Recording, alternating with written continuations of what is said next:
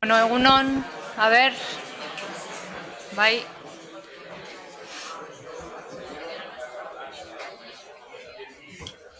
Hasiko geran gaurko osoko bilkura. Bueno, gaur jende asko gaude, badakizute itzultzaileak, gailuak dauzkazutela hor, tenéis el sistema de traducción para las personas que no entendáis. Baldin eta euskara ulertzen ez baduzue, gailuak dituzue, aldi bereko interpretazioa entzuteko. Osoko bilerari. Esatea ere bai premiazko mozio bat daukagula, baina dagokion puntuan bozkatuko dugula bere premiatasuna eta debatea. Beraz, besterik gabe hasiera emango diogu gaurko osoko bilkurari. 17. puntua, Getxoko Udalbatzak 2020ko urtarrilaren 30ean egindako aurreko ohiko osoko bilkuraren akta onesteko proposamena. Bai? Bai, egunon. EH Bilduko zinegotziok dakizuen bezala urtarriaren 30ko plenora ezin etorri, milaka euskaldun herritar bezala greba ingenuelako. Beraz, onarpen honetan gure abstentzioa egon beharko litzateke, ez baitakagu gaitasuna jakiteko akta ondo dagoen ala ez. Ongi.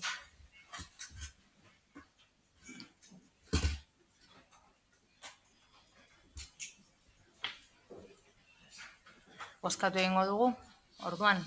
Bai, orduan aktaren onespenaren aldeko mozioak, Partido Popularra, Elkarrekin Podemos, Partido Sozialista eta Eusko Alderdi Jeltzalea ditugu. Eta abstentzioak EH Bildu. Eta honekin 18. puntura pasatuko ginateke. Bizkaiko Foru Aldundiarekiko lankidetza hitzarmena, belaunaldien arteko kohesiorako ekipamendu publiko mistoa sustatzeko, Gazteei zuzendutako udaleko zuzkidura ostatuak, oneste aldera kreditu gehigarria onesteko proposamena.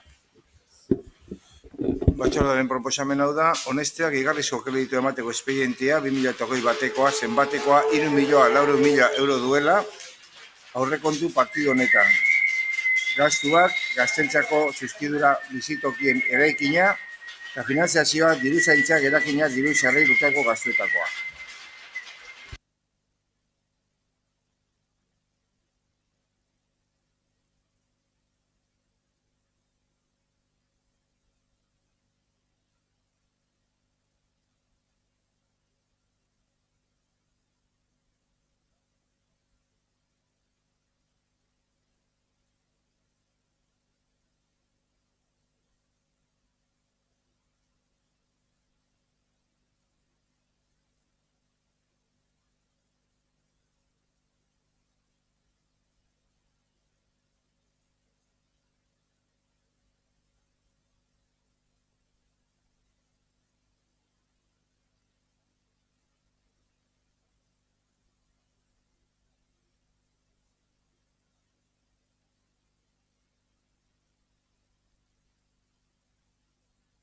Beno, zuen baimenarekin, zarata dela eta eskertuko nizueke kartelak nebalin badituzue izan, baina zarata ez egiteko, ze hemen debateari aurre egin behar zaio.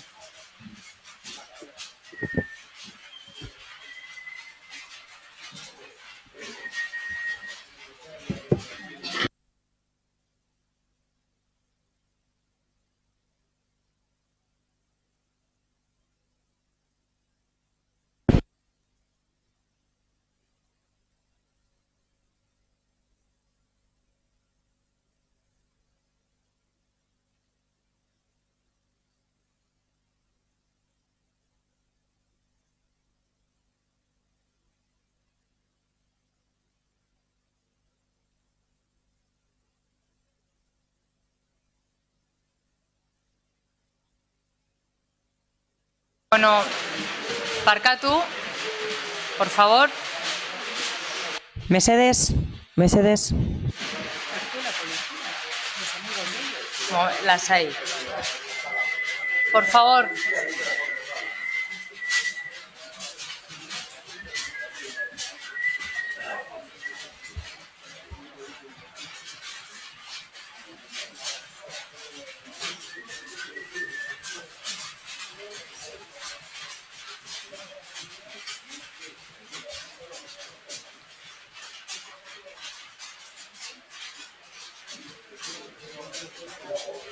Os pediría, por favor, que... Eskatuko nizueke mesedez zaratarik ez egiteko, ez daukagu inolako arazorik, hemen egon zaitezke. Eta kezatzen jarrai dezakezue, baina mesedez zaratarik ez egiteko eskatuko genuke.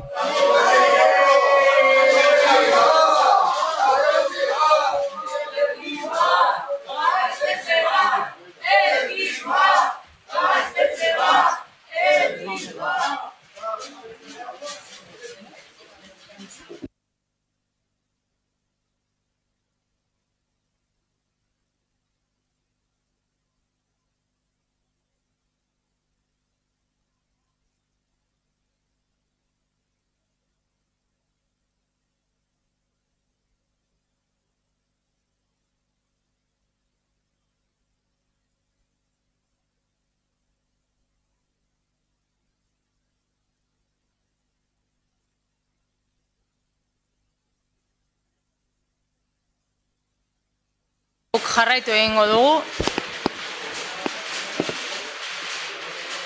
Behin da berriro eskatzen ari gera, hemen osoko bilkura batean dago, argi geratu da zuen aldarrikapena. Eta orain eskertuko nizueke gainontzeko pertsonari ustea mesedez beraien interbentzioak egiten. Eskerrik asko. Gu hasiko gara osoko bilkurarekin.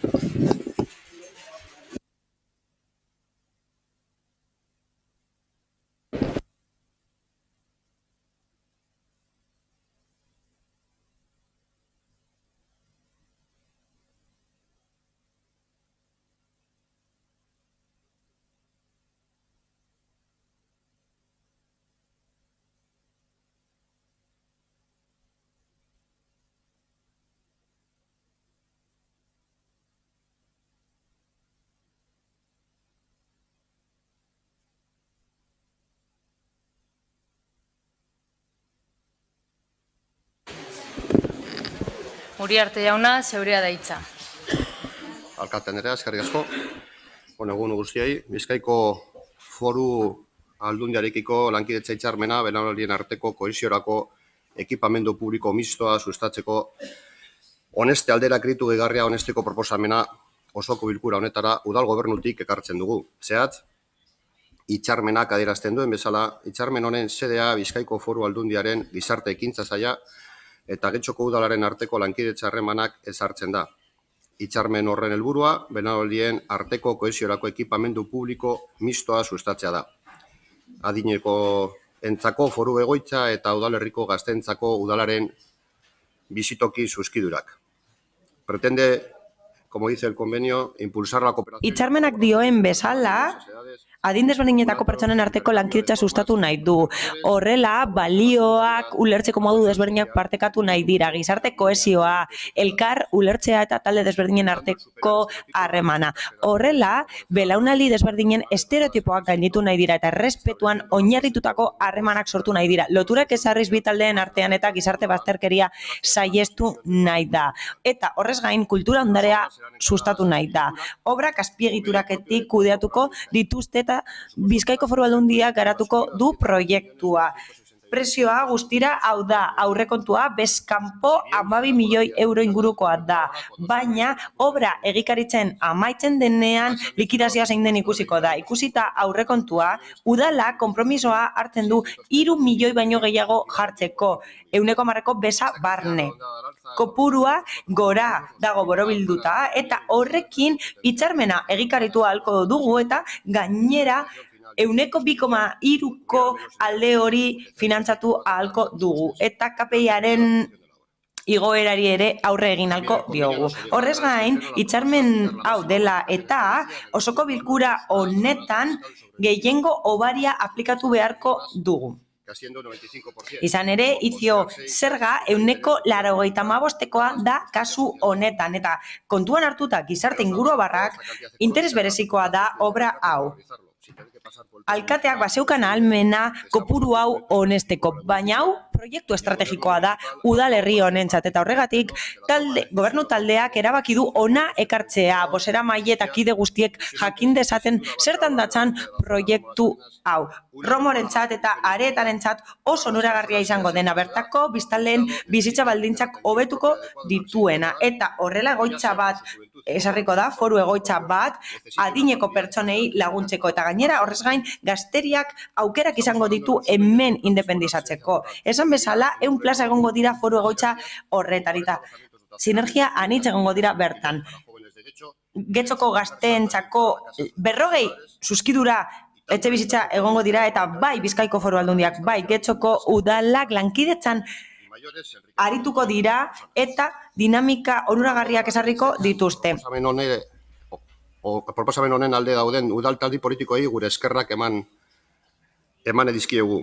Gainontzeko talde politikoei proiektua gauzatuta egongo denean, eraikia martxan eta hiritarrak bertan eskainiko diren bere bizitza hobetzeko aukera nabarmenak disfrutatzen egongo direnean, inolako zalantzarik gabe ondo etorriak izango direla aurreratzen diet. Hori bai, bide osoan zehar bere jarrera eskorra edo oso eskorra izan dela gogoratuko diegu. Eskerrik asko. Elkarrizketara pasatuko gara, bai, Amiba Andrea.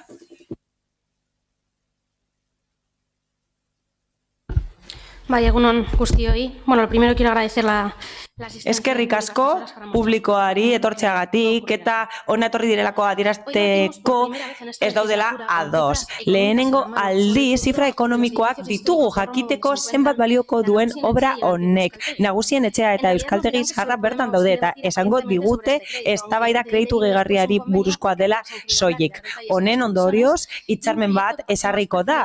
Oso gutxi azaldu digutena batzordeetan eta proiektua oso handia da. Batzuek esaten zuten ez zegoela sinatuta, beste batzuek gutxira argitaratuko zela eta azkenean Holandako eredu bat daukagu hemen, Getxoren beharrekin zerikusirik ez duena. Galdera asko erregistratu ditugu, diputatu nagusiak aurkezpen bat egin zuen eta hor ikusi genuen proiektua egikarituko zela, baina gaur oso gutxi dakigu. Hortaz eta batzordeetan esan den bezala, fede jarduketa bat, ekintza bat eskatzen digute. 3 milioi baino gehiago eta ez dakigu zertan zehaztuko den proiektua zehatz mehatz. Ez badago proiekturik nola kalkulatu da kostua hain zehazki, 4 milioi edo 12 milioi baino gehiago ezarri dira proiekturako eta bitxiena ez da kostua. Honekin badakigu mega obra bat izango dela, baina ematen du noizbenka mega obra bat egin behar dela.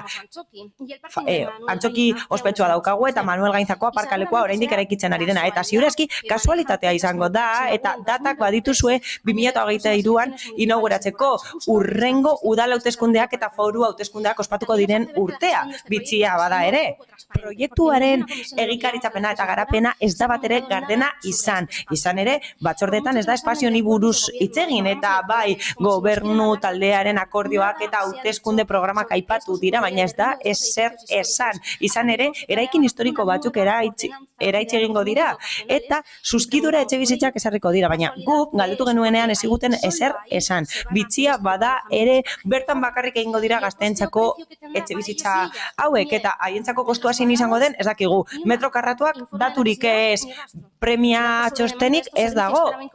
Eskariari lotutako datuak ez ditugu eta askotan eta erakunde desberdinetan eskatu ditugu. Beraz, nola nahi duzue kopuru hau onar dezagun baldin eta ez bada gardena? Zuzkidura etxebizitzak dira eta prentsan esaten duten bezala horiekin ez da etxebizitza arazoa konpondu nahi. 5 urterako erabilera izango dutela kontuan hartuta. Arazoa zera da, ez dago inolako konponbiderik gazteen etxebizitza arazoari aurre egiteko prezioak oso altuak direlako eta zuzkidura etxebizitza horiek esartzea unibertsitate ikasleentzat bertan partekatzeko espazio horiek, agian ados gaude edo ez, baina guk uste dugu ez diola erantzuten etxebizitzaren arazoari Getxon. Izan ere, askok beharra daukagu Getxotik alde egiteko bereziki oso altuak direlako prezioak. Eta badago foru egoitza bat mendekotasun maila desberdinak dituzten pertsonentzat. Eta Bizkaiko Foru Aldundia dagoenez ez dago bermerik Getxoko pertsonentzat izango direnik. Beraz, ez da oso erabilgarria izango. Ez dugu inolako gaztelurik behar zeruan. Baina informazioa behar dugu aurretiaz. Eta ez diguzue informazio nahikorik eman. Ez da kolektiboekin mintzatu. Ez zaio inori iritzia eskatu. Gehiengo absolutuek ona eramaten gaituztelako. Oso arroputxak izatera eramaten gaituzte, baina herritargoa hor dago, entzuteko, entzuna izan dadin. Gehiengoarekin entzuteak ona eramaten gaitu. Empatia gehiago behar da, bestela jarduteko eta gauzak hobe egiteko. Nola ez gaude ados udalerri ereduarekin, baina kontsultatzea beharrezkoa da, parte hartzea beharrezkoa da, izan ere, ukituko gaitu obra honek, eta gure adinekoekin, gazteekin hitz egin behar dugu, askotan esan digutelako kudeaketa txarra egiten delako haiekin. Ez dituzuelako entzun horregatik, itxi dira nagusien etxean, horregatik gazteak ari dira eskatzen berezko espazio bat, hain zuzen ere nahi duten bezala eta modu irekian kudeatzeko. Kokoteraino daudelako eskatu dutelako askotan ondarea mantentzeko eta erekin hauek mantentzeko. Lotura horiek ez direlako inposatzen, ez direlako indarrez esartzen. Horregatik guztiagatik kreditu gehigarri honen aurka bozkatuko dugu, 3 milioi euro baino gehiagokoa den honen aurka. Eta horrela jarraitzen baduzue, ez duzue lortuko guk ulertzea eta proiektu hori partekatzea baldin eta benetan asola bazaizue. Mila esker.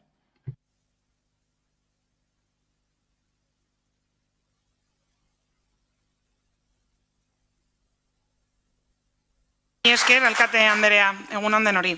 Lo que se trae a este pleno para su aprobación... Osoko bilkura honetara ekartzen da kreditu gehigarri baten onespena 3 milioi euro baino gehiagokoa. Beharrezkoa da izapidea sinatu alizateko lankidetza hitzarmena Bizkaiko Foru Aldundiarekin. Eta horrela ekipamendu publiko berria esarriko dugu Getxon.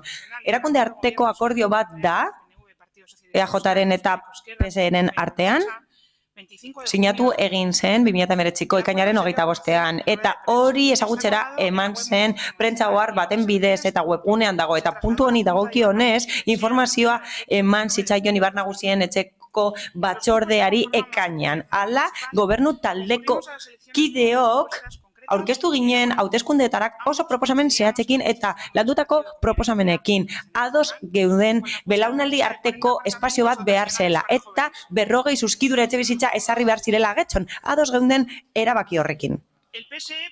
PSEk proposatzen zuen, momentu horretan, dugu orain bere turnua da. Eskerrik asko. Mila esker. El PSE proponía un centro PSEk proposatzen zuen eguneko zentroa eta EAJak egoitza bat, baina beste talde batzuek ez dute proposamenik egin eta gauzak zeuden bezala utzi nahi zituzten. Gogorarazi behar da, inork ez dituela hauteskundeak irabazi gehiengo absolutuarekin eta beharrezkoak izan direla akordioak beste batzuekin. Mesedez.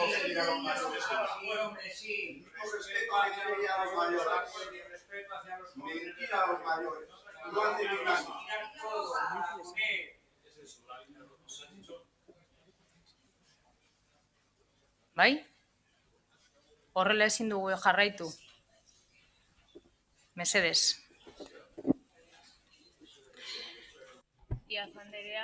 Es que nada,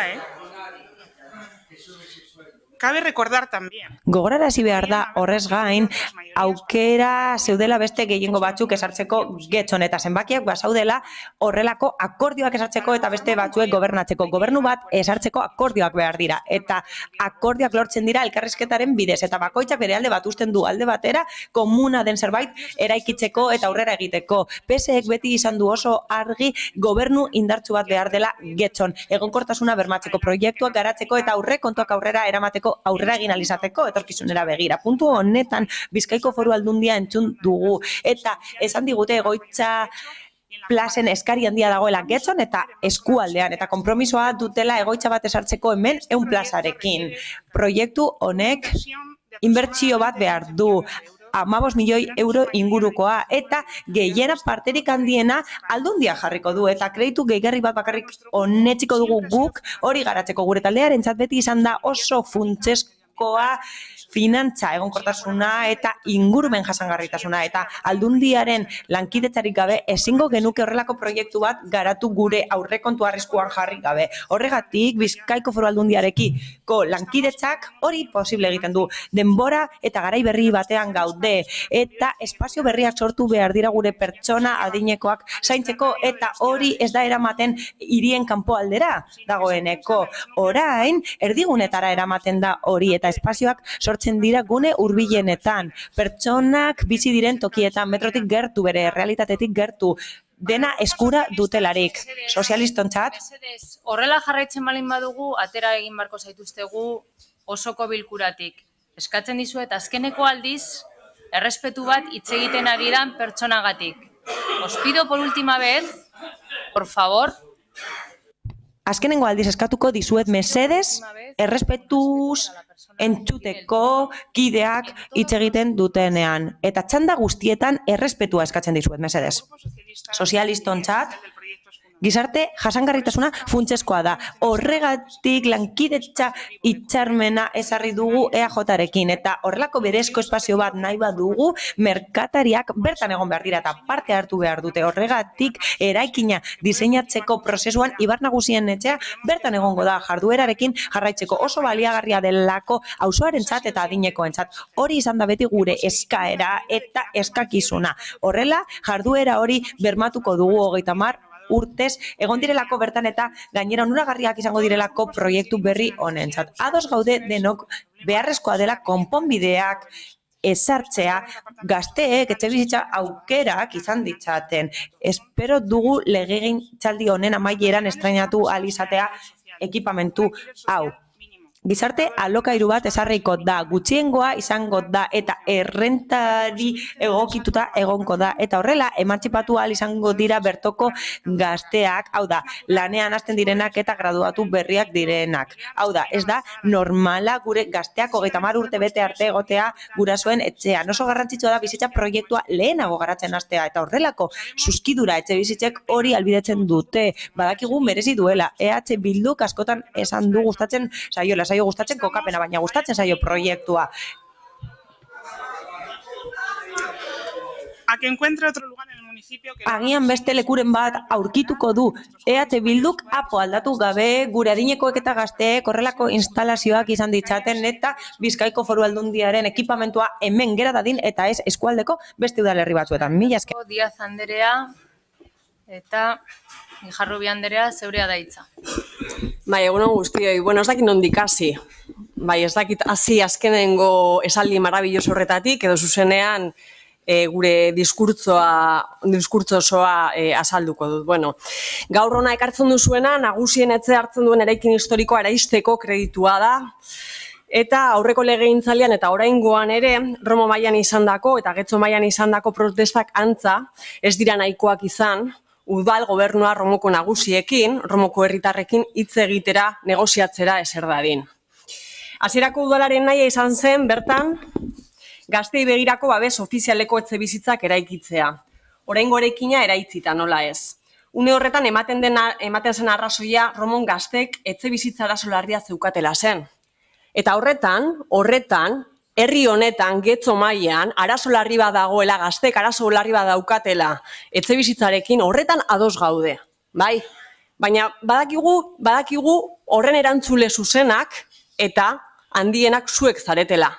PNV, EAJ da urteetan espekulazioaren bitartez arazo hori sortu duena. Eta eragin duena, hainbat eta hainbat gazte, herri honetatik alde egin behar izatea. Horretan gaude ados. Ez gauden ados, inondik inora, ez gauden bezala, urte askotan zehar ez garen egon bezala, konponbidearekin ez gaude ados. Oso urrun gaituzue konponbidetik, ze zuen konponbidea oinarrian hauek dauzka. Inposizioa, parte hartzerik ez eta eraikin historikoen eraistea. Hori da zuen konponbidearen oinarria eta horretan, Carmen, ez gaituzue ondoan, ez gaituzue inoiz ondoan izango. Ez da oso abia izan behar, oinarrian ezaugarri berberak daudela ikusteko. Hemen arazoa, eta esan dugu aurretik ere, hemen arazoa ez da proposatzen duzuen proiektua. Ez, hemen arazoa da non eta nola proposatzen duzuen. Kokapena eta zuen kudeak eta hori da arazo nagusiena. Enteratu ez bazarete. Onartuta balego bezala saldu duzue. Eztabaidatu aurretik edo hobe esan da, dirua eskatu aurretik. Opakotasun osoz eta oraindik ezagutzera eman ez diguzuen hitzarmen bat babesteko. Itzu-itzuan eskatzen diguzue babestea kreditu bat. Ez dakigunean proiektuaren nondik norakorik ez daukagunean. Oraintze bertan Carmenek adierazpen bat esan du Ibar Nagusien etxea mantenduko dela. Bueno, hori paperean ikusi beharko genuke eta hitzarmena ikusi beharko genuke, hori sinistu alizateko. Ze zuri parkatuko idazu, baina gutxi sinetzi aldizugu. Hori hasteko. Está claro que el problema no es el qué, el problema es dónde. Arazoa ez da zer baizik eta non eta nola inposizioa parte hartzerik ez. Prozesu parte hartzaile bat egiten da aurrekontuetan eta horrek bakarrik aurre ikusten du €1.000.000 aurrekontua.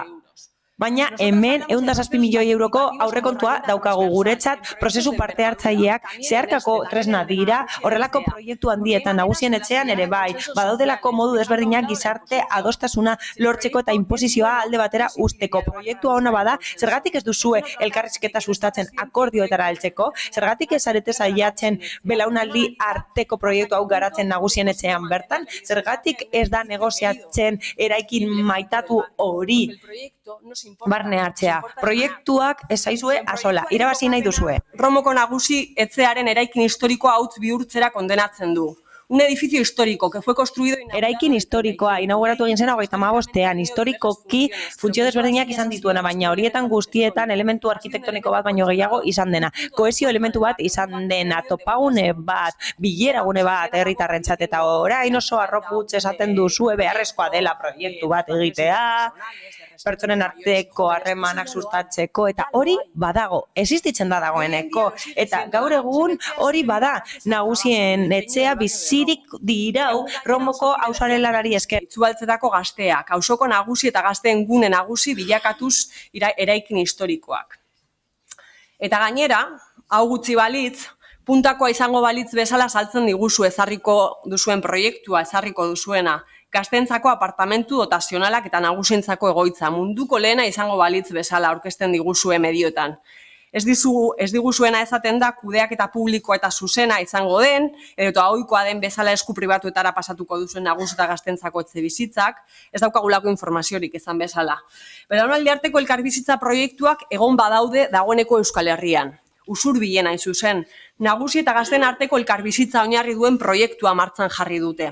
Berritzailea, Europako ereduak oinarri hartuta, baita Kataluniako hainbat esperientzia ere aintzat harturik. Getxoko udal gobernuaren proiektuarekin duen alde bakarra, baina hauxe da. Parte hartzea, la participación social. Izan ere hori izan da Usurbilen ardatz nagusiena. Herritarren parte hartzeaz eraikitako proiektua.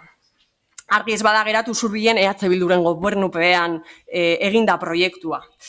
Bada berritzailea puntakoa edo eta beharrezko bezala saltzeak ez du balio. Lehenengo errezeta bera erabiltzen jarraitzen baduzue.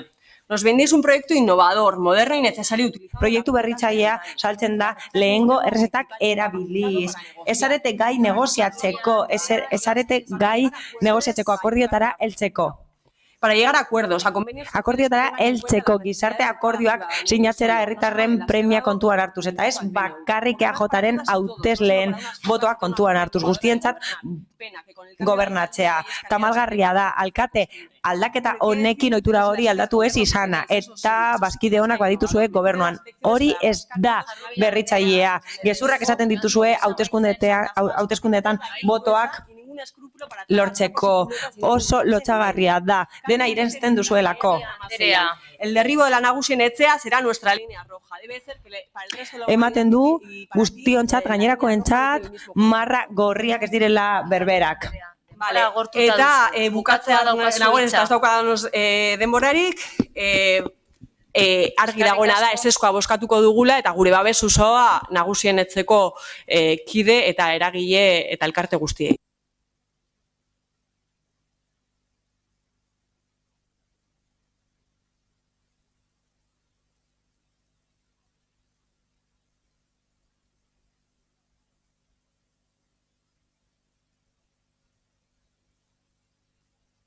Andrade jauna, zeurea da hitza. Gracias, señora alcaldesa. Buenos días a todos. Egunon guztioi. La verdad que de lo que se ha contado esta mañana... Egia esan goiz honetan zehar kontatu dena eta gu daukagun informazioa kontuan hartuta, EH Bildu, Paula, Elkarrekin Podemosetik komentatu dutenez, zalantza asko ditugu proiektu honen inguruan, hemen gauza asko daude, egitate bezala presentatzen direnak, baina guk ez dakigu nolakoa den errealitatea, ez dakigu leku horretan zer egingo den. Nik batzar nagusitan zein hemen galderak egin ditu kontu honen inguruan eta zalantza ugari ditut. Gainera, azaldu diren zalantza askorekin bat nator eta saiatuko naiz gaur goizean argitzen. 12 milioiko inbertsioa Aldundiaren partetik eta 3 milioi eta pikua Urdaletxaren partetik. Nire ustez diru asko da. Honelako proiektu batentzako. Eta pentsatu beharko dugu zertara bideratuko den proiektu az daukagulako. Esaten da udal lursailak lagako direla eta gauza da udalari eskuordetu behar zaizkiola eta ez dakigu nola egingo den. Baita ere, zuzkidura etxe bizitzen inguruan aritu gara, gero aparkalekuak ere, bai horre gauza desberdina dira. Nik uste dut guztia botako bada, eta guztiarekiko bada nik uste dut onura gutxi egongo dela aparkalekua eta 100 etxe bizitza egiteko. Nik uste gutxi dela, leku gutxi. Baina, egoitzaren kasuan, orain izango duan bezala, uste dut, 2. eta 3. mailara bakarri bideratzea ez da udal honen eskumenekoa, baina Aldundia uste badu eskasa dena eta lehenengo mailakoak ere hartu behar direla, igual egin beharko da, Aldundiak esaten ez badu ere. Aparkalekuen kontu gustatzen zait formatua. Uste dut gutxi direla zalantza de asko ditu Paulak ere esan du esate baterako etxe bizitzen kasuan zen gaztetarako izango ziren, errenta kontuan hartuko den, ikaslentzat izango diren, emantzipatzeko eta bar. Horren bestez, inok ez digunez azalpenik ematen, nik ez dut azalpenik lortu, alokairu ordainduko dute, ez dut ordainduko, ez dakigu. Hasiera batean nik ulertu nuen, badaudela Holandan, Lyonen, Frantzian eta hau bezalako proiektuak, adibideak, eta nik uste proiektu oso polita daudela leku horietan, gazteek partekatzen dituztelako zuzkidura etxe bizitzak egoitzarekin, eta deskontuak izaten dituzte hileko errentan nagusiekin lanean aritzen badira. Baina kasu hauetan lehenengo mailako mendekotasuna duten pertsona dira, ez 2 eta 3 mailak. Esan bezala, gaitasun batzuk garatzen dituzte adineko pertsona horiek, teknologian, sareetan, informatikan, eta egiaztatu eginda adinekoen eta gazteen arteko harreman hau, kontutan izan da ikaslek ordua sartzen dituztela nagusiekin lan egitera, nagusi irakastea, kasu honetan bide batez unibertsitateko ikaslesari gara. Azken finean onura erakutsi da oso ona dela eta onura dagoela bi alderdientzako. Hori gustatzen zaigu. Gustatzen zaigu getxok udal egoitza bat izatea pertsona gehiagorentzat beharrezkoa delako, jendea izatea hemen geratu adinekoa denean. Gauza asko ez ditugu argi esan bezala, ezaugarri batzuk ez ditugulako ezagutzen, alokairua bizilagunentzat izango badira, nola funtzionatuko duen, ez da ere adineko pertsonen kasuan, nagusien atzeko adinekoek izango baduten espazio bat bertan, disfrutatzeko. Hau ulertu dute alderdi sozialistako ordezkarien hitzetan egongo dela, izango dutela toki hori.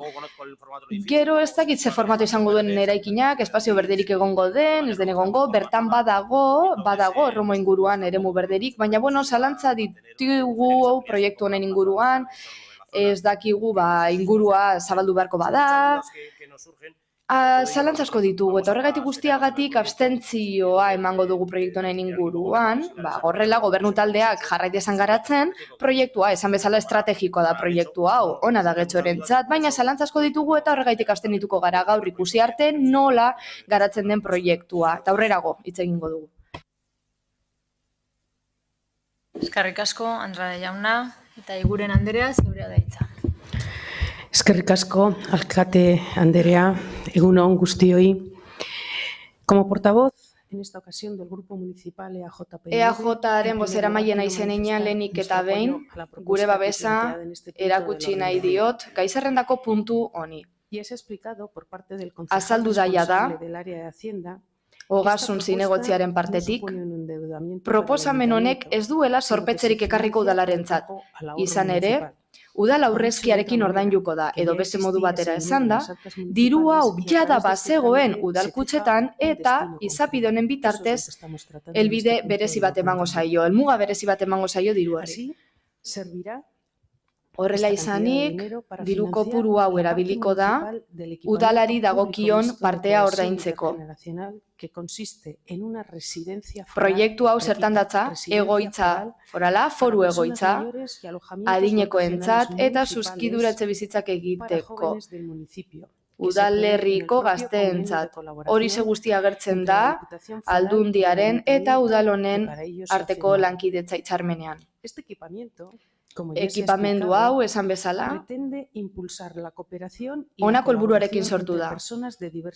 Adin desberdinetako pertsonen arteko lankidetza bultzatzea, trukea sustatzea, balioak partekatzeko, era berean solidaritatearen alde egitea, gizarte kohesioaren alde, elkar ulertzearen eta harmoniaren alde, belaunaldi zein taldeen artean. Hori guztia, estereotipoak gaindituz, Isiltasuna mesedez.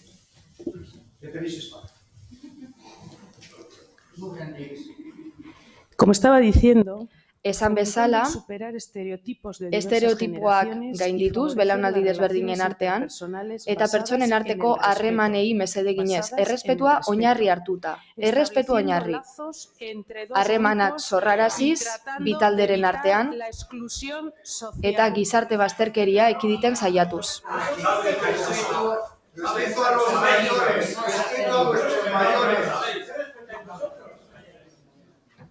Isiltasuna mesedez.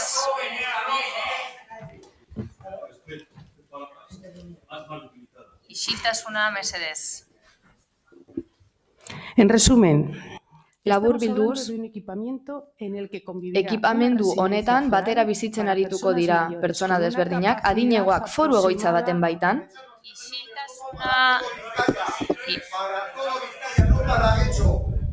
Isiltasuna mesedez.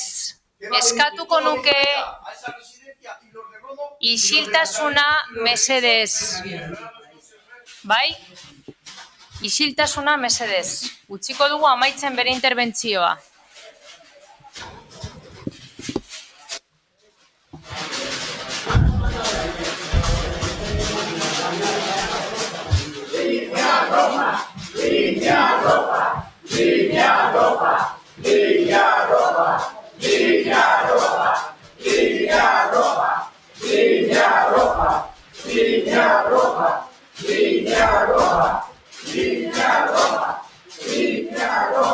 Osoko bilkura batean gaude.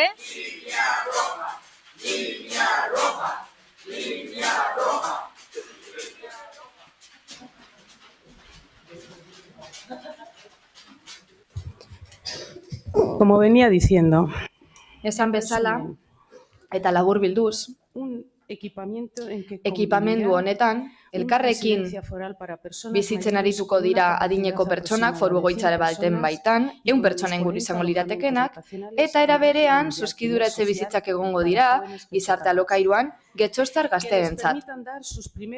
Horrela, getxostar gazte hauek emantzipatzeko lehenengo pausoak emango dituzte.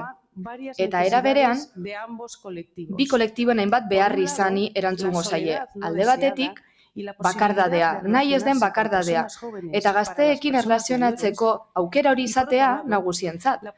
Eta bestetik, gazteentzat etxe bizitza izateko aukera, bizitza berri bati ekiteko. Era berean, isiltasuna eskatzen dizuet.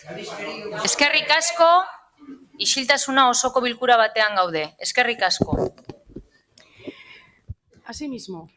Era berean, foru aldundiak eta Getxoko udalak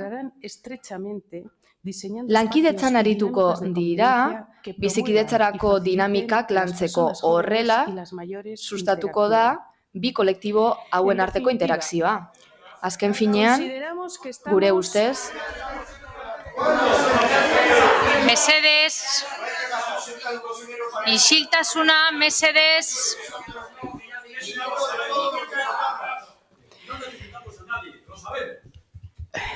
En definitiva, azken finean, gure ustez, proiektu hau estrategikoa da gure udalerriarentzat. Berritzailea. Mesedez, isiltasuna mesedez. Utziko dugu amaitzen Un proyecto de claro contenido Proiektu social. honek eduki sozial argia du. Un proyecto de claro Proiektu contenido honek social. eduki sozial argia du. Un proyecto que ha contado con el respaldo ciudadano. Herritarren babesa izan duen proiektua da. Redundará sin duda Eta zalantzarik gabe, mesedez, mesedez, y bueno, mesedez,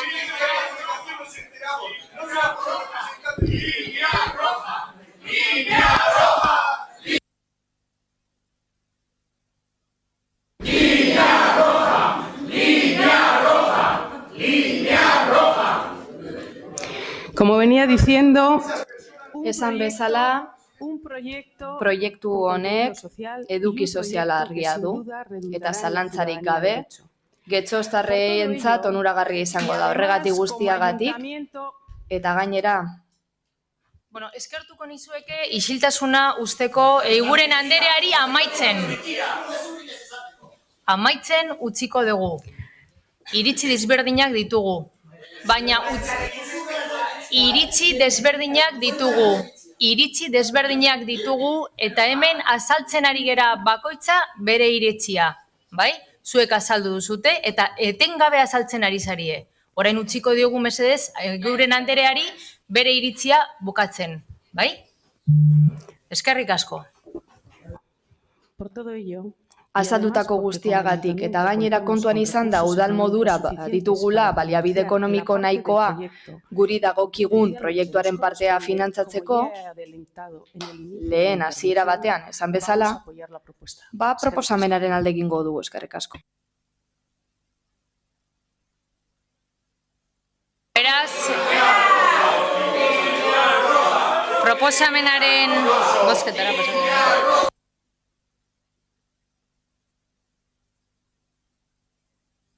Bozketara.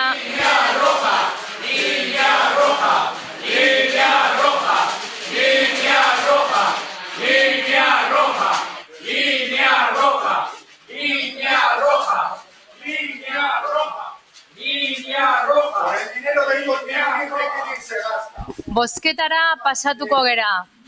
Proposamenaren aldeko bozkak. Bozketara pasatuko gara. Aldeko bozkak, Partido Sozialista eta EAJ ditugu. Aurkako bozkak, EH Bildu eta Podemos ditugu. Eta abstentzioak, Partido Popularra daukagu.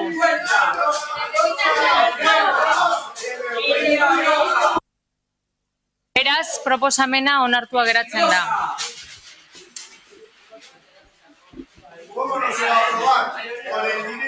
Beste 19. puntura pasatuko gara.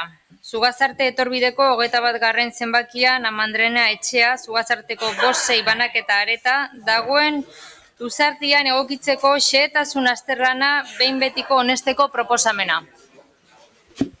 Línea roja, línea roja, línea roja, línea roja, línea roja, línea roja.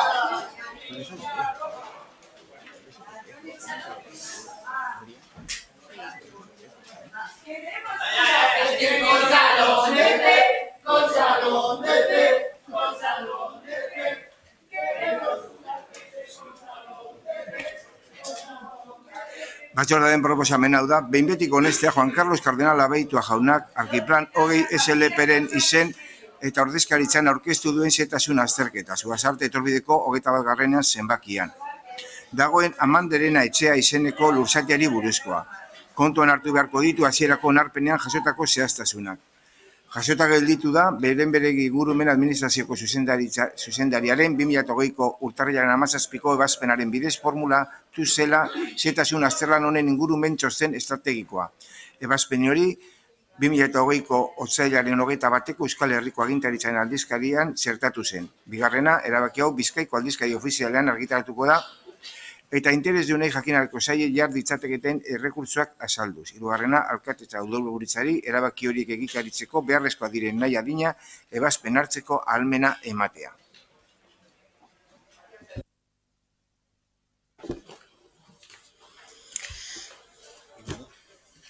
Urkitza jauna, zeurea da hitza. Bai, eskerrik asko, alkate Andrea. Bien, traemos para la aprobación definitiva del estudio. Bueno, zehaztasun azterlan honi behin betiko onespena emateko proposamena da kargu ona. Y como residencial mixto dentro del área denominada Horrietan dituzue deskribapena, Zugazarte eremuan izango litzateke eta lursail hau katalogatuta dago egungo APON. Babes maila ertainarekin, zerrendan agertzen da. Eta hor duzue ebazpen bat eman zela Bizkaiko Foru Aldundiaren kultura sailetik, zehetasun azterlana ere egin zen, aldeko txostena egin zen, eta urtarrilaren 17ko ebazpena eman zuenean ingurumen sailak erabaki zen behin-behineko onespena eman orduan jendartean erakustea eta zen alegaziorik aurkeztu. Hori dela eta proposatzen dugu behin betiko onarpena ematea zehetasun azterlan honi. Esan bezala, Amandreerena eragina litzateke Zugazarteko bosei banaketa eremuan.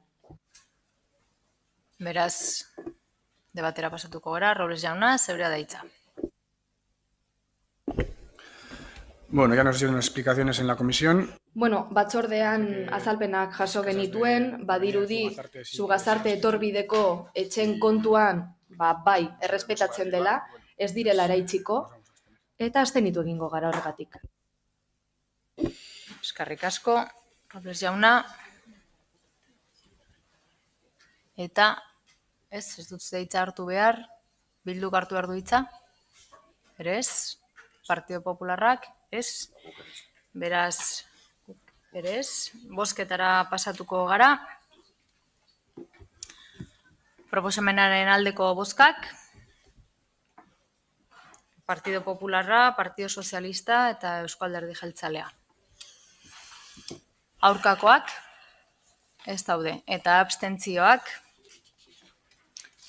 EH Bildu eta Podemosekoak ditugu. Beraz, proposamena aurrera ateratzen da. Eta honela, 20. puntura pasatuko ginateke Salzidu etorbideko 21 zenbakirako xehetasun azterketa behin betiko onesteko proposamena. Batzordearen proposamena hau da, lehenengoa behin betiko onestea Ramon Anasagasti Gezurra jaunak Anasagasti eselien izenean eta ordezkaritzan aurkeztutako xehetasun azterketa Salzidu etorbideko 21. zenbakiko eraikina ordezteari buruzkoa. Rafael de Pedro Pérez Salado arkitektoak idatzia. Kontuan izango dira behin-behineko onarpen egiterakotan aipatutako matizazioak eta 2019ko abenduko 23. egunean aurkeztuterako dokumentazioa. Jasota gelditu da beren berek ingurumen administrazioko zuzendiaren 2020ko otsailaren 7ko ebazpenaren bidez formulatu zela xehetasun azterlan honen ingurumen txosten estrategikoa. Bigarrena, erabaki hau Bizkaiko aldizkari ofizialean argitaratuko da eta interesdunei jakinareko zaie jar ditzatekeen errekurtsoak azalduz. Hirugarrena, alkatetza udalburutzari erabaki horiek egikaritzeko beharrezkoa diren nahi adina ebazpen hartzeko ahalmena ematea. Debatera pasatuko ginateke. Bai, Urkitza jauna, proposamena irakurri mesedez. Bai, eskerrik asko, alkate Andrea.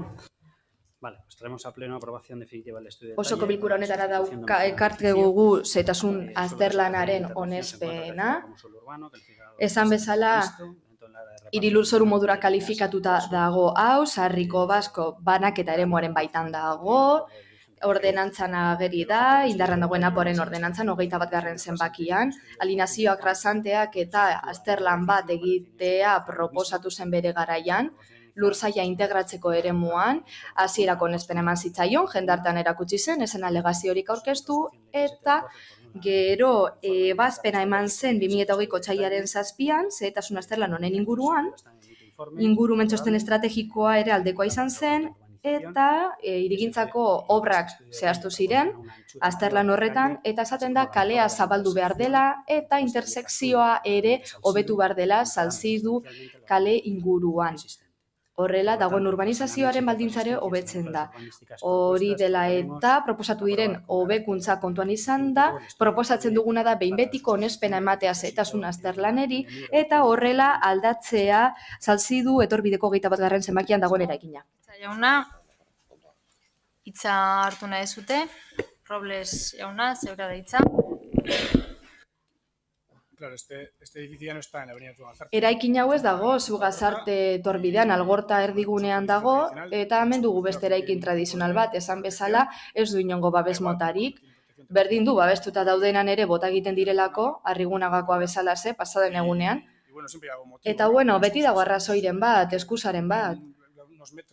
Batzuetan esaten da, metro batzuk hartzen dituela espaloitik, baina gutxinaka esentzia galduz goaz, eta ondarea ere bai. Behar bada ez da kalitate handiko hirigintza ondarea, baina gure irudiaren parte da. Udalerriko irudiaren parte da eraikin tradizionala direlako. Gero beste udalerri eta leku batzuetara joatzen garenean eta esaten dugu ze polita, ze udalerri polita, ezta? Eta gero getxora gatoz, eta egiten diren eraikin berriak azkenean etekin ekonomiko handiago ateratzeko dira, udalerriari txispa emateko, baina guk uste dugu ez dela neurririk egokin, horregatik kontra bozkatuko dugu. Robles jauna, eta Aio jauna, zeurea da hitza. Eskerrik asko alkate Andrea, egunon guztioi. Puntu honen inguruan aurreratu beharra dut aldeko bozka emango dugula, eta polemikaren inguruan zer esan? Eraikinak ordezkatzaren inguruko polemika hau, kasu honetan behintzat, eduki gabekoa dela uste dugu, guk errespetatzen dugu, hemen dauden alderdi politiko guztiak, eta ni nirearen izenean egiten dut, herriko ondare, herriko kultura ondarea babestea beharrezkoa dela, eta bertoko tokiko araudiaren arabera jardutea baita ere, baina kasu honetan esaten dugu eraikin honek ez duela inongo balio artistikorik, edo beto esan da arkitektoniko edo historikorik, eta beraz ez du babes maila berezirik behar. Gainera ez dago babes araubidearen mailarik beherenean ere jasota. Azterlanaren onespenak zer dakar? Inigo Kasaldu bezala urbanizazioa hobetzea, espaloia edo kalea bera zabaltzea. Horregaitik ez dugu oso ondo ulertzen zein den proposamen edo beto zena diskurtso mota honen atzean dagoen arrazoimena. Bertatik pasatzea baino ez dago ikusteko zein den eraikinaren egungo egoera.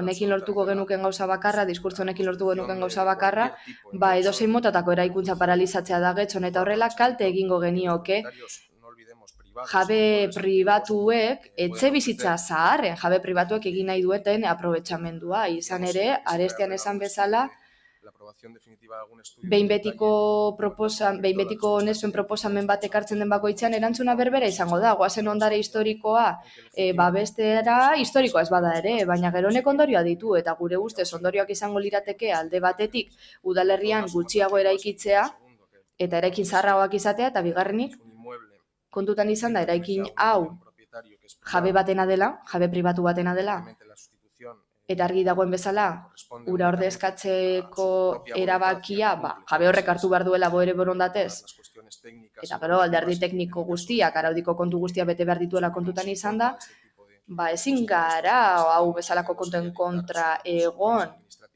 Bestela, administrazio ebazpen arbitrarioak ematen egongo ginateke, eta ez dugu nahi hori izatea bidea. Hori da guztia. Eskerrik asko, Aio jauna. Bildun hitzartuko zute, Gijarrubi Andrea. Harritzekoa, sozialista iren bat arduratuta jabetza pribatuagatik. Gure kasuan aurreko zetasun azterketetan egin dugun bezala, eseskoa bozkatuko dugu, eta azalpena oso erraza da. Nolabait bakoitzak eta alde pribatuak aukera izango du nahi duena gauzatzeko, baina guk ere erantzukizun politikoa badaukagu, eta erantzukizun politiko hori kasu honetan itzultzen da APOaren berri ikuspenaren arira. Zetasun azterketa oinarritzen da gure ustez erabat iraungita dagoen APO batean, eta hori da inondik inora ez duguna onartzen. Baita ere, aipatu den kasu honetan, ari gara hitz egiten eraikinen ordezkapenen inguruan, baina egun indarrean dagoen araua ere uste dugu kasu honetan berrikusi behar dela eta horretan saiatu gara ere mozioen bitartez behin baino gehiagotan. Beraz, arrazoi nahiko daukagu, ezezkoa emateko, APOa iraungita dago eta APOan oinarritzen da zetasun azterketa hau. Uste dugu ezin dugula jarraitu daukagun APO sarra, sarkitua eta ez diona erantzuten inondik inora getxostarren beharrei erabiltzen, eta kasu honetan erabiltzen gabiltza horrelakoak onartzen ditugunean. Beraz, eraitzi eta eraiki beharrean goazen berrikuspenari heltzera eta kasu honetan uste dugu hor badaukagula zeregin handia. Eskerrik asko. Eskerrik asko Guijarrubia anderea, eta ez duzute hitza hartuko Partido Popularrak, Uriarte jauna, hitza hartuko duzu? Bai. Bakarrik gure jarrera derazteko, gure botoa aldekoa izango da noski, ondo azaldu denez Inigok aurkeztu denez ondo puntua, argi puntu honen inguruan dauden baldintza guztiak azaldu ditu, gero Gonzalok ere sakondu du gehiago eta gure jarrera aldezko botoa izango da. Bai, hemos escuchado parte del debate y desde luego... Eztabaidaren zati bat entzun dugu eta arbitrarietateak sartzea hirigintzarloko erabakietan Elkarrekin Podemosek proposatu bezala, hori ez da guk aukeratuko dugun bidea. Eskerrik asko. Eskerrik asko, Uriarte jauna. Beraz, bozketara pasatuko ginateke. Proposamenaren aldeko bozkak, Partido Sozialista eta Eusko Alderdi Jeltzalea ditugu. Aurkakoak, EH Bildu eta Podemosekoak ditugu, eta abstentzioak Partido Popularrekoak. Beraz, proposamena aurrera ateratzen da. Eta orain, premiazko mozioa dakargu. Beraz, lehendabizi egin behar duguna da, mozioaren premia bozkatu beharko dugu, bai? Lehendabizi egin behar duguna da, premiazkotasun hori justifikatu. Eta hori bozkatu egingo da, premiazkotasuna dagoen bai edo ez. Aurrera ateratzen bada, moziora pasatuko ginateke. Eta bestela, aurrera jarraituko ginateke. Bai? Argi dago? Nire zalantza zen, premiazkotasuna ointxe bozkatu behar zen, edo justo mozioen atalean arazten zanean, bakarrik hori. Beste zalantza daukagu, ez dakigu premiazkotasuna defendatu behar dugun ala ez? Bai, hori izan dizut. Lehendabizi, premiazkotasuna justifikatu egin beharko dugu, defendatu egin beharko dugu. Eta hori egingo da, hori bozkatuko da. Bai, argi dago guztiontzako? Bale. Bueno, orduan, Rodríguez jauna, premiazkotasuna nahiko agerian geratzen dela uste dugu, justo batzordean azaldu galdetu genuen eta azaldu zitzaigun zer gertatzen zen etxetxurekin, Portuzarreko etxetxurekin, eraikin historikoa, hau baita eraikin historikoa, hilabete batzuetan duela 100 urte Getxoko udaletxea bertan egon zen kokatuta, eta eraikin historiko hori jausten ari da. Hor bat zegoen proiektua, gero bakoitzak izan dezake proiektu horren inguruko bere iritziak, bat zegoen proiektu bat eta proiektu hori ez da gauzatzen. Azalpen horretan batzordean adierazten zenuten zutabe bat zarto zegoela.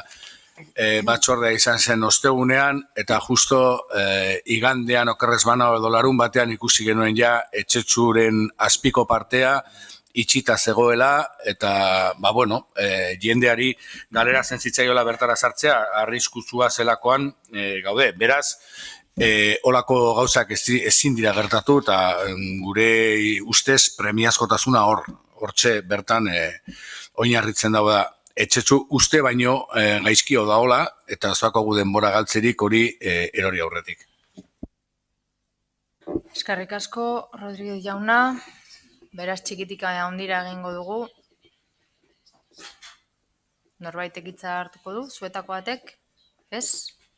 Bai, Partido Popularrak? Sí, gracias, señor alcalde. Eskerrik asko alkate anderea alde bozkatuko dugu, Ibonek eta EH Bilduk esan bezala, batzordean, joan den osteguneko batzordean jakin izan zen, proposamenak aurkezteko epea itxita zegoen. Beraz, hori baino beranduago jakin izan denez, guk uste dugu gai zerrendan txertatu behar dela, azaldutakoagatik eta horregatik alde bozkatuko dugu, alde gaude. Jauna? Eskerrik asko, alkate anderea. Gure ikuspuntutik, ez teknikoki, ez politikoki ez dago horrelako premiarik, lasai ekar daiteke puntu hau eta mozio datorren osoko bilkurara, eta hori da gure iritzia. Beraz, premiatasuna baino txanda pasatu duzute, bai? Ez txanda bat dago eta hori justifikatu, eta orain bozkara pasatuko gineateke. Nere galdera da orain zein da arauaren puntua, oda, nik defendatzen baldin badut, nik ezin dut erantzun, beste guztietan erantzuteko aukera daukat. Hori da, galdetzen dudana. Vale, momentu bat.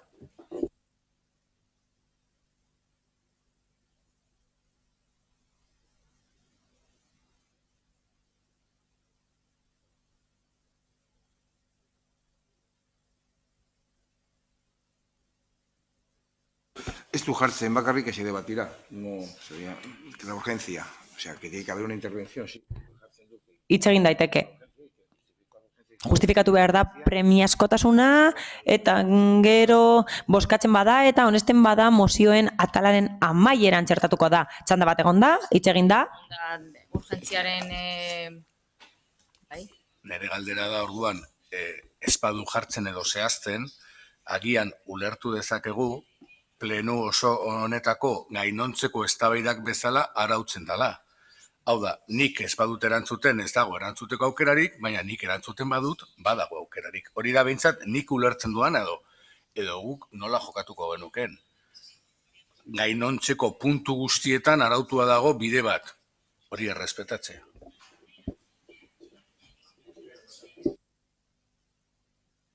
Baina orain ez gera hasiko debatitzen araudia bai edo ez. Beste puntu batzu moduen bada, teorikamente, eritzi hori hartzen bada, argi dago, buelta bat emongo dara. Baina argi dizaitzen dut, lehenengo parte hartu ez dauenan, ez teko buelgarren buelta. Ez teko bueltarik, O sea, que decir, que lo que dice el reglamento es... Araudiak hori esartzen du. Irizpidea helarazten bada, ez du esaten, baina beno. Hori egiten bada, alkate andereak interpretatzen du araudia. Eta beste puntuetan bezala jokatzen bada, proposamen puntuetan jokatzen den bezala jokatzen bada, premiazkotasuna proposatu duenak erantzun nahi badu, argudioa erantzun nahi badu egin dezake, baina lehenengoan esku hartu ez duenak ez dauka aukerarik esku hartzeko. Hasiko gera bigarren bueltarekin, 3 minutuko bueltarekin, eta EH Bildu hasiko litzateke berriro. Rodríguez jauna, zeurea da hitza. Bueno, es solo para matizar. Ñabardura txiki bat, EAJak ez du premiazkotasunik ikusten. Zutabe bat gaizki dago, eta horren ondorioz, zutabea gaizki egotearen ondorioz, abea gaizki dago, eta abea gaizki dagoela azaldu eta 3 egun beranduago ezi bat kokatuko dute eta babestuko dute eraikina bertara sartzea eragotziz. Baranda bat, balkoi bat desagertuta egonda hilabete batzuetan eta EAJaren bozeramaileak gogorarazi digu. Egin nahi dutena egiten dutenean oso pozik gozatuko dugu, naiz eta babestu ez izana. Gustatuko litzaiguke ez gogoraraztea zer gertatuko den eraikina erortzen bada, umeak egoten dira hortik eta guk uste dugu guztiz premiazkoa dela eta justifikatuta dagoela. Premiazkoa ez bada, ikusiko dugu zer den premiazkoa. Hori ez bada premiazkoa, ikusiko dugu zer den eta gaztelaniaz esaten den bezala, jainkoa etor dadila eta ikus dezala. Rodríguez jauna, bai, Andrade jauna. Eskerrik asko. Zehaztearren, guk uste dugu premiazkoa dela, izan ere mozioak aurkezteko epea bukatuta zegoen dagoeneko jakin genuenean arazo bat zegoela gune horretan. Udalak zerbait egin du, bitarteko batzuk eta ezi batzuk jarri ditu, baina premiazkoa da. Beranduago jakin dugulako araudiak arazo hori dauka. Guk uste dugu horregatik dela premiazkoa eta bideragarria da guretzat. Ez hain premiazkoa delako gaia. EAJaren bozeramaileak esan bezala, gerora jardun daiteke eta beste pleno batean eztabaida daiteke, ez gaude ados proposamen horrekin, EH Bildurekin, ez gaude ados aurka bozkatuko dugu proposamenaren aurka, baina premiazkoa da, hain zuzen ere, beranduago jakin izan dugulako zer gertatzen ari zen. Eta Uriarte jauna, zeurea da. Sí, simplemente... Besterik gabe, nola ez? Erabaki teknikoak hartzen dira eraikin honen inguruan eta horiek hartzen dira plenoan eztabaidatzen dena gora behera eta hemen eztabaidatzen dena ez da premiazkoa. Eztabaida daiteke hurrengoan inolako arazorik gabe lehen esan bezala. Neurri teknikoak hartu behar badira, hartuko dira. Hemen esaten dena gora behera, are gehiago. Gobernuak esaten duena gora behera, teknikariek egin beharrekoa egiten dute, ikuskapena egiten dute eta itxi behar bada izten dute. Hau da, osoko bilkurak ez du hori baldintzatzen inola ere. Mila esker. Beraz, bozketara pasatuko gineateke, premiazkotasunaren aldeko bozkak, Partido Popularra, EH Bildu eta Podemosekoak ditugu. Aurkako bozkak, Partido Sozialista, Euskadiko Ezkerra eta Eusko Alderdi Jeltzalea ditugu. Beraz, premiazkotasuna ez du aurrera egiten. Eta honekin batera, 21. Garren puntura pasatuko gineateke. Getxoko udalaren eta haren mendeko erakundeen 2016 eta 2019ko diru laguntzen plan estrategikoa egikaritzatzen berri ematea. Egikaritzearen berri ematea. Batzordearen proposamena da, hau Getxoko udalaren eta haren mendeko erakundeen 2016-2019ko diru laguntzaren plan estrategikoaren gaineko jarraipena eta kontrol espedientearen jakitun geratzea, espedienteari erantzitako txosten eta agiri guztiak barne. Uriarte jauna, zeurea da hitza. Alkate Andrea, eskerrik asko. Azaroaren, barkatu, 2016-garreneko azaroaren 30-ean, San Andres eguna, osoko bilkura honetan, Getxoko udalaren eta haren mendeko erakundeen 2016-2019-garreneko diru laguntzaren plan estrategikoa onartu zen. Udal gobernuen baiezko botoekin atera zen aurrera, EAJ, PNV eta PS Euskadiko Ezkerra udal taldekin osatuta. Bitartean guk Getxo eta Ciudadanos bere botoa eta Ciudadanosek bere botoa kontra eman zuten eta EH Bilduren jarrera abstentzioa izan zen. Sin embargo, mi impresión es que... Hala eta guztiz ere, planaren hildo estrategikoak bai momentu horretan eta gaur egun kontuan hartuta eztabaidatutakoa eta lantalde batean ikusitakoa, baita batzordean esandakoa ikusita ere, adostasun maila handia daukate udaltalde politiko guztietan. Eta hori esaten dut orokorrean, baina salbuespenak badaude nire ustez. Lehenik eta behin, garrantzitsuena izan daiteke babes politikoa lortzeko, 5 taldetako biren babesa lortzeko desadostasuna sortzen du eta hori da 2.4.2 hildoa. Hori zuzenduta dago laguntza ematera, desplazamendu gastuak ordaintzeko, presoen familiei diru laguntzak emateko. Eta hori 2016-erako eman zen eta beste salbuespen bat badago. Ez dauka babes politiko handirik, baina guk Getxoren jarrera izan zen. Gaurkoan, oraingoan ez dago, hemen baina behin baino gehiagotan esan zuten ez zeudela ados izendunak ziren diru laguntzekin. Diru kopuruekin adostasun dagoen gai ezberdina da. Zentzu honetan, 2016-2019 diru laguntzen plan estrategikoaren babes ekonomikoa 2016an onartu zen aurrekontua izan da. Eta hortik luzatuak izan diren gainontzeko aurrekontuak. Horri osatzeko kopuru batzuk gehitzen joan gara urtero. Aurten, zorionez, aurrekontu berri daukagu eta indarrean dago urtearen hasieratik. Horri babesa emateko. Los casi 6 millones de euros... 6 milioi euro inguru ematen ditu Getxok diru laguntzetan eta elkarteak biziki laguntzen ditu kirola, kultura, jarduera ekonomikoa eta gizarte kontuak lagunduz. Adibidez, gizarte larrialdiko laguntzak, auzokideen behar egoerak babesteko, emantzipaziorako laguntzak, adinekoen elkarteentzako laguntzak eta beste helburu batzuk, adibidez erakunde arteko lankidetza eta alderdi politikoak mantentzeko diru laguntzak ere ematen dira. Dituzten udalarlo bakoitzak bere txosten tekniko aurkeztu du. Eskuetan dauzkagunak. Orain, hausnarketa eta lan politikoaren unea heldu da.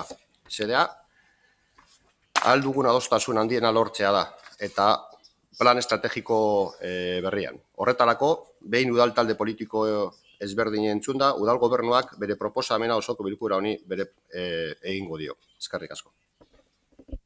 Eskerrik asko, Uriarte jauna, eta debatearekin hasiko gara. Bai, Amiba Anderea, zeurea da hitza. Bai, eskerrik asko, alkate Andrea.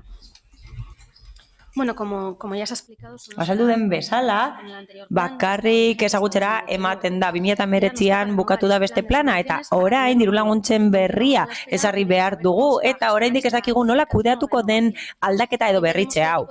Guk uste dugu gobernu taldea proposamen bat egiten ari dela eta berritasunen bat gehituko duela esan diguten bezala, baina ofizialki dakigun arte ezin izango dugu gure iritzia eman horien inguruan. Izan ere, uste dugu proposamen nagusia zuena izan behar dela, gobernuan zaudetelako, txostenak dituzuelako, espedienteak irekitzen dituzuelako, eta horrelako planak kudeatzen dituzuelako.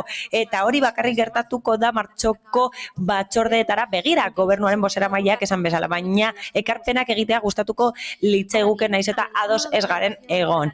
Aztertuta honekin lotutako dokumentazioa aurreko planari dagokiona oso bitxia da ikustea datuetan emakume askok eskatzen dituztela dirulaguntza sozialak, aldizkakoak eta larrialdietakoak edo gastuak ordaintzeko etxebizitzetan. Horrez gain badaude pertsona asko 65 urte baino gehiagokoak aldizkako dirulaguntzak eskatzen dituztenak eta bitxia da eta harrigarria da.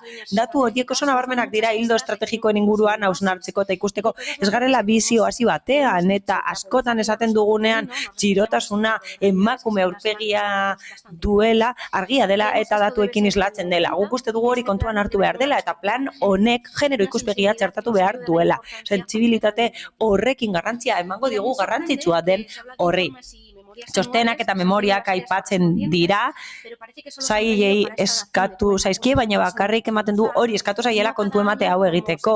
Eta ez urtero, eta hori izango litzateke zentzuduna beste indarreko plan batzuekin egiten den bezala. Baina interesgarria izango da jakitea gomendioak hartuko diren kontua, lotesleak izango diren edo ez, zergatik iradokitzen den adibidez, etxe bizitzako gastuak ordaintzeko dirulaguntzak errenta basuak duten familien kasuan. Hori askotan eskatu dugu eta ez dakigu zergatik ez den argitaratu 2019ko deialdia. Esan ziguten jarraitzen zuela eta badaudelako pertsona asko zailtasunak dituztela gastu batzuk ordaintzeko eta laguntza horiek gabe bizitza zailagoa dutenak.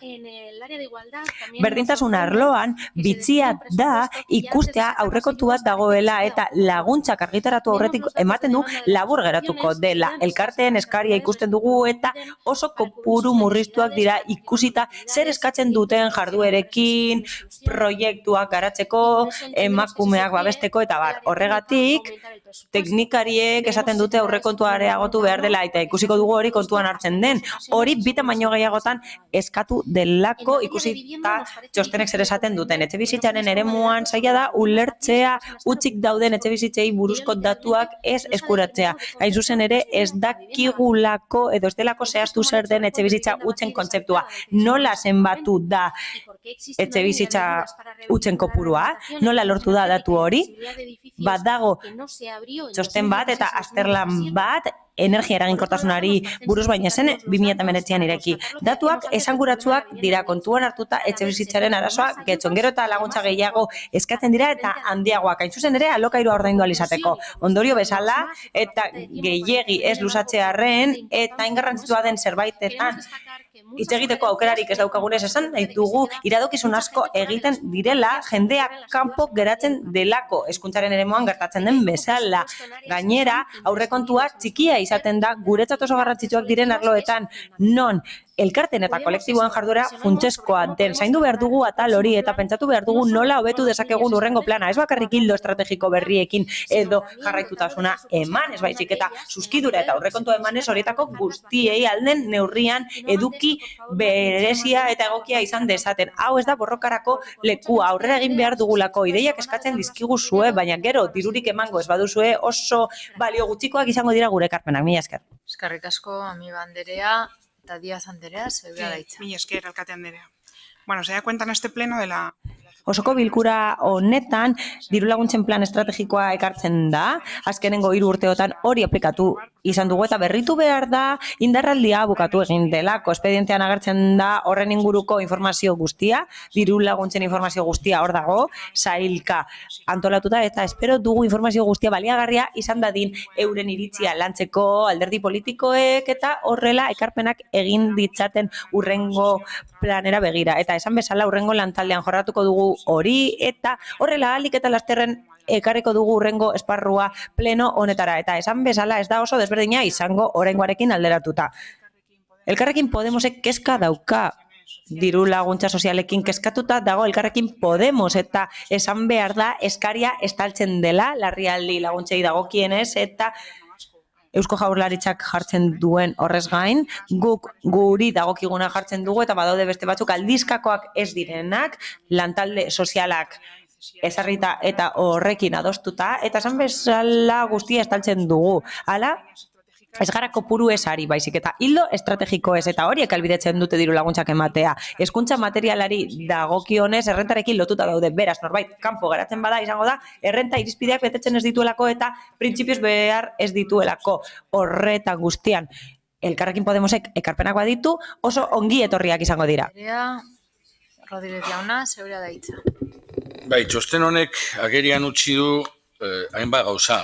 Bata da lehenengoa, 3 urtetan udal gobernuak ez dituela bete diru laguntzen plangintza estrategikoak agintzen diona. 3 urtetan ez du bete. Eta bete duenean presaka eta korrika bete du. Diru laguntzen plangintza estrategikoak esaten du zehazki urtero plenoari aurkeztuko zaiola emandako diru laguntzen txostena. Eta ez hori bakarrik, aipatzen ditu ere zeintzuk izan behar diren txosten horren oinarriak. Eta zehazki dira linea bakoitzetik informazioa eta subentzioa zenbatero bete diren, zeintzu dira neurtzaile espezifikoak eta noraino bete diren, zein da berepea, zein da inpaktua, zein da benetako errealitatearen aldaketa zer sortu dana, zein da aurrekontuen dauzkaten inpaktua eta finantzieroki, konklusio globalak eta baita ere, eta kasu honetan Paulak esaten zuenaren harira, zergaitik ez diren eman ez diren diru laguntzak. Hori batetik, hau da, en 3 años es la primera vez que el gobierno... 3 urtetan lehenengo aldia da udal gobernuak betetzen duela planak behartzen duena. Hitzez hitz esaten du 6. puntuan. Urtero osoko bilkuran txosten bat aurkeztuko da. Eta aurreko atalak aipatutako dokumentazioa aurkeztuko du gobernu taldeak betetze maila, kostuak, inpaktua eta efektua, aurrekontuarekiko eragina eta bar. Txostena da presaka eta korrika egina, eta txarto egina. Ez arlo guztietan, batzuetan bai. Arlo batzuk landu dute txostena, nola bait. Beste arlo batzuk, bota dituzte hola fitxak, zuzenean sustapen ekonomikoak, bota ditu fitxakola, eta fijatzen bazarete sustapen ekonomiko fitxa guztien ondoria berdina da. Bueno, ez sustapen ekonomiko fitxa guztien ondoriak. Gehiengoen ondorioak berdina dira. Beste batzu nahiko landuta daude, gizarte kohesioaren kasuan adibidez nahiko landuta daude. Baina bada gai bat grabea iruditzen zaiguna eta agerian uzten duena zein arineketan eta zein txarto egin den txosten hau. Nosotros no tenemos por qué saber... Guk ez dugu zertan jakin izen abizenak. Diru laguntzen onuradunen izen abizenak eta zenbatekoak. Ez dugu zertan jakin kopuru zehatza eta hori eman diguzue eta datuen babesaren legearen aurka doa eta datuak bereizi behar dira eta banakatu behar dira eta horrek erakusten du oso harin eta gaizki egin dela txostena eta gobernu taldearen ez dela garrantzitsua izan txostena egitea. Interesatzen zaiolako urrengo plana Honestea, besterik gabe. Ba, ikusten dira gauza bitxiak, bapatean Inobazk edo olako elkarteen partaide izatea diru laguntza bezala hartzen da. Nik enuke inoiz izango hori diru laguntza ni, baizik eta elkarte bateko partaide izateko kuota. Edo eta adibidez, Rustic Festival, nik betidanik pentsatu musika jaialdia zala, baina hau sustapen ekonomikoan dago musika jaialdi bat. Ez dakit hori iritzi desberdinak izango dira, baina nik kultura jarriko nuke. Pero hay otra serie de cuestiones que son realmente... Badaude beste gai batzuk, nabarmenak direnak.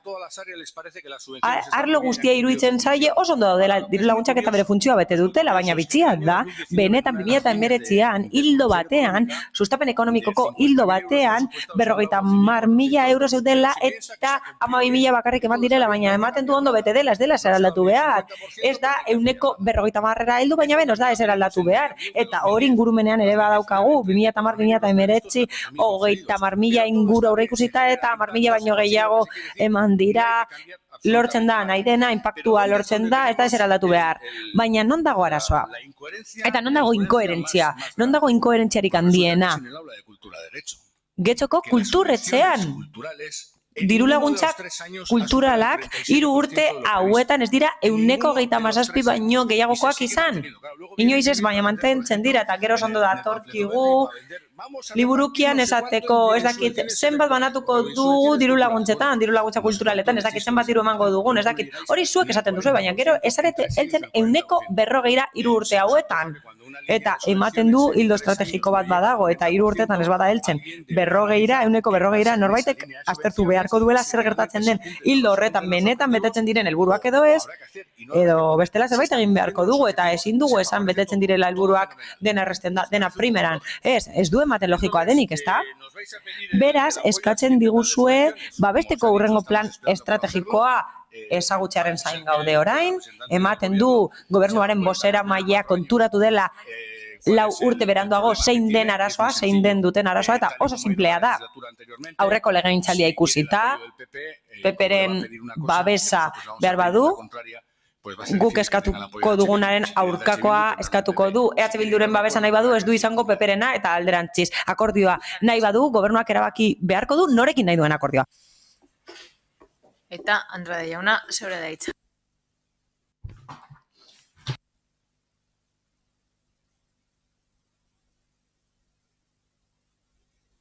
Andrade jauna, mikrofonoa mesedez. Barkatu, bai.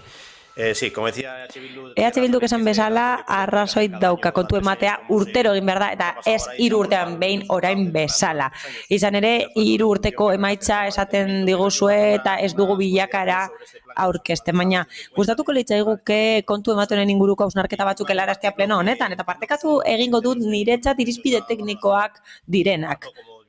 Esan bezala, eta lehen aipatu den bezala, guk uste dugu beharrezkoa dela lehenengo partida kentzea, presoen familiak babesteko partida bat da, eta horregatik eskatu genuen aurreko planean. Bakarrik urte batean eman zen eta ez gehiago beraz kendu behar da. Badaude kopuru batzuk larrialdiko laguntzak emateko eta horiek areagotu behar dira, motz geratzen garelako eta areagotu behar direlako kopuruak. Horrez gain, aurrekontu kreditua gehitu behar da berdintasun arloan. Teknikariek esan bezala ez delako nahikoa.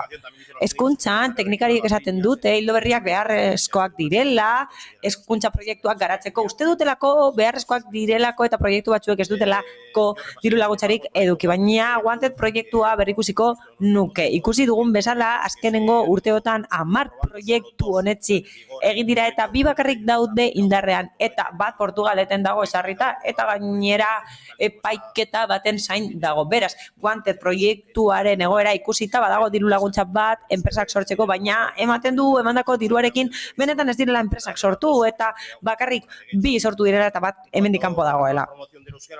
Euskara sustatzeari dagokionez, badago hildo bat, bere garaian sortu zena eta lehen existitzen zena.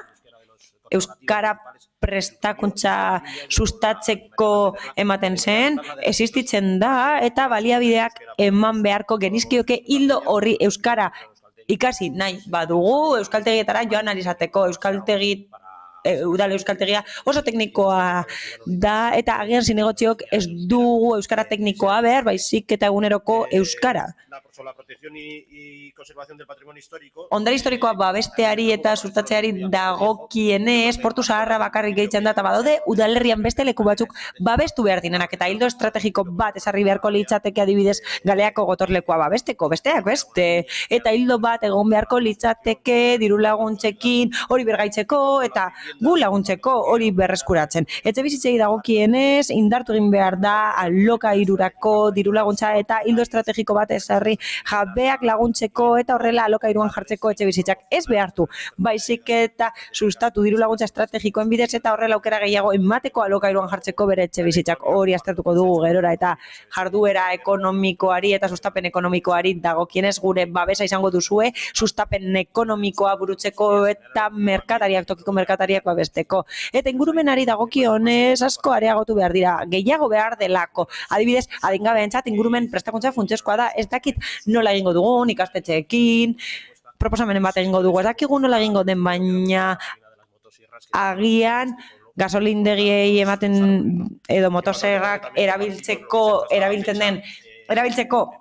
erabiltzen den gasolioa murriztuko dugu eta horrela beste gauza batzuk egin ahalko ditugu, babestuko dugu kirola eta ez gaude ados Eusko Jaurlaritzak ezarri nahi duen karnet horrekin partekatzeko beste udalerri batzuetako kirol instalazioak eta saiatuko gara ildo estrategiko bat ezartzen kirol txikientza beti da saskibaloia, futbola beti dira kirol berberak eta nik uste daudela beste kirol txiki batzuk eskatu dutenak aukera izateko getxon kirol hori egiteko eta nik uste babestu behar direla. Beharrezkoak dire beste laguntza batzuk ere, bai.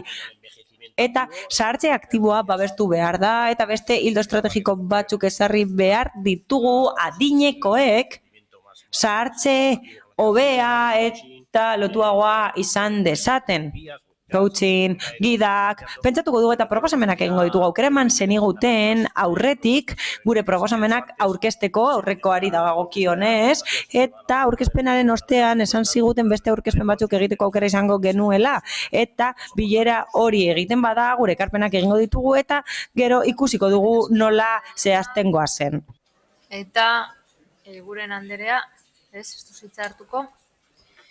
Bale, beraz hurrengo puntura pasatuko ginateke.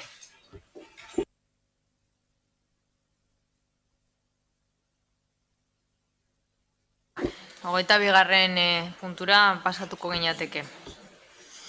Bai? Zinegotzi Eskuordearen urtarrilaren 27ko 376 ebazpenaren berri ematea. Ebazpen horren bidez, xedatu da 949/2019 prozedura arruntean aurkeztea. Zin Maria Dolores Azkorra Elgezabal Andreak hasi baitu osoko bilkuraren 2019ko urriaren 18ko erabakiaren aurka. Hau da, Getxoko hiri antolamenduko plan orokorrean 42 hormatza banaketa arearako aldaketa zehatza behin betiko onetsi duenaren aurka. Lehenengo eta behin izan behar da, errakuntza bat dagoela, konturatuko zinateken, urriaren 18an ezebloa plenorik izan. Da, iraileko 26koa, hor daude datan errakuntza beste guztia normal dago. Eta proposamena, Zinegotzi Eskuordearen urtarrilaren 27ko 2020 ebazpenaren berri ematea.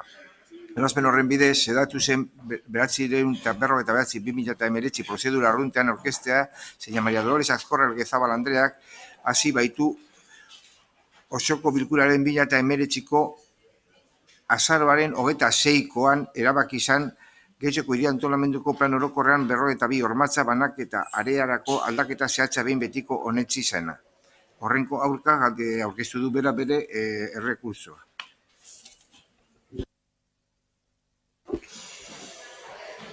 Beraz, Eguren Anderea, zeura da hitza. Eskerrik asko, alkate Anderea, egun on guztioi berriro. En esta ocasión, oraingo honetan, zeren berri ematera gatoz. Que se ha hecho mención en el propio punto del orden. Gai zerrendaren puntuan bertan aipatu den ebazpena. El Tribunal Superior de Justicia del País Vasco comunicó. Euskal Herriko Justizia Auzitegi Gorenak urtarrilean udaloni esan zion Maria Dolores Azkorra Elgezabal administrazioarekiko auzien aurkako errekurtsoa aurkeztu zuela. 949/2019 hain zuzen ere, eta errekurtso hori aurkeztu zuen osoko bilkuran 2019ko irailaren 26an hartutako erabaki baten aurka. Izan ere, erabakiaren bitartez osoko bilkuran behin betiko onetsi zen 42 puntu hormatza banaketarako aldaketa zehatza. Eta osoko bilkura honetan, osoko bilkura baten aurkako errekurtso batez ari garenez, udal honek zer egin du? Beste modura egin ziteken bezala, pertsonatu egin da, ohiko prozeduran, eta zerbitzu juridikoen ordezkaritza esleitu dio idazkari nagusiari eta Euskal Herriko Justizia Auzitegi Gorenari bidali dio administrazio espedientea berbezala gotejatuta. Eskerrik asko, Eguren Anderea, eta hitza hartuko duzute, ez, norbaitek hitza hartu nahi du, ez, beraz, 23. puntura pasatuko ginateke. Bideak garbitzeko, hiriko hondakin solidoak jasotzeko eta garraiatzeko, udaleko ingurumen gunea berritzeko eta ustiatzeko eta antzeko beste zerbitzu batzuk gauzatzeko, zerbitzu orokorren kontratuaren ABE, adjudikazio duna osatzen duen errespetatzeko baten ordezkaritzaren berri, enpresetako baten ordezkaritzaren berri ematea zatiketa partzialagatik. Batzordearen proposamen hau da. Lehenengoa, bideak garbitzeko hiriko hondakin solidoa jasotzeko eta garraiatzeko, udaleko ingurumenera berritzeko eta ustiatzeko eta antzeko beste zerbitzu batzuk gauzatzeko zerbitzu orokorraren kontratuaren adjudikazio duna den ABA osatzen duten enpresetako batek, zati baten banatu denez, kontratuaren oinordekotza bere gain hartuko duelaren jakinaren gainean geratzea. Kontratu hori, udaleko osoko bilkura 2014ko maiatzaren 27an egindako ohiko saioan hartutako 84 zenbakidun akordio esleitu zitzaion enpresako esatutako ABB-ari, CESPA, Compañía Española de Servicios Públicos Auxiliares, eta ASASER, Ansareo Saneamiento y Servicios S.A. Bigarrena, banaketaren ondoriozko enpresak, hau da, Ansareo Servicios Integrales sozietateak, lege ondorio guztietan zurrogatzen da banatutako enpresak Ansareo Saneamiento y Servicios Anonimak aipatutako kontratuan okupatzen zituen karguetan. Banatutako enpresa ez da desagertuko eta sortutako enpresa berriarekin solidarioki erantzungo die aipatutako kontratuaren ondorioz dagozkion obligazio guztiei. Hirugarrena, erabaki horren berri ematea banatutako enpresari eta sortutako enpresa berriari. Halaber, erabaki horren berri emango zaio ABB adjudikazioduna osatzen duten beste enpresari, baita azpiegitura eta zerbitzu sailari eta kontu hartzailetzari ere. González jauna, zurea da hitza. Sí, egunon. Bueno, sin más, este es Besterik gabe, una acción correspondiente a una... Hemen puntu honen berri ematera gatoz, eskaera bat auki dugu enpresa honen partetik, UTE osatzen zuen enpresa honen partetik, CESParekin batera zegoen UTE horren batean elkartuta, sozietate anonimo eta sozietate mugatu batekin batera. Esan bezala, beste enpresa hori egingo da kargu ordezkaritza guztiaz, proportzioz, eta egoki diren berme guztien aurrean erantzungo dute. Solidaritatez beraz, ados gaude puntu honekin, baina honen berri matera baino ez gara etorri, ez du bestelako konplexutasunik, eskerrik asko. Norbaitek hitza hartu nahi du, bai, Robles jauna, zeura da hitza. Sí, bueno, brevemente solo para... Bai, azkar. Gogora ekartzearren, badakit ez duela zertarako balio, baina gogoratzearren. Duela denbora asko promestu ziguten hondakin talde bat sortuko zela, oraindik zain gaude, hilabetea pasa dira, oraindik ez da sortu, eta ulertu duguna da, ez dela beharrezkoa. Gehiengo osoa duzue, eta beraz ez duzuen ez talde hori deitzen, baina bueno, hondakinen ingurukoa izan da, guk uste dugu benetako hondakinen inguruko talde batean landu behar direla kontu hauek. Eskerrik asko, Robles jauna. Beste norbaitek hitza hartuko du, ez? Beraz, 24.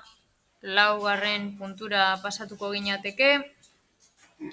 Transferentziak erabiliz aurrekontuak aldatzeko 2 dekreturen kontu ematea. Eta Uriarte jauna, zeurea da hitza. Batzordearen proposamena hau da. Jakitun geratzea transferentziaren bidezko aurrekontu aldaketaren dekretu biekaz. Eta hor jartzen dire dekretuak eta kopuruak. Uriarte jauna. Alkate Andrea, eskerrik asko. Puntu honetan, bi transferentzi ezberdinen kontu ematea ekartzen ditugu. Bata, 17.000 eurokoa, administrazio orokorreko gastu juridikotik kendu ditugu, informatika arlora pasatzeko, osoko bilkuetarako bideo-aktaren soluzioa martxan jartzeko.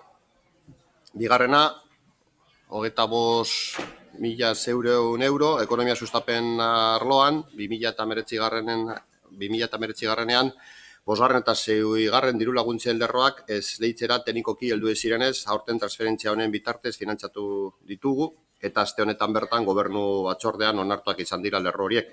Zehatz, 5. merkataritza elkarten funtzionamenduaren gastuak, eta 6. merkatarien elkartentzako asoziazionismoa sustatzea. Eskerrik asko, Uriarte jauna, norbaitek hitza hartu nahi du?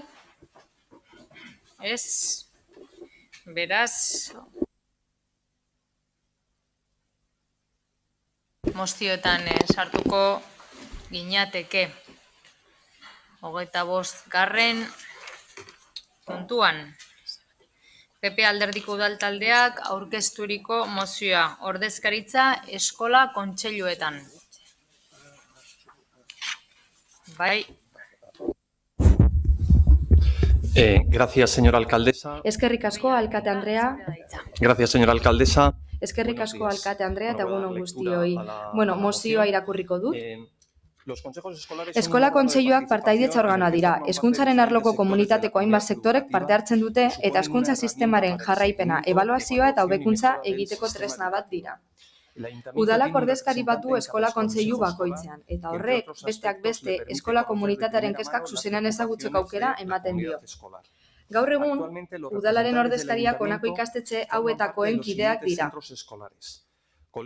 Larrañazubi, CEIP San Ignacio, Julio Caro Baroja Institutua, Hizkuntza Eskola, Geroa Ikastola, Europako Andre Mariaren ikastetxea eta Fadura Institutua, Madre del Divino Pastor, Andra Mari, Gobela Ikastola, Zubileta Zentroa, Juan Bautista Zabala Zentroa, Aixerrota Institutua eta Romo Zentroa. Duela urte batzuetatik ona ikus dezakegu legealdi guztien hasieran udalak eskola kontseiluetan dituen ordezkari guztiak gobernu taldekoak baino ez direla. Azken izendapenak 4.949/2019 dekretuan daude erregistratuta. Popular Udaltaldean uste dugu banaketa hori bidegabea dela, kontuan hartuta gobernu taldea korporazioaren 156 direla eta ez 100. Horregatik mozio honetan eskatzen dena da udaltalde guztiak eskola kontseiluetan parte izatea. Talde bakoitzak duen ordezkagarritasunaren arabera banatuta. Modu horretan, aniztasun gehiago egongo litzateke eta udalaren eta ikastetxe guztien arteko elkarlana arinduko litzateke. Hau guztia kontuan hartuta, Popular Udaltaldeak erabaki proposamen hau aurkezten du. Lehenengo eta behin eskola kontseiluetan udaltalde politiko guztietako kideak izendatzea, horien ordezkagarritasunaren arabera eta era proportzionalean banatuta, eta bigarrenik mozionen berri ematea udal komunikabidetan. Ahora paso a explicar un poco. Orain mozioa azalduko du. Nik uste du gutxi gora bera mozioan ondo azalduta dagoela guztia, ezta? Gure helburua batik bat. Eskola kontseiluak bere biziko tresna dira hezkuntza sistemaren ebaluazioa jarraipena eta hobekuntza lortzeko, udalak ordezkari bat du eskola kontseilu bakoitzean, 13 zehazki, zentro publikoetan zein pribatu eta itunduetan, eta historian atzera egiten badugu, ikusiko dugu duela urte asko eta asko, oposizioko kideek bazirela eskola kontseiluetako kide, kasu batzuetan behintzat.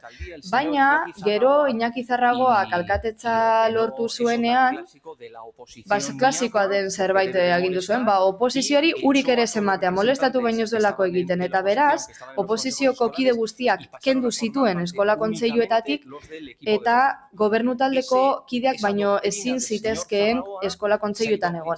Zarragoa jaunaren doktrina hori errepikatuz joan da 2007, 2011, 2015 eta 2019ko dekretuetan.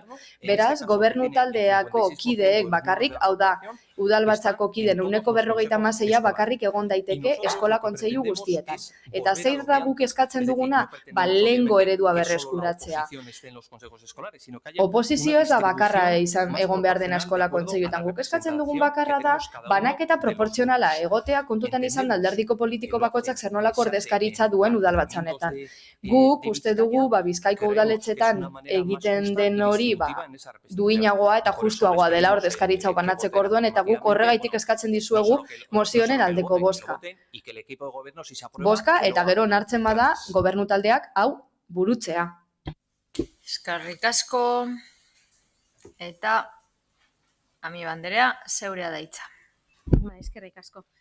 Por nuestra parte van a tener el voto favorable a esta Guk aldeko bozka emango dugu. Guk uste dugu beharrezkoa dela udalbatza osoak parte hartzea honelako organoetan alde neurrian behintzat, eta ez gobernu taldeak bakarrik. Zuek esan bezala, izan ere, haiek ez dira, getxoko ordezkari publiko bakarrak, gu guztio gara ordezkari publikoak, eta gainera, ideia hau, ez da bat ere zarra, egiten baita inguruko udalerrietan, Barakaldon, Galdakaon, Portugaleten, eta getxon ere iraganean egiten zen. Oposizioko taldeek badituzte zenbait zentro esleituta eta gobernu taldeak egiten duen lan berbera edo bea egiten dute eskola bakoitzaren behar izanak entzuten. Horregatik guztiagatik berriro aldarrikatzen dugu zinegotzi guztia tratu berbera izan behar dugula, eta hori merezi dugu hain zuzen ere, eta horrela eskola kontseiluetan eskola kontseiluek ez lirateke jabetza modura tratatuko, gobernuan daudenen jabetza modura.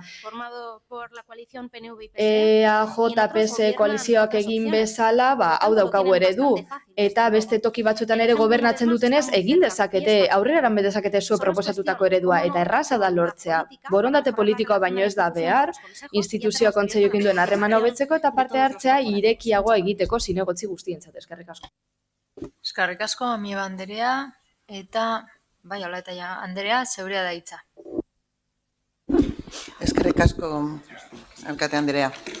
A ver, la propuesta que hace el Partido Popular... Alderdi Popularrak egindako proposamenetik ulertzen da, udalbatzako kide guztia joan beharko liratekela kontseiluetara eta horrela barremana hobeagoa izango liratzatekela, baina gu ez gatoz bazte horrekin. Guk uste dugu kontseilu honek izan behar duten harremana udalarekin oso garrantzitsua dela proiektu batzuk eta lan batzuk aurrera eramateko, baina udal eskumenak hezkuntza arloan oso txikia dira, Eusko Jaurlaritzarena delako eskumena oroar. Gu obren inguruan eta aritzen gara, hori kudatzen dugu, beraz, guk ez dugu uste honek benetan izapideak eta komunikazioa azkartuko dituenik, eta guk uste dut gobernu taldeko kideak bakarrik egon behar direla kontseilu horietan, eta horregaitzik mozioaren kontra bozkatuko dugu, eskerrik asko. Olaeta Andrea, eta, zeure da hitza. Egunon, a todas y a todos.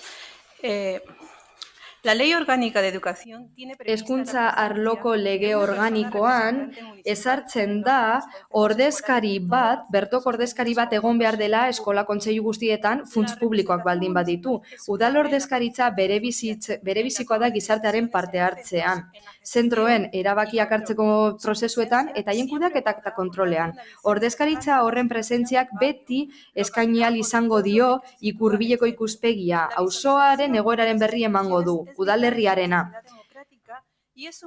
Gizarte demokratikoetan beharrezkoa da horrela jardutea eta gainera modu bat da herritarrekiko konpromisoa erakusteko. Udalerrien kasuan, eskola kontseiluetan duen presentzia zinegotzien bitartez ematen da edo ordezkarien, izendatutako ordezkarien bitartez. Horixe da aukera bat ikusteko hezkuntza komunitateak zein eskaera dituen eta haiei erantzuteko. Gure ustez, mozio honen helburua talde politiko desberdinen inplikazio handiagoa lortza dela eskola kontseiluetan. Zuzena iruditzen zaigu. Baina ez joan promozionatzera eskoletan PIN parental delakoa. Baina badago beste gauza bat. Eskola kontseiluetan udal gobernuko talde politikoek parte hartzea arriskua ere izan alda talde hegemoniko bat izan litakelako, ez duena udaletxearen errealitatea islatzen. Arriskutsua da aberastasun politikoa estaltzen delako. Gure ustez, erronka demokratiko bat aurkeztu da eta EH Bilduk argi du ze apustu egingo duen. Esate baterako Durangoko udalan, eskola kontseiluetan Talde politiko guztie parte hartzen dute. Horren bestez, zuen proposamenaren alde egingo dugu. Eskerrik asko, Zamora Anderea. Eta Uriarte jauna, zeurea da hitza. Alkate Andrea, eskerrik asko. PP udal taldeak eskaera hau osoko bilkura ekartzen duen lehenengo aldiz, ez da? Esan den moduan, aurrekoetan eman zitzaizuen erantzuna eta oraingoan emango dana oso antzekoak izango dira. Eskola kontseilu bakoitzean zinegotzi badago, kide moduan, alkateak izendatzen ditu guztiak, eskola kontseiluetan lantzen dena eta hortik sortzen diren eskaerak eta konpontzeko beharrak ez dira gai politikoak gure ustez. Edozein eskola kontseilu batek udalari eskatzen dizkion asunto guztiak edo jartzen dituzten kexak ejekutiboak dira. Hau da, zerbait konpondu behar dela, zerbait egokitu behar dela, proposamen bat dagoela proiektu bat martxan jartzeko eta udalaren baimen edo laguntza behar dutela edo arazo bat dagoela udal langile batekin adibidez, guztietan udal gobernuaren ahalmen ejekutiboa behar dute eta zuzeneko komunikazioa oso garrantzitsua da hori konpontzeko eta horri erantzuna emateko. Beraz, esan dudan bezala, ez dira gai politikori jartzen mai gainean kontseiluetan. Eskerrik asko. Eskerrik asko, Uriarte jauna. Torrilla Lekerika jauna, zeurea da hitza. Gracias, señora alcaldesa. Eskerrik asko, alkate Andrea. Bueno, lehenik eta behin eskerrak eman nahi dizkiet alderdi politikoei gure mozioa babestea dutenei behintzat. Nik uste dut proposamen hau arrazoizkoa dela, izan ere udal desberdinetan aplikatzen da. Elkarrekin Podemosen ordezkariak aipatutako ez gain, basauri ere aipa dezakegu. Eta guk uste dugu, alderdi sozialistak esandakoaren inguruan, benetan deigarria iruditu zaigu orain ez esatea, gure taldeak 2008ko maiatzaren 30ean eskola kontseiluetako parte hartzearen inguruan aurkeztutako mozio batean kontutan izan da gauza bera eskatzen genuela, Euskadiko Alderdi Sozialistak alde bozkatu zuela kontutan izan da. Bestalde gure mozio bat daukagu 2011koa udal foro eta kontseilu desberdinetan parte hartzeri buruzkoak, hau zabalagoa zen, baina eskola kontseilua barne hartzen zituen eta Alderdi Sozialistak aldeko bota monzuen baita eta horra gaurkoan ezeskoa daukagu. Bestalde, AJak, guk ez dugun momentu bakar batean ere zalantzan jarri neurriaren legezkotasuna. Legezkanpoko izango balitz, epaitegietara joko genukeen. Guk legezko arlo horretan ez dugu zalantzan jartzen, baina deigarria iruditzen zaigu, zergatik. Zuek esan diguzue, logikoa dela gobernu taldeak parte hartzea eskola kontseiluetan eta duela gutxi, zehatzago esateko gizarte kohesio batzordean, 2019ko abenduaren 16an, Zubileta ikastolako ikasle baten amak zera esan zuen. Eta hitzez hitz, udalaren ordezkariak eskola kontseilura etorriko balitz behar bezala, jakingo lukete udaletxean zer gertatzen den eskolan. Bera badago eskola kontseiluen eta azkenengo 6 urtietan udalaren ordezkaria ez da bilera bakar batera ere joan. Hau, zentro batean, Zubiletan. Ez dakigu gauza bera gertatzen den gainerako zentroen kasuan. Ama honek hori zebera esan zuen, eta inork ez zion kontrakoa esan. Beraz, uste dugu egia izango dela.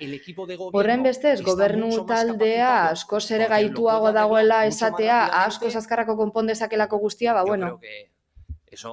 nire ustez, bileratara ere joan ere egiten ez bada, gauza gutxi egingo du. Eta zeren erakusgarri da, eskola kontseiluetako bileretara joaten ez bada, horrek argi erakusten du, desidia interes falta dagoela gobernu taldearen partetik.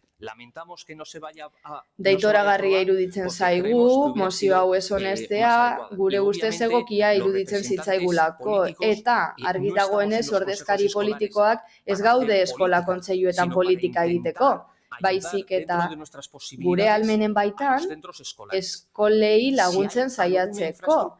Baldin badago azpiegituren bat ez dutela funtzionatzen, berehala gobernu taldeari horren berri eman behar zaio, ez da, ez gara gobernu taldea, ondo. Guk uste dugu pena dela mozio hau aurrera esateratzea. Eskerrik asko. Eta Ami Banderea, zeurea da hitza. Eskerrik asko. No creemos que en esta moción... Ez dugu uste mozionen kasuan, eta auker baldin bagaude, zuzen duzuek alderdi popularretik ez ditugu langile politiko gehiago eskatzen baizik, eta zuek ez izatea bakarrak eskola kontseiluan egoten zaretenak, beraz, ez dakigu zein den arazoa, zein arazo planteatzen du beste alderdi politikoetako zinegotzia joatea. Mismo número de miembros, Kide kopuru berdina, errepresentio desberdina eta anistasuna. Horregatik esan dugu horrela, gardentasun handiagoarekin jokatuko genukela edo beto egingo genukela gure lana. Horrela argi geratzen delako arazoek eskatzen gaituztela eta gainera arazo horiek badira udalonen eskumena. Eta bai, zubiletako ama horrekin hitz egiteko aukera izan genuen gure taldetik ere, eta gainera gurasoen elkarteko kide da, eta protestatu zuen esanez udalak eziola erantzuten. Hainbat hilabeteren ostean, eta ez bakarrik zentroan gertatzen ari zenagatik bide batez udalaren eskumena da. Gauza da, ez zuela erantzunik jaso. Milaka eta milaka eskaera egin zituen eta esun erantzunik jaso, eta berez uste dugu anistasun hau logikoa dela, eta borondate politikoarekin egin beharko litzatekeela. Eskerrik asko. Eskerrik asko. Ez, Partido Sozialistak ez, eta zein falta zaigu, bai, Uriarte jauna, zeura da hitza. Eskerrik asko, alkate andrea. Bueno, matizar únicamente que es perfectamente razonable, efectivamente. Bueno, gure uste zentzuzkoa da oso mozioan eskatzen dela, inork ez du kontrakorik esan. Baina gaur egun daukagun modus operandi hori ere arrazoizkoa da. Biak dira arrazoizkoak, biak egitatezkoak eta legalak. Momentu honetan garrantzi handiagoa du alde ejecutiboak eta gobernu taldeak berak izatea ordezkaritza hori.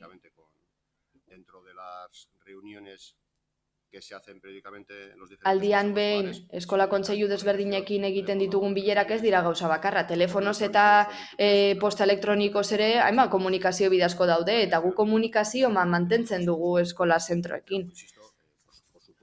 Baina esan bezala, mozio honetan egiten den eskaera alderdi popularretik inork ez du esan arrazoizko ez danik, badelako, funtzionatu du beste udal batzuetan, beste udalerri batzuetan, baina beste udalerri batzuetan ere funtzionatzen du guk orain daukagun jarduteko modua, bi aukera desberdin dira eta hemen aukeratu duguna orain indarrean dagoena da. Beraz, mozioaren bozketara pasatuko ginateke, mozioaren aldeko bozkak, Partido Popularra, EH Bildu eta Elkarrekin Podemos ditugu. Eta kontrako bozkak, Partido Sozialista Euskadiko Ezkerra eta Eusko Alderdi Jeltzalea ditugu. Beraz, mozioa bertan bera geratzen da. Honekin batera, 26. puntura pasatuko ginateke. PP Alderdiko Udaltaldeak aurkeztutako mozioa Errekaganeko pabiloiak. Bai, Elorza jauna, zeura da hitza.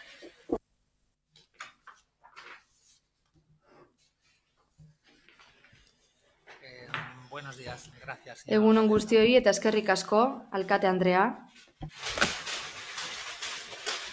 A raíz de la Comisión de Territorio de fecha... 2019ko urtarrilaren 23ko lurralde batzordearen ondorioz, Errekagane kaleko pabiloietatik geratzen dena eraberritzeko eta bergaitzeko egingo diren obren berri izan dugu. Gobernu taldeak horretarako 2.500.000 euro bideratuko ditu diruzaintzako gerakinetatik. Asko izan dira gai honi buruz osoko bilkura honetan izan ditugun esku hartzeak. Eta talde guztiok horri buruz dugun iritzia adierazi dugu. Isiltasuna txanda dagonean. Kartelak jarritak dauzkazue, ikusten dira.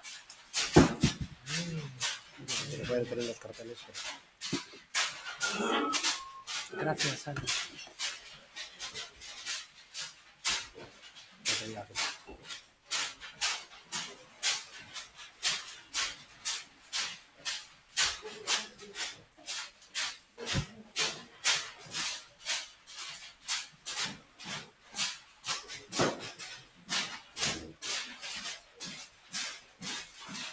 Mesedez, isiltasuna eskertuko nizueke, pertsona bat hitz egiten ari da, bere txanda da, osoko bilkuran gaude.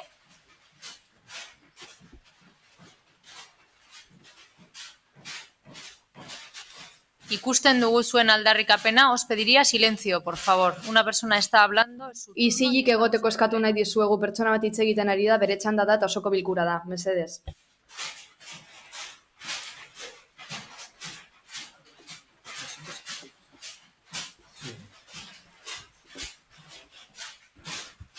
que toca. No.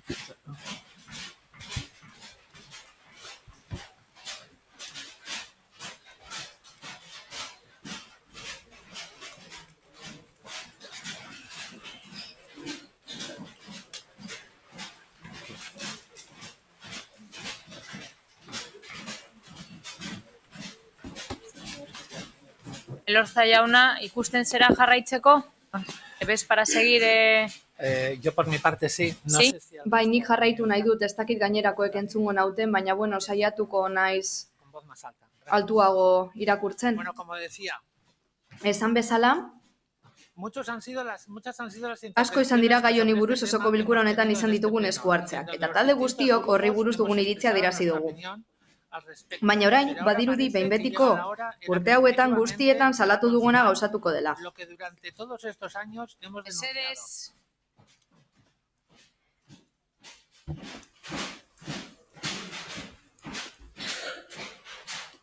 Como decía, un gaztetxe con todos los gastos. Esan bezala, gaztetxe bat gastu guztiak ordainduta. Berriz ere gaztetxe moduan erabiltzeko errekaganeko pabilloi zaharrak birgaitzaren eta eraberritzaren kontra gaudela adierazten dugu.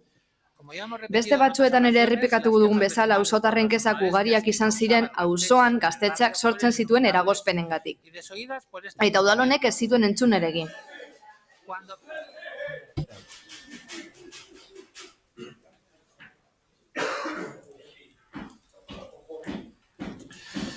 Cuando por las obras del río Gobela se procedió a su desalojo, los vecinos del entorno... Beste batzuetan errepikatu dugun bezala auzotarren kezak ugariak izan ziren. Eta Gobela ibaikobren ondorioz bertatik atera zituztenean bizilagune posi zeuden. Popularra mozioetan gaude, mozioa entzuteko aukera eman behar dugu pertsonari eta beraien posizioa azaltzeko. Isiltasuna eskatzeko behin eta berriro deia egiten ari gara. Ikusten ditugu kartelak, aldarrikapena argi dago, baina uste dut beste partiduei ere errespetuagatik entzun egin beharko ginula ze mozioa aurkeztu nahi duten.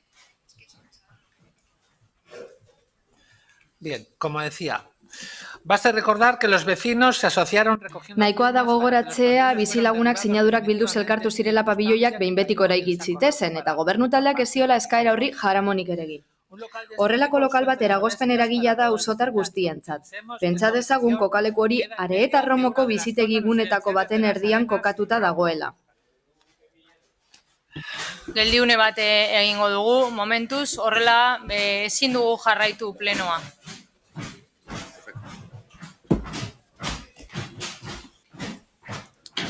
Bai? 10 minutuko geldiune bat egingo dugu. Lo de la pausa 10 minutos. Ya estamos con la pausa de 10 minutos. No, ya has hecho, ¿no? ¿Eh?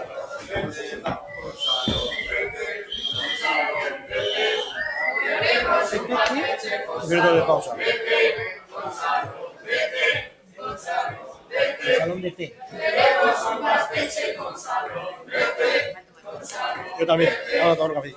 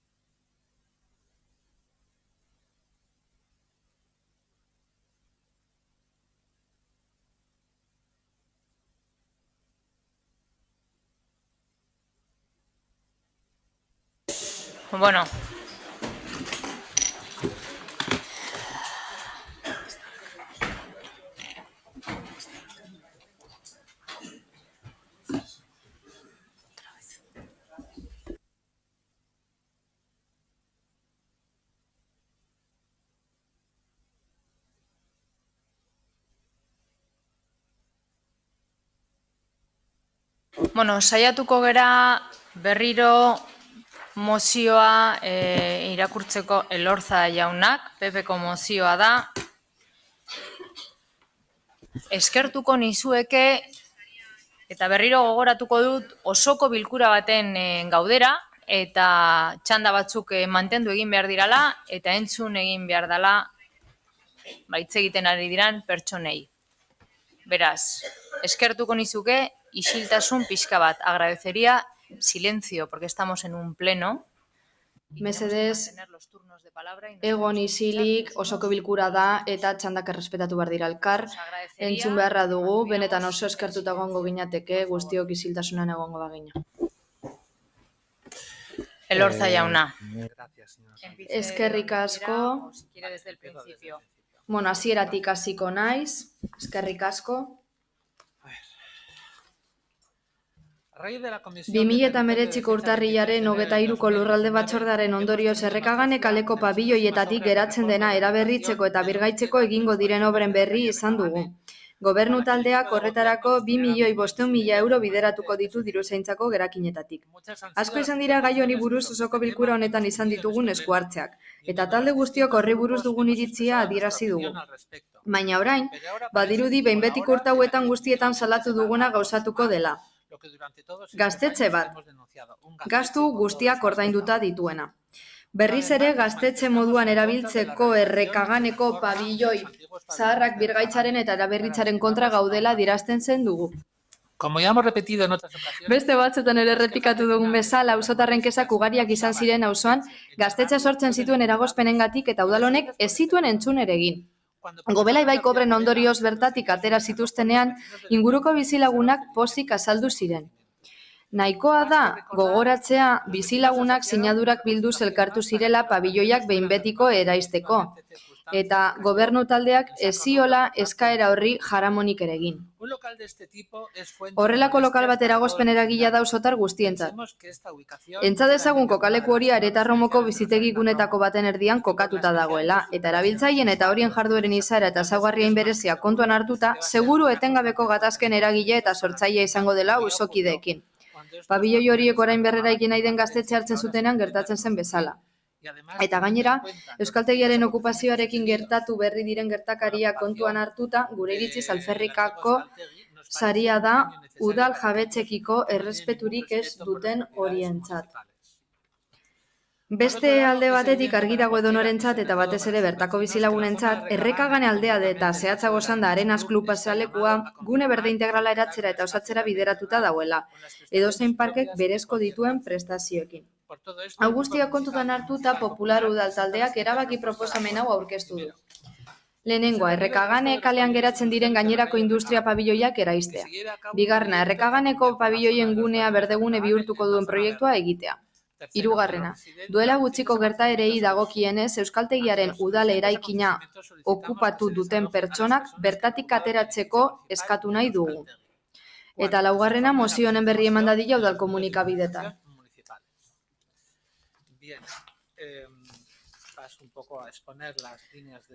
Bueno, mozio honen funtsa azalduko dut, gure eredua argia da, lorategi gidune eremu bat, egoki diren ekipamenduekin,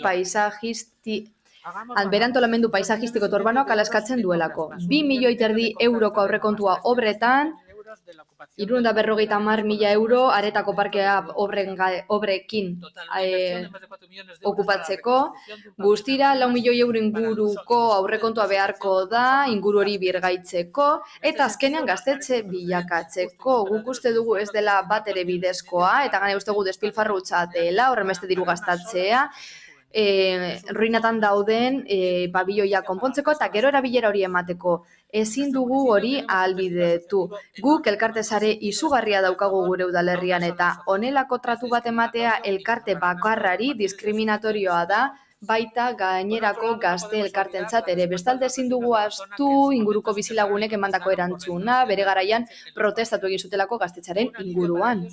Haientzat, lasaitasun handia hartu zuten, ikusi zutenean desalojatu egin behar izan zela Gobelako obrengatik. Ez zen baketsua izan desalojo hori eta gatazkak sorrarazi zituen. Eta hori hala izan zen. Ezin dugu besterik esan.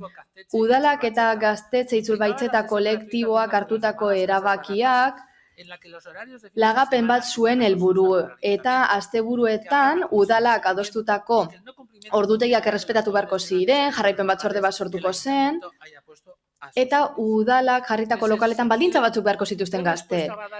Zentzu horretan, zein erantzun emango du udalak Euskaltegi Zaharraren okupazioaren aurrean? Hori kontuan hartuta fidagarria litzateke elkarte hau? Gogoratzen dizuet gaur egun badaudela elkarte bat badagoela lokal bat erabiltzen, gastu guztiak ordainduta, eta orain gainera besterekin bat okupatu dute. Orain gainera, sari bezala, gu guztiok ordaindutako lorategietan beste pabilloi bat emango diegu bizilagunek nahi ez dutela jakinda ere. Udal honek Euskaltegiaren okupazioan aurrean emandako erantzuna ez zen bidezkoa izan, barregarria izan zen. Gauza da esan zuten hitz egiten saiatuko zirela da bestela beste neurri batzuk hartu. Ematen da gobernu taldetik okupazioa gomendatzen dela eta gero kasua bada hitz egingo dutela eta sorte pizka batekin pabelloi bat oparituko zaiela. Baina horre guztiak ez du esan nahi Alderdi Popularrari ez zaiola gazteria interesatzen. Noski baietz, baina gazte guztiak kontuan izan behar ditugu eta udaletik zera sustatu nahi dugu. Gazteen elkarte hauek guztiek baldintza berberetan parte hartu ahal izatea lokal publikoen sarbidean. Bertan egin ditzaten haien jarduerak, bizikidetzan, bakean eta bizilagunekin batera. Alderdi Popularrak proposatzen dizuena da errekagane garbi ustea, eremu berdea gaitzea, eta guztion artean elkarte guztiak, gazten elkarteak bertan sartzea, baina guztiak haien jarduerak egiteko ziur gaude, elkarte hoiek guztien behar izanek ez dutela behar honelako inbertsio bat errekaganeko pabilloietan eta badakigu arazoa, kokapen arazoa konpontzeko bide asko daudela, hau bezalako neurri absurdu bat eta garesti bat hartu ordez. Gainera beste edozein kolektibo kanpo uzten da. Beraz, proposatzen duguna da lantalde bat sortzea, zeharkakoa eta partaidetzan oinarritua, kolektibo guztiak barne hartzen dituena, helburu bakarrarekin. Arazo konpontzea, eskerrik asko. Eskerrik asko, Elorza jauna, eta Amiba Andrea, zeurea da hitza.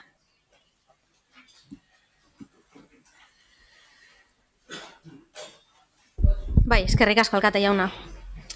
Andrea, parkatu.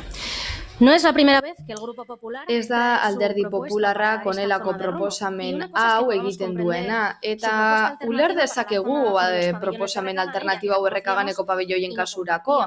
Guk ezagutzen genuen eta ez gentozen bat, gure ustez, gaztetxarekiko konpromisoa hortxe dagoelako eta gauzatu behar delako, baina ulertuko duzuen bezala proposamen honen barruan sartzea, gazteak bertatik ateratzea, eta protesta modura bertan daudela kontutan hartuta.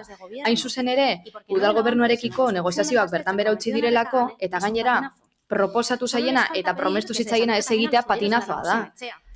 Nagusien etxeko adinekoen kasuan ere gauza bera gertatzen da, hori ikusi dugu, ez da? Protestatzeagaitik eta zerbitzuen duplizitate protestatzeagaitik ateratzea. Eta ere gehiago esango dizuet.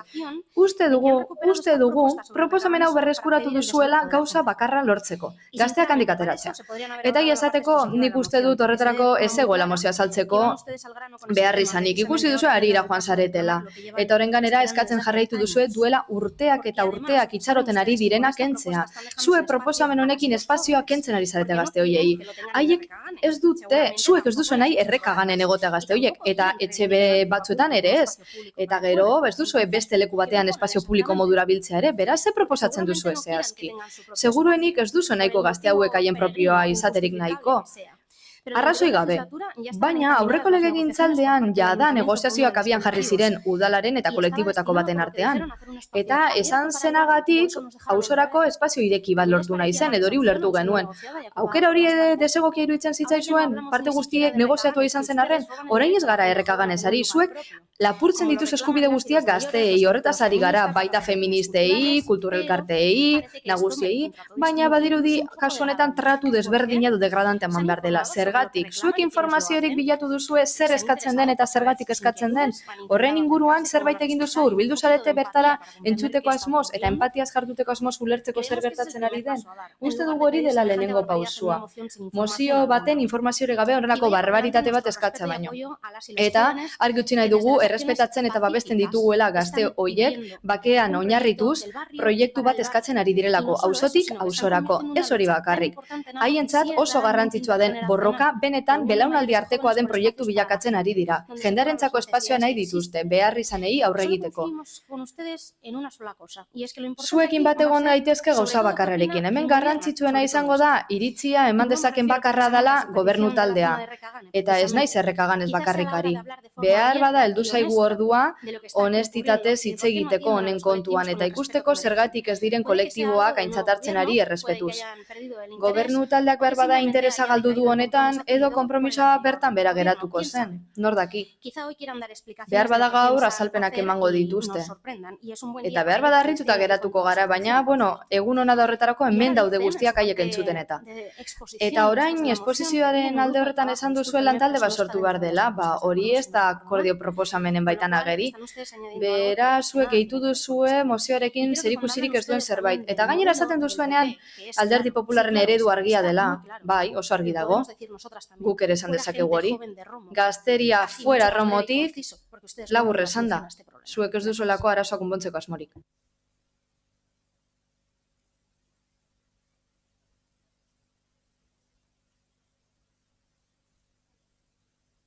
Aio jauna, zeurea da hitza. Sí, gracias, señora alcaldesa.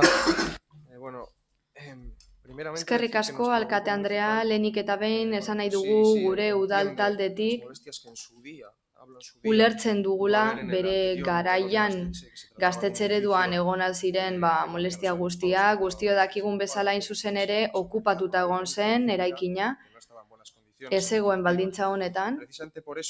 Eta horregatik gure taldeak kontzeptu tradizionala gainditzearren gaztetxearen kasuan udal eraikin eredu baten alde egin nahi dugu, ekintzailetzak ere tokia izan dezan, enpresa proiektuek, Wanted programako proiektuek, lehen aipatu dena.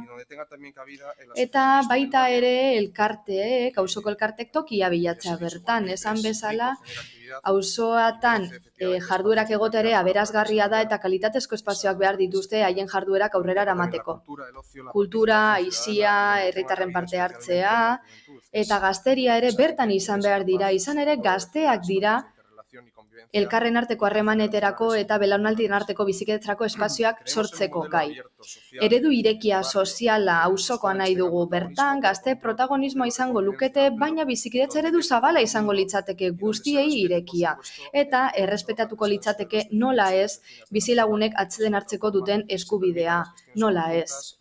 Baterako kudeak eta elkartegintza eta abar sustatuko lirateke bertan. Zuen proposamena ez zaigu handi nahia iruditu, izan ere hango guztia behera botatzea, pabilioi guztiak behera botatzea parke handitzeko, hori hirigintza aldetik eremua mugatzea da. Parke bakarra badago bertan, eta handia dago, eta paseo badago, da handia da.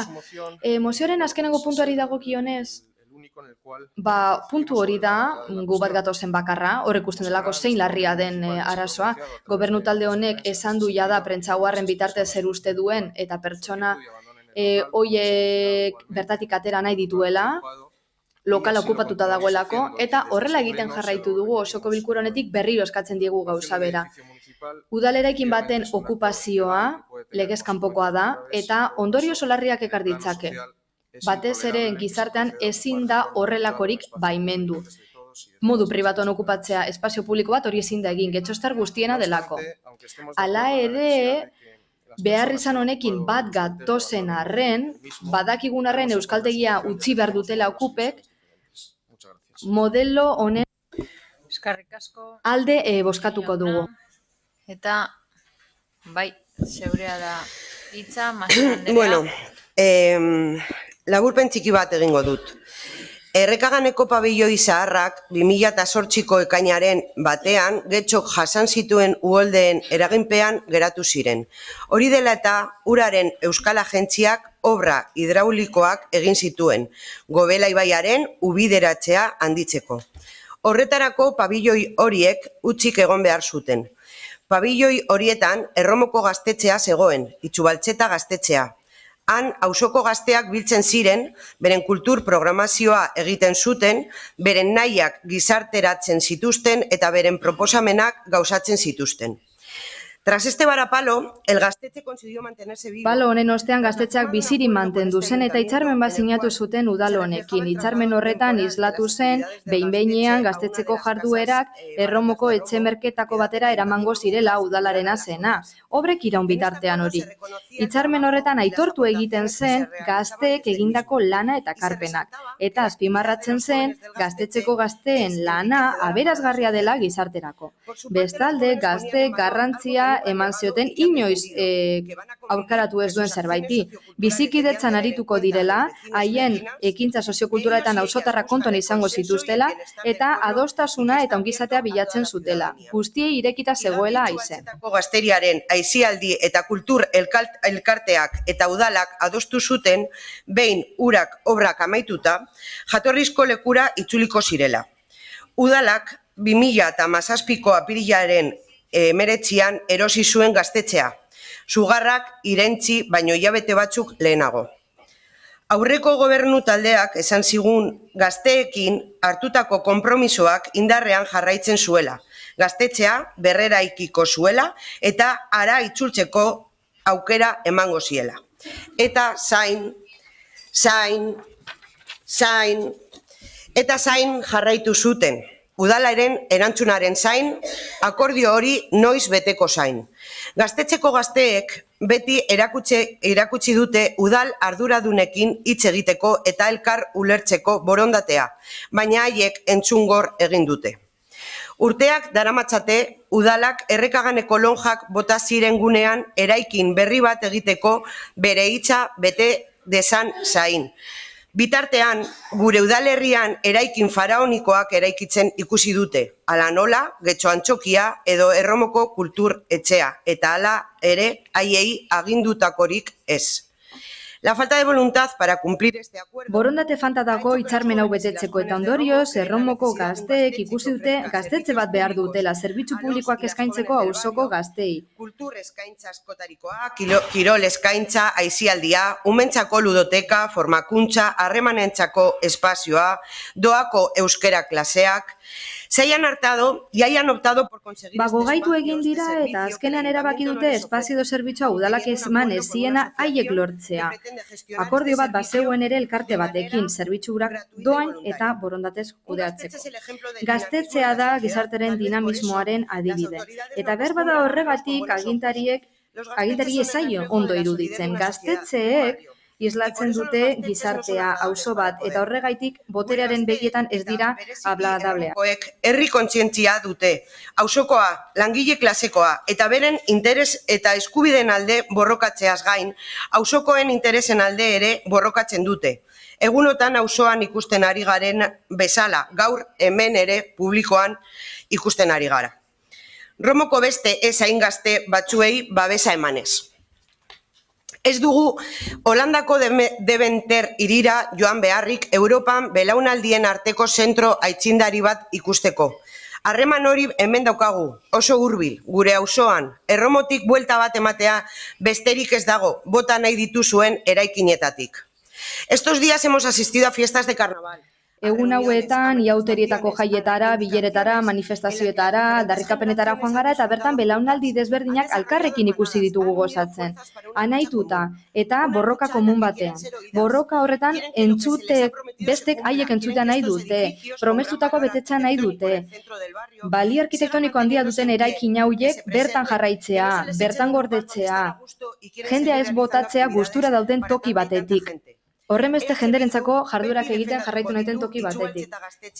Edo nagusien etxea, bezalako gune autogestionatu eta sortzaileak, batzuek eta besteek inposatu nahi duten eredu pribatitzaile eta alienatzailea alde batera utzita, auzoari aberastasun handia emanez eta aisialdirako, kulturarako eta prestakuntzarako aukera eskainiz, besteak beste. Sobre las faltas de Errespetu faltak egon dira udalaren aldetik, gobernu taldearen aldetik, eta horiek aipatu izan ditu alderdi popularrak mozioan, eta nabarmendu nahi dugu udal jabetzakoak izateak esan nahi duela getxostar guztienak direla, eta errespetu faltarik handiena da udal zuzkidurak abandonatzea. Guztiok ordaintzen ditugulako eta aukera dutelako zerbitzu bateko, baina ez dute ematen, eta gainera diruarekin mantendu egiten dira. Ematen du desberdin ulertzen ditugula publiko edo udal hitzak. Ez da udal gobernuaren jabetza, ez da plenoarena, baizik eta jabetza publikoa herriarena. Hortaz, kudeaketarik onena da herriarena, haiena. Kudeaketa edo kudeaketa mistoa Romoko auzokideekin.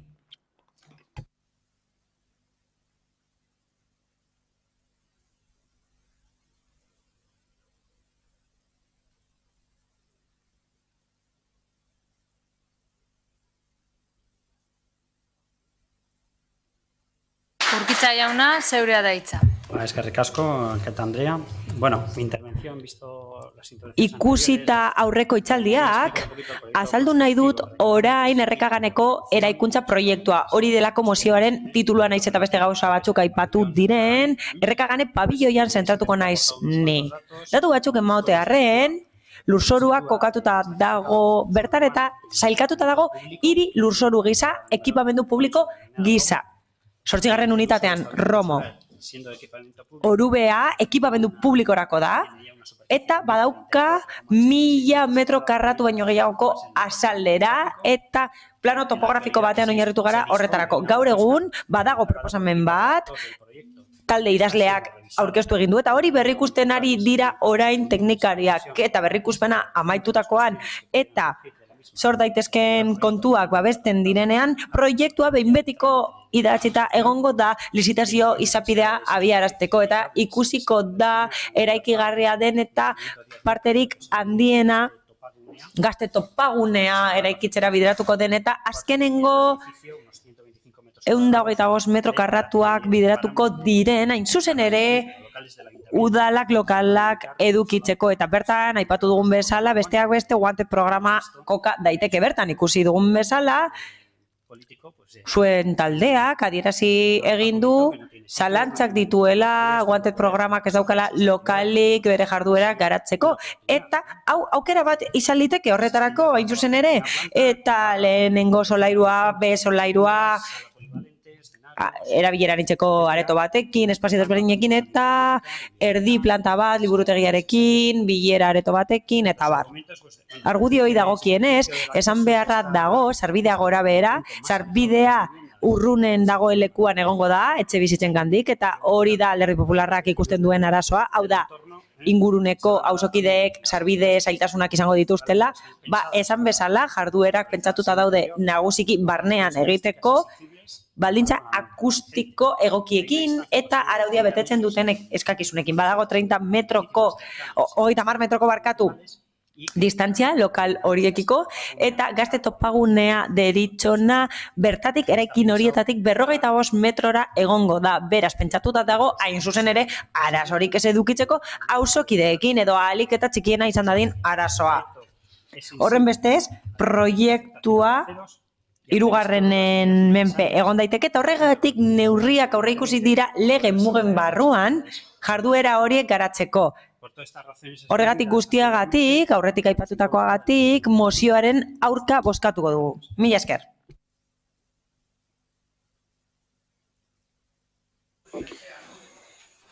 Bueno. Elorza jauna, zeura da hitza berriz ere.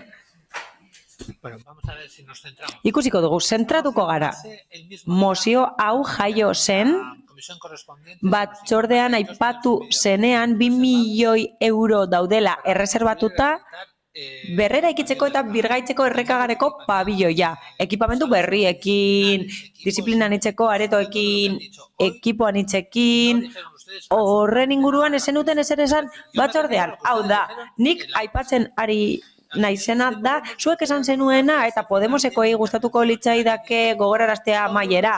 Esaten dudalako gazte elkarte guztiek daukate eskubidea nolabait parte hartzeko espazio publikoetan euren jarduera garatzeko. Ez talde batek, bik edo hiruk guztiek daukate eskubidea eta denok kudeatu behar dugu hori espazio publikoak okupatzeko modu baketsu batean, auzokideak eragotzi gabe eta denok ados gaudela. Ez gaztetxe bat, ez hiru gaztetxe, behar diren gaztetxeak eta gazte guztiak ordezkatzen dituztenak. Hala, alderdi sozialistari gogorarazi nahiko nioke, beste kasu batzuetan eta beste garai batzuetan, aipa dezaket zehazki, zuek izan zineten lehenengoak errekaganeko pabilloiak eraisteko eskatuz.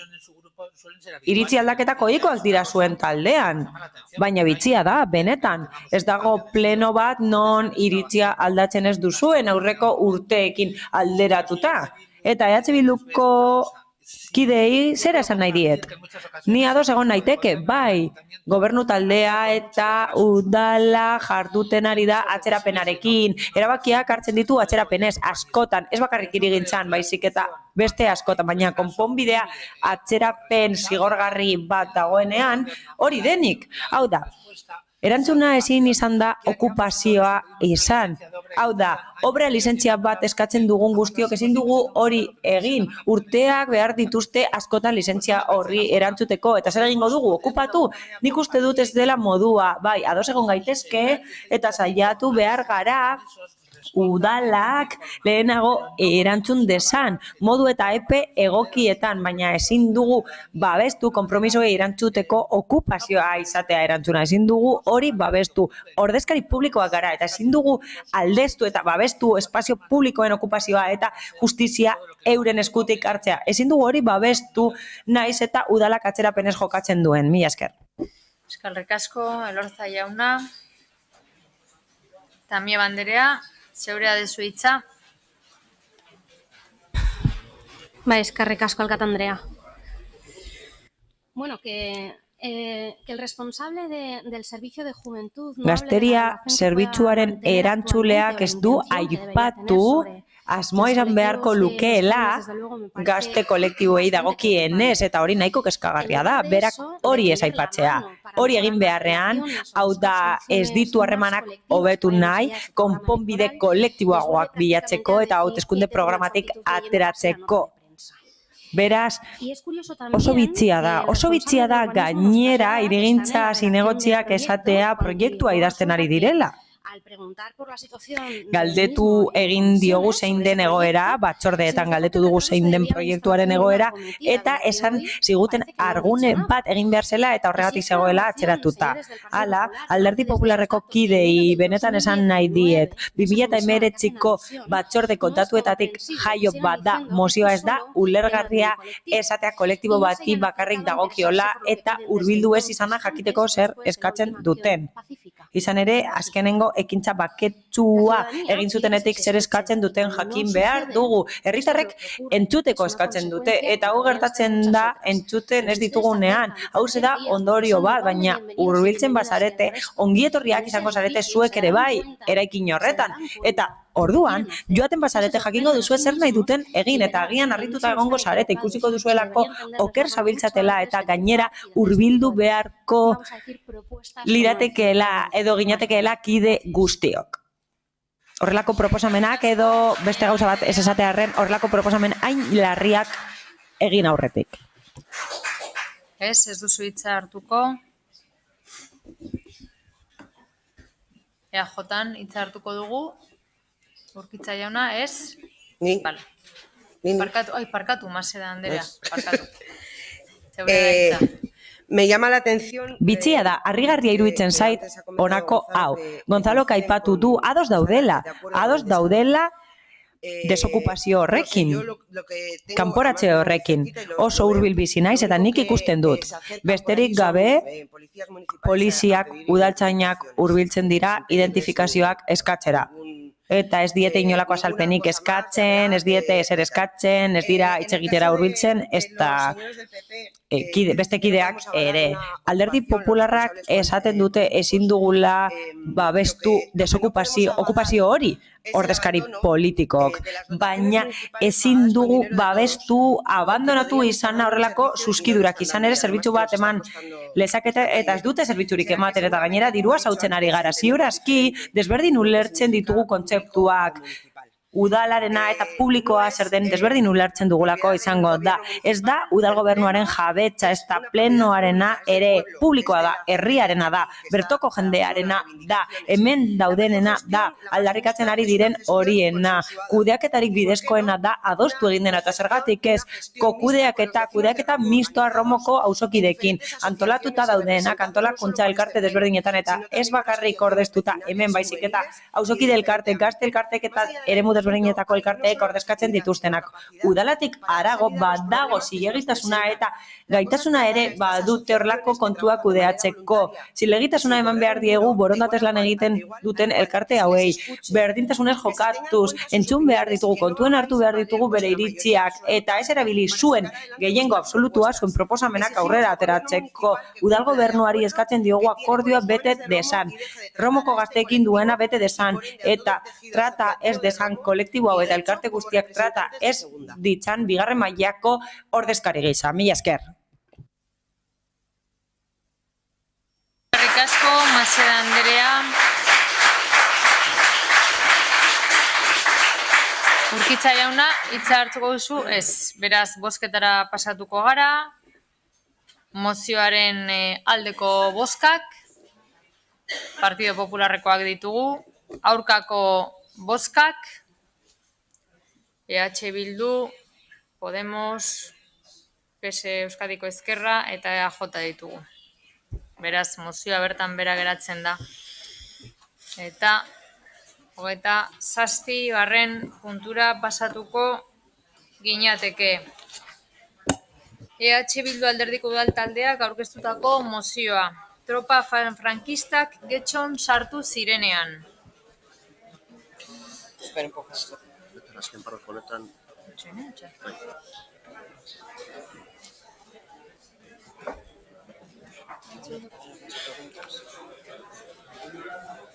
Bueno, empieza.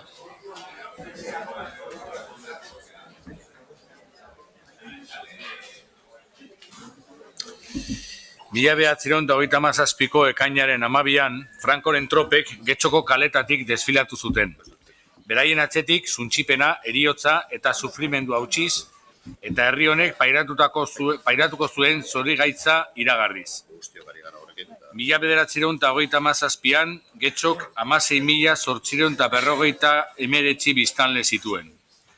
Apirilaren 22an, 24an, 29an eta 30an, tropa frankistak sartzea lortu baino lehen, gure herria bombardatua izan zen. Hala, abiazio frankista kareetan 5 lagun erail zituen.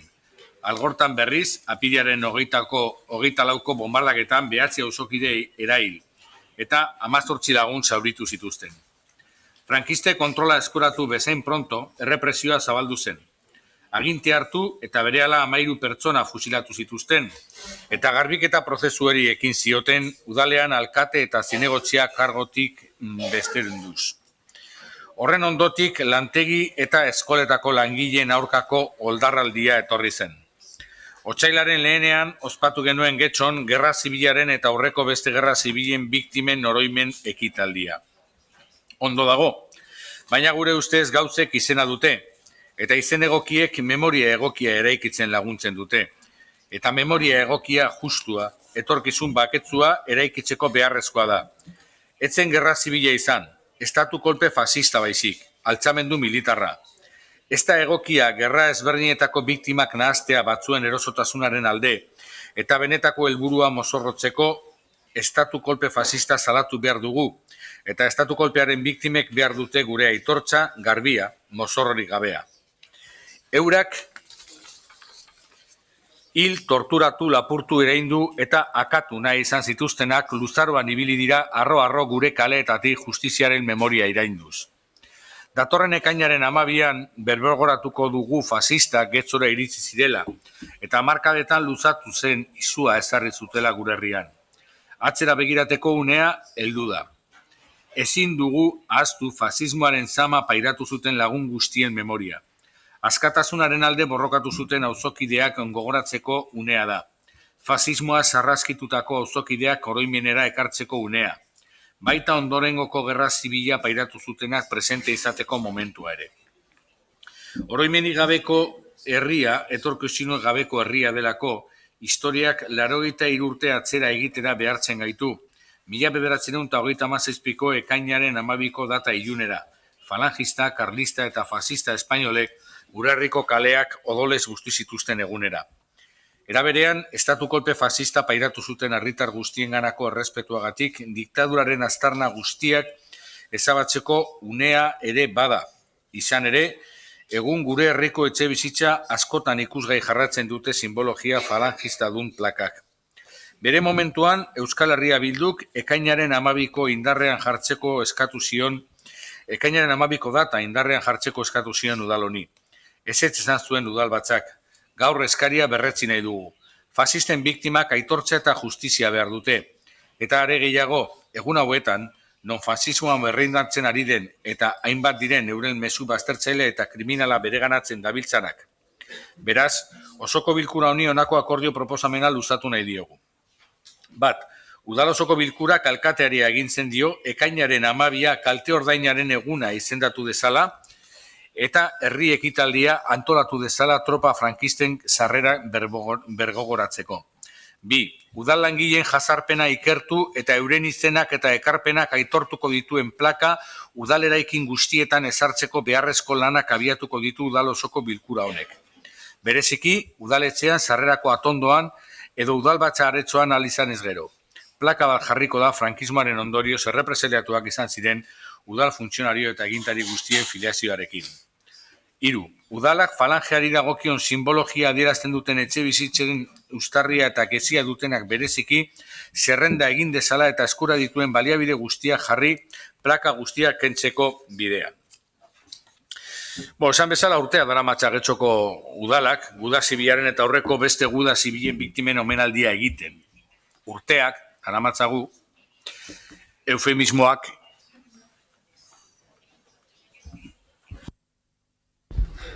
Barkatu, desde nuestro grupo queríamos presentar una enmienda. Emendakin bat aurkeztu nahi diogu mozioari eta aprobetxatu nahi dugu agortu ez desaten lehenengo hitz egiteko txanda. Igual estaría bien saberlo un poquito antes para organizar. Apur bat lehenago jakin izan beharko genuke apur bat antolatzeko. Nekien, baina zuzenean botana.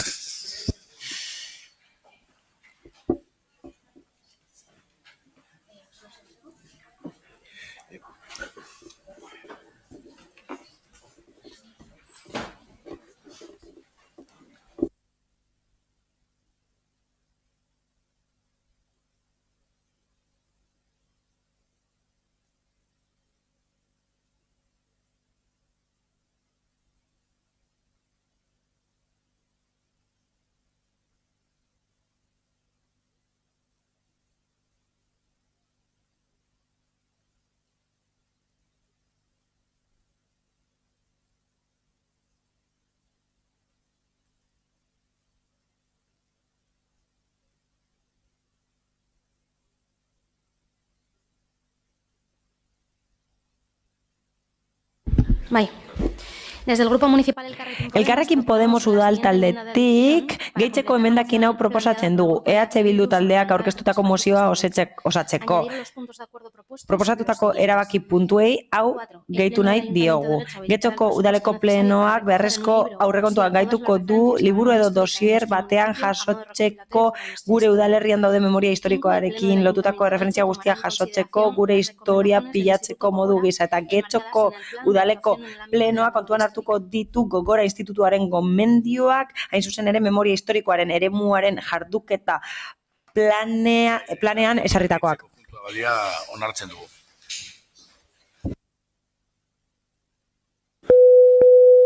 Onartu duzute? Bai. Venga, orduan, astentzera defentsan, ezta? Bai. Venga, Urteak daramatza esaten nuen Getxoko udalak, guda zibilaren eta aurreko beste guda zibilen biktimen omenaldia egiten. Edo nolabait izateko urteak eufemismoak erabiltzen. Gauzek duten izena erabili gabe. Zenbatek ikusi ditu guda karlisten biktiman sendiak lagalean, zalantzari gabe biktima guztiek aitortza eta erreparazioa behar dute. Baina hori, egian hasten da. La memoria y la reparación deben tener su base en la verdad. Egian oinarritu behar dira memoria eta erreparazioa. Gerra zibila deitzen duguna fasistek, falangistek eta eskuineko indar atzerakoienek emaniko estatu kolpea izan zen benetan. Ez ziren frankistako oraindik. Franco kezuelako agintzen oraindik ere. Beraz, argi eta garbi esan behar dugu sarraskia eskuindarrek eragin zutela. Militarrek eta karlistek eta gauzak horrela esan behar dira. Diren bezala, ez da gerra zibila edo bestelako aurreko gerra zibilak. Ez dira hori eta horrek ekarriko du benetako aitortza eta erreparazioa. Para no enfadar a la derecha española se hace un esfuerzo que no entendemos. Es más, a menudo este ayuntamiento, sin utilizar todas las herramientas disponibles, se ha arrodillado ante algunas peticiones antidemocráticas y fue capaz de quitar una plaza que tenía el nombre de un militante antifranquista. Estamos hablando de personas y grupos que se consideran demócratas, a pesar de que ahora pidan ayuda a la ultraderecha fascista. ¿Por qué se tiene miedo a la verdad? Fueron primero los fascistas italianos los que Getxon biktima asko daude. Duela, 83 urte, italiar fasistek hasi zuten sarraskiak eman zion hasiera zerrenda tamalgarri horri. Ekainaren 12an sartu ziren fasistak Getxon, atzetik etorri zitzaizkien frankistak eta zoritxarrez, naiz eta eskerraldetik etorri ziren gu laguntzera anarkistak, komunistak eta sozialistak, gudariak danok, ezin izan zuten urrengo urteetan gainen erori zitzaigun sarraskia eta represioa garaitu. 1927ko ekainaren 12an Getxon gauzatu zen, eta 40 urte luze iraun zuen, luzeegia. Eta 40 urte horien buruan, oraindik ere, errudunak aske geratu ziren. Lapurtutakoaz gozatu zuten eta gozatzen dute oraindik. Errepresio urte haietan errotu baitziren, aberats nahiko zuen gaur eguneko aberastasunak. Eta 40 urte pasatu dira, eta errepresioa burutu zutenak oraindik aske dira. Eta aberats batzuk eta errepresorek eragindako biktimek ez dute oraindik behar bezalako aitortza jaso. Udalangileak kaleratuak izan ziren. Muchos fueron despedidos, de un día para otro arrojados a la miseria. Kale gorrira bota zituzten. Bakarrik demokraziaren alde agertu zirelako eta udal langileak eta udal kargu publikoak ere bota zituzten. Baita irakasleak ere, baina zorionekoak izan ziren hauek fusilatuak izan zirenak baino gehiago eta erbesteratu zirenak baino gehiago. Behar dugu denok. Horregatik proposatzen dugu ekainaren 12an erreparazioan eguna izan datzea. Gure askatasuna defendatu zutenek omendu behar ditugu. Egunerokotasunean askatasuna defendatzeagatik miseria gorrira botata izan zirenek gure aitortza merezi dute. Memorianen inguruan isileko lana agindu zigun alkateak, baina isileko lana ez da abiatu. 2 legealdi galdu genituen aurretik eta ez genuke nahi beste bat zaborretara bidaltzea. Horregatik gure mozioa, memoriak egia behar du. Udalak aitortu behar ditu errepresaliatuak izan ziren bere langileak. Más aún todavía, cuando la amenaza del fascismo... Are gehiago kontuan hartuta fasismoaren mehatxuak areagotzen ari direla eta normaltasun itxura eman nahi diotela batzuek, espainiartasun legitimoa eta ultraeskuina ilegitimoa nahastuz. Ilegitimoa delako erabat gutxieneko giza eskubideak aitortzen ez duena, etorkinak emakumeak desberdinak mespresatzen dituena. Fasismoa gelditu beharra dago. Guztiaren aurka egiten du fasismoak eta egoera honetan inoiz baino beharrezkoagoa da egian oinarritzea memoria. Urteko ekainaren 12an fasista italiarrak Getxo inbaditu zuten. Atzetik etorri ziren fasista espainiarrak eta euskaldunak ere bai, eta hori ere ez dugu ukatu behar. Baina ondoren gertatu zen sarraskia eta represioa. Esan dezagun ozen eta beldurri gabe, eta esan dezagun urtero, askatasunaren defentsan aritu zirenak oraituz. La propuesta es que año tras año... Proposamena da urtero gauzak bere izenez deitzea, egun horretan zeinean italiarrak eta frankistak sartu ziren eta fasistak sartu ziren Getxon eta 40 urteko errepresioa abiarazi zuten. Proponemos que el día 12 sea el día de... Proposatzen dugu, ekainaren 12 izatea, konponketa erreparazioaren egun eta fasistak deitzea, eta estatu kolpeak estatu kolpe deitzea. Besterik gabe. Eskerrik asko, Rodríguez jauna.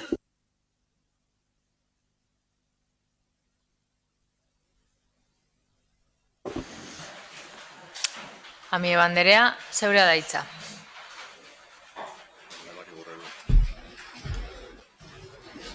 Eskerrik asko, alkate Andrea.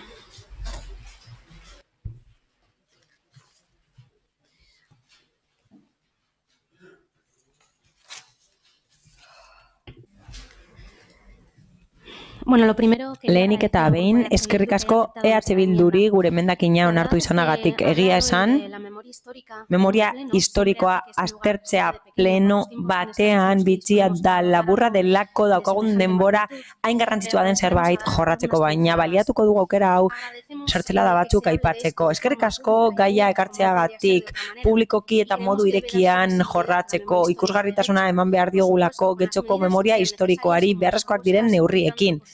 EH Bilduk, zein Elkarrekin Podemosek aurkeztutako neurriekin. Naiz eta guztiak izango diren beti motzak eta laburrak eta eskasak. Aurrera egin behar dugu memorianen eremuan. Eta agian abia puntua, hau da, egutegian adierazitako data hau, baina gogorarazi beharra dago badaudela beste omenaldi data batzuk. Momentuaren eta urtearen arabera ez dituzte jokabideak ustartzen eta guztiok ez gara elkarrekin egoten.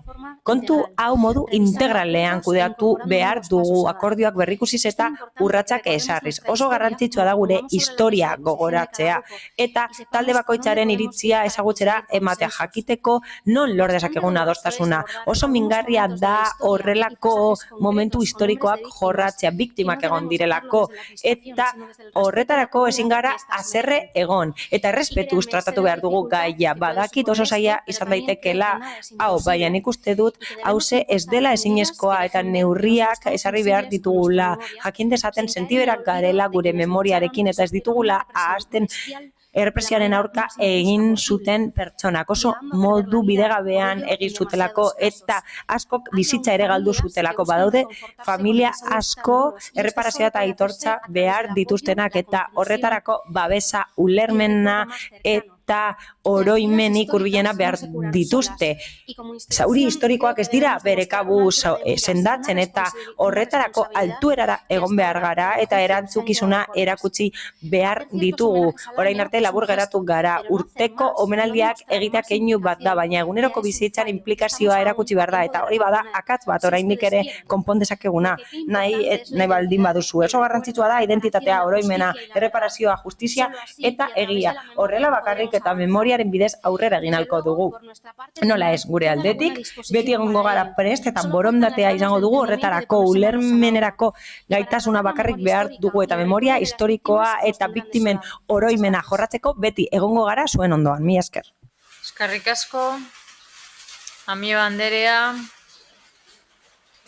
Díaz Anderea, zeurea da hitza. Mila esker, alkate Anderea. Memoria aipatzen dugunean, terrorismoaren jazarpenen eta gerraren gaietan indarkeriaz ari gara. Eta indarkerian beti daude biktimak eta errepresoreak, baina denok ezin gara ados egon, batzuk nortzuk diren aitortzeko. Erraza izan beharko litzateke beti biktimak aitortzea, haiek nor diren gora bera, baina zoritxarrez ez da horrela. Gerrak desadostasunaren eta gatazkak desadostasunaren emaitza dira. Beti daudelako interes, ideologia, bando eta jokabide desberdinak. Zorionez, urrun gaude, orain indarkeriaren gandik urrun gaude eta horregatik ulermenera hurbil gaitezke hobeto. Eta horri esker bestea aitor dezakegu. Biktima bat da indarkeriaren ondorioa jasaten dituena, hori nork egiten duen gora behera, eta hori aitortu beharko dugu beti. Soberan dago zein den Alderdi Sozialistaren jokabidea eta jarrera kontu honetan. Errepublikako eta gerra zibilaren garaiko iritzia soberan ezaguna da, badakizue zer pentsatzen dugun honetan eta horregatik ez dut horretan sakonduko, baina EH Bilduren proposamena aztertu nahiko nuke.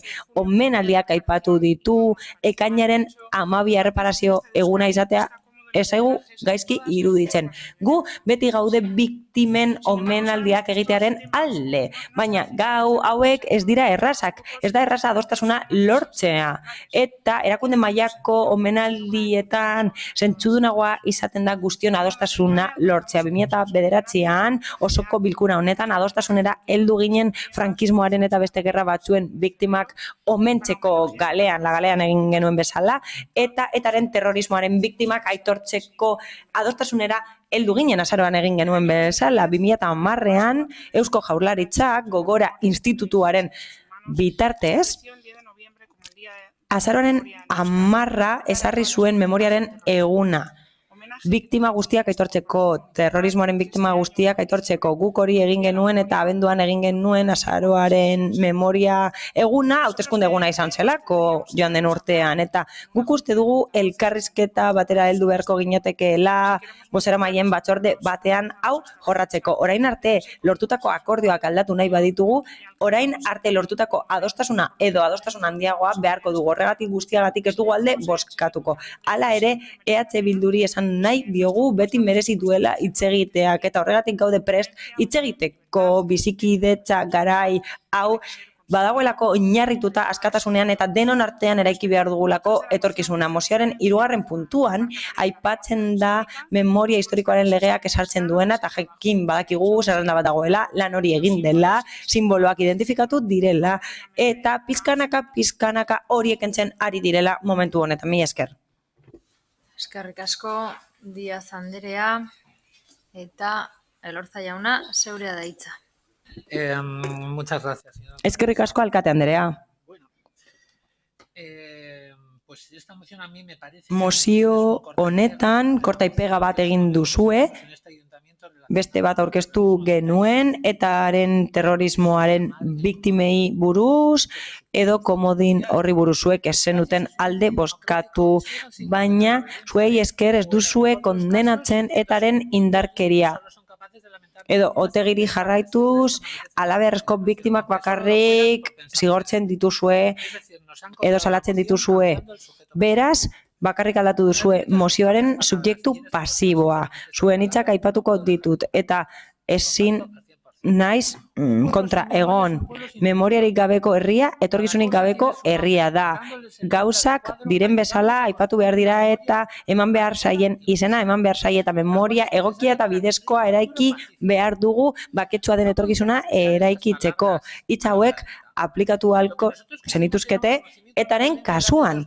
Orain dela oso gutxiko indarkeria da, eta terrorismoa orain dela oso gutxikoa da. Tamalgarria da, zuek, zuen jarrerarekin, bestea etak egin zuena, eta argudio bikoitz eta bereiz hori ez da gizalegezkoa. Ez dut, aztertuko zer izan zen 2026koa, estatu kolpea, gerra bat, talde terrorista anarkistek lortutako zerbait, ez dut hori aztertuko. 36koa borroka bat izan zen, anaien arteko borroka, usokiden arteko borroka bat, non sarraski ugari egon ziren bando guztietan, eta adibide gisa, zuk aipatu duzu zer gertatu zen horren ostean, baina zuk badakizu zer gertatu zen apur bat lehenago hemen Getxon, erretiratu egin ziren errepublikarrak sarraski handia utziz, eta fusilatu egin zituzten familia osoak, gizonezkoak eta emakumezkoak, haurdun zeuden emakumeak, eta baionetaz tiro egin zieten sabelan, eta kaleak eta zenbakiak aipatu ahal ditut. Badakizu zer gertatu zen Getxon egun batzuk aurrerago, nik aipatuko du zer gertatu zen, torturatu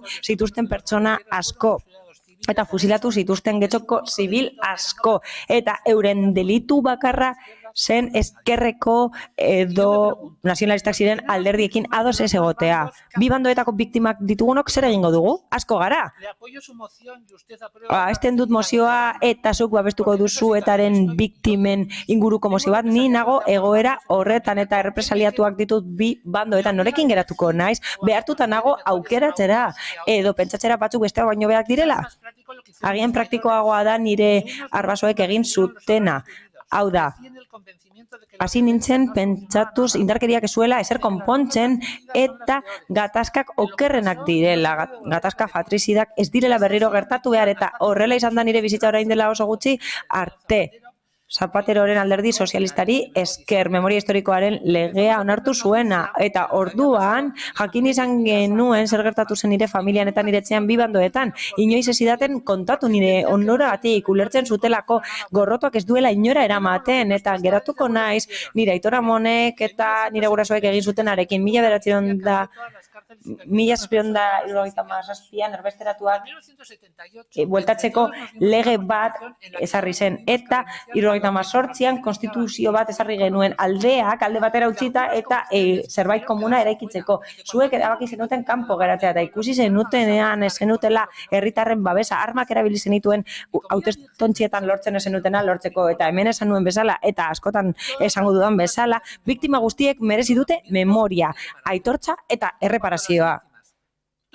Biktima guztiek indarkeria desberdinak jasan dituzte eta guztiek behar dituzte berezko memoria eta aitortza.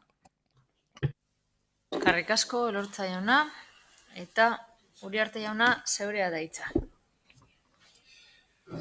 Alkate Andrea, eskerrik asko. Orain dela lau uste, eta urtero egiten dugun bezala, 10 urtetatik ona, Gerra Zibilaren lehenagoko gatazka zibilen eta frankismoaren biktimei egiten dugun omenaldia izan zen. Omenaldi hau alderdi politiko guztien partizipazioarekin egiten dugu, eta horri babesa eman behar diogu guztion laguntzarekin. Bestaletik, simbologia falangistadun plakak kentzen ditugu eta bide horretan jarraituko dugu denak kendu arte.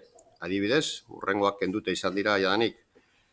Mayor 29-30, Ibaibide 30-34, Amaya 29, Talayeta 15, Alangobarri 468, Euskal Herria 22-24-26, Alangoeta 8, Kasune 58, Biandoeta 13, eta oraindik kentzeko batzu falta dira, horretarako auzukideekin harremanetan jartzen gara. Aurten, 2020an, adibidez, Hilerrian inskripzio falangista bat kendu dugu. EH Bilduk, Alkate Andreari eta bioi memoria eta omenaldi ezberdinei buruz elkarlan egiteko eskatu zigun, eta horretarako presa gaude, noski. Zuei eta udal talde politiko guztioi deituko dizuego agendak baimentzen duenean, hauteskunde garaia pasata ziurrenik. Eskerrik asko. Eskerrik asko, Uriarte jauna. Bai, Rodríguez jauna, bigarren txanda. Algunas cuestiones rápidas. Gauza batzuk harin, eskerrik asko. Eskerrik asko Elkarrekin Podemosi iritzia helarazteagatik eta ados egoteagatik. PSeri adostasuna esatea indar politiko bat zegoen bertan, gu ilegalizatuta geunden, beraz ez du ematen adostasunera heldu nahi duzuenik, merezitu hitz egiteak bai, eta EAJarik gauza bera ados borondatea erakutsi genuen bilera bat egiteko. Abenduaren hasieran esan genuen eta otsaila da, laurden bat pasada, baina ematen du agendak ez digula baimentzen. Alderdi Popularrari oso gauza bitxia komentatu nahi diot. Memoriak eta aitortzak desberdinak izan behar dira biktima desberdinetzat eta hain zuzen ere hori proposatzen dugu. Egun bat esartzea, aitortzeko noiz sartu ziren frankistak Getxon. Galdera bat egin dit eta humiltasun osoz bakarrik zera esan dezaket. Gera zaitez zure biktima guztiekin, biktima frankistekin eta tropa frankistek eragindakoekin eta Republikaren aldeko tropek biktimak eragin bazituzten, gera zaitezke guztiekin kontatu duzu zer egin zuten eskerrekoek, Getxon. Nik uste dut EAJko gehiago zeudela, eskerrekoak baina beno. Ortega Smithek antzeko zerbait esan zuen 13 arrozen inguruan, nola nahi ere guk ikertzeko eskatzen dugu eta hala bada, hori esan dadila eskatzen dugu eta balio ematea biktima horiei. Eta biktima horiek ere aitortza izan dezaten eta reparazioa izan dezaten. Ikusita gure adina, gutxi geunden orduan, ni nagusienetarikoa naiz, eta orduan, 77an, 78an, ez nintzen adinez nagusia, eta beste batzuek babes militararekin bozkatu ahal izan zuten. Amnistia legea zegoen, eta oraindik ere ikusten dugu oso zaila dela konmemorazioak ikustea torturatzaile frankista bati. Berria da, eta ikusi dugu orain ere bai, oso zaila da Frankoren familia behartzea lapurtu zuen guztia itzultzera, ez bakarrik Pazo de Meiras deritzon horretan, baizik eta beste leku guztietan lapurtu zutena. Berreskuratzea oso zaila izaten ari da. Beraz, zuk ez esan zer egin behar den bikoitza dela gure irizpidea, etikan eta moralan, gure morala eta zuen etika eta gurea desberdinak dira. Hori oso argi daukat. Guk inoiz ez genuke eskatu fasisten babesa. Ez genuke inoiz eskatuko zuen hautagaiak egin duen bezala. Konpromiso hartzen dugu ahaldun guztia egiteko fasistak ez daitezen heldu gobernuetara eta boterera. Etaz eta Euskal Gatazkaz hitz egin dezakegun noski. Eta eragindako biktimak bidegabeak izan ziren eta gatazka politiko baten ez dela biktimarik egon behar, esan dugu dagoeneko eta esango dugu berriro ere, baina hori bezain bidegabeak izan ziren ultraeskuinaren biktimak. Hain bidegabeak izan ziren Eusko Espainola zen batalloiaren biktimak. Tortura aipatzen den guztietan, horrelako kontuak aipatzen dituzue posposik. Eta azkenengo esaldia aipatuko dut. Biktima bakoitzak bere memoria eta aitortza behar ditu. Eta hori da, hain zuzen ere, orain eskatzen ari garena hemen. Memoria eta aitortza biktimentzat. Frankisten kolpe militarraren biktimen omenaldia eta horientzako aitortza eta erreparazioa. Hori da eskatzen dugun guztia. Besterik gabe, ematen du, molestatzen zaizuela, baina beno. Bai, eskerrik asko, alkate Andrea. Bueno, es una pena que el Partido Socialista no... Tamalgarria da, sozialistek hau ez babestea oso simplea da, zerbait egiten ari da eta ez dut uste batera ezina denik aurrera egin alizateko. Elorza jaunari barkatu, baina esatea bi bandoe jasan zutela errepresio bera, gezurra da. Nire ustez, barkatu, baina gezurra da. Biktimak ditugunok ez dugu inora aukeratu behar, hori da konponbidea. Bando bat nahiko pozik egon daiteke edo behintzat konponketa jaso du eta beste batzuek familiarrak sendiak gehiatzen dituzte. Ez dut uste zuek egin zenutenik zuen gure onurarako. Hau da, orduan, tabua zena ezin genuen aipatu, jazarpena zegoelako, eta orain arte iraundu egoera horrek. Guri ere gustatuko litzaiguke akordioak berrikustea zuk aipatu dituzun horik, noski? Aurreko hamarkadakoak direlako, aurrera egin nahi badugu eta hori errepikatzen dugu guztiok, eta bada garaia hitz egiteko eta ekarpenak egiteko horretarako gaudelako. Hori da gure lana eta gure borondatea. Beraz, espero dugu urratsak emotea aurrerantzean eta naiz eta aurrera aterako ez den, espero dugu konpromiso hori betetzea, elkarrekin jesartzea, 2009ko akordioa aztertzeko, ekarpenak egiteko eta aurrera egiteko. Memoria historikoan, hain zuzen ere, hori behar dugulako, aurrera egin. Mila esker. Anderea, eta ez dakite ez du hitza hartuko Diaz Andereak, eta Elorza jauna. Vale. Tomo la palabra. Eskerrik asko. Hagamos un calendario. Egutegi bat esarriko dugu, ados. Biktimei datak emango dizkiegu. Bakoitzari berea eta onartuko dugu egutegi bat biktimentzako datekin. Banan biktima guztiei data bat emango diogu. Egun horretan, zeinean ekarriko duzun mozio hori edo elkarrekin aurkez dezakegun mozio hori eta horrela baterako mozio bat aurkeztuko dugu egutegiaren egun bakoitzean bere biktimari, hau da, orduan egondako biktimari omenaldia egiteko. 1978ko konstituzioari esker, zu hemen zaude esaten duzuna esaten eta zure iritzia helarazten. Eta gauza bat esango dizut. Indarkeriak ez dira ekidistanteak. Guztiek dira desberdinak. Amieba Andereari mesedez. Ez esan nik esan ez dudan. Ez dut esan gehiago edo gutxiago. Barbaritateak eta sarraskiak egon ziren bi bandoetan. Eta beste gauza bat esango dizut. Nire republikako errepresaliatuak gerra bukatzean erakutsi behar izan zuten gainera errepublikarekin ados ez zeudela bikoitza izan zen frankistak ez zirelako. Gainera beraz guztiontzat dago. Baina ez esan nik esan ez dudan. Mesedez. Ez daukat besterik. Momentuz ez daukat besterik gehitzeko, zentzu honetan, baina presnago data batzuk esartzeko eta errepresaliatu guztiei omenaldia eskaintzeko urte osoan, udalerrian dauden guztiei. Banan eta egutegian data desberdinak ezarriz. Eta hori arte jaunak ez, beraz, mozioaren bozketara pasatuko gara, mozioaren aldeko bozkak, Bildu eta Podemosekoak ditugu. Aurkako bozkak, Partido Popularra, Partido Sozialista Euskadiko Ezkerra eta Eusko Alderdi Jeltzalekoak ditugu. Beraz, mozioa bertan bera geratzen da. Eta honekin, 28. puntura pasatuko ginateke EH Bildu alderdiko udal taldeak aurkeztutako mozioa, gehiegizko alokairu errentei mugak jartzeko neurriak.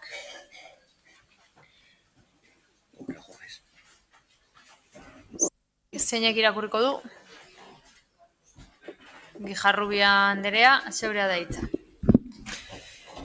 2008 urteaz geroztik emandako atzeraldi ekonomiko handiaren eraginez besteak beste herritarrek etxebizitza bat eskuratzeko lehentasunezko bidea aldatu da.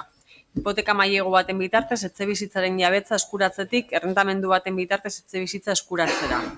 Lehen etxebizitza eskatzaileen artean errentamenduaren aukera seikoiztu egin da azken hamarkadan eta egun Euskal Autonomia Erkidegoko ia 115.000 familia errentamendu erregimenean bizi da. Ezin ukatu getzuz dela salbuespena. Aldi berean, errentamenduaren eskaeraren gehikuntzaz baliatuz, egiezinen burbuila jabetzatik errentamendura igaro da. Horrela, egiezinen eskaintzaren inkestaren datuen arabera, 2013tik errentamenduaren prezioek 1,25ko hauzkundea izan dute Euskal Autonomia Erkidegoan. Eta alokairu merkatuaren estatistikaren arabera, errentamenduaren prezioek 1,8ko hauzkundea izan dute azkeneko 3 urteetan. Errentamendu merkatuaren eta herritarren bizi baldintzen bilakaera oso desberdindua izan da. Azken hauen artean ongizate gabeziak egoera edatu direlarik. Getxoren kasuan, Espainiar estatuko errentamendu altuenetakoa duen udalerria ari gara. Metro karratua ia 12 eurotara iritzi delarik alokairuaren kasuan.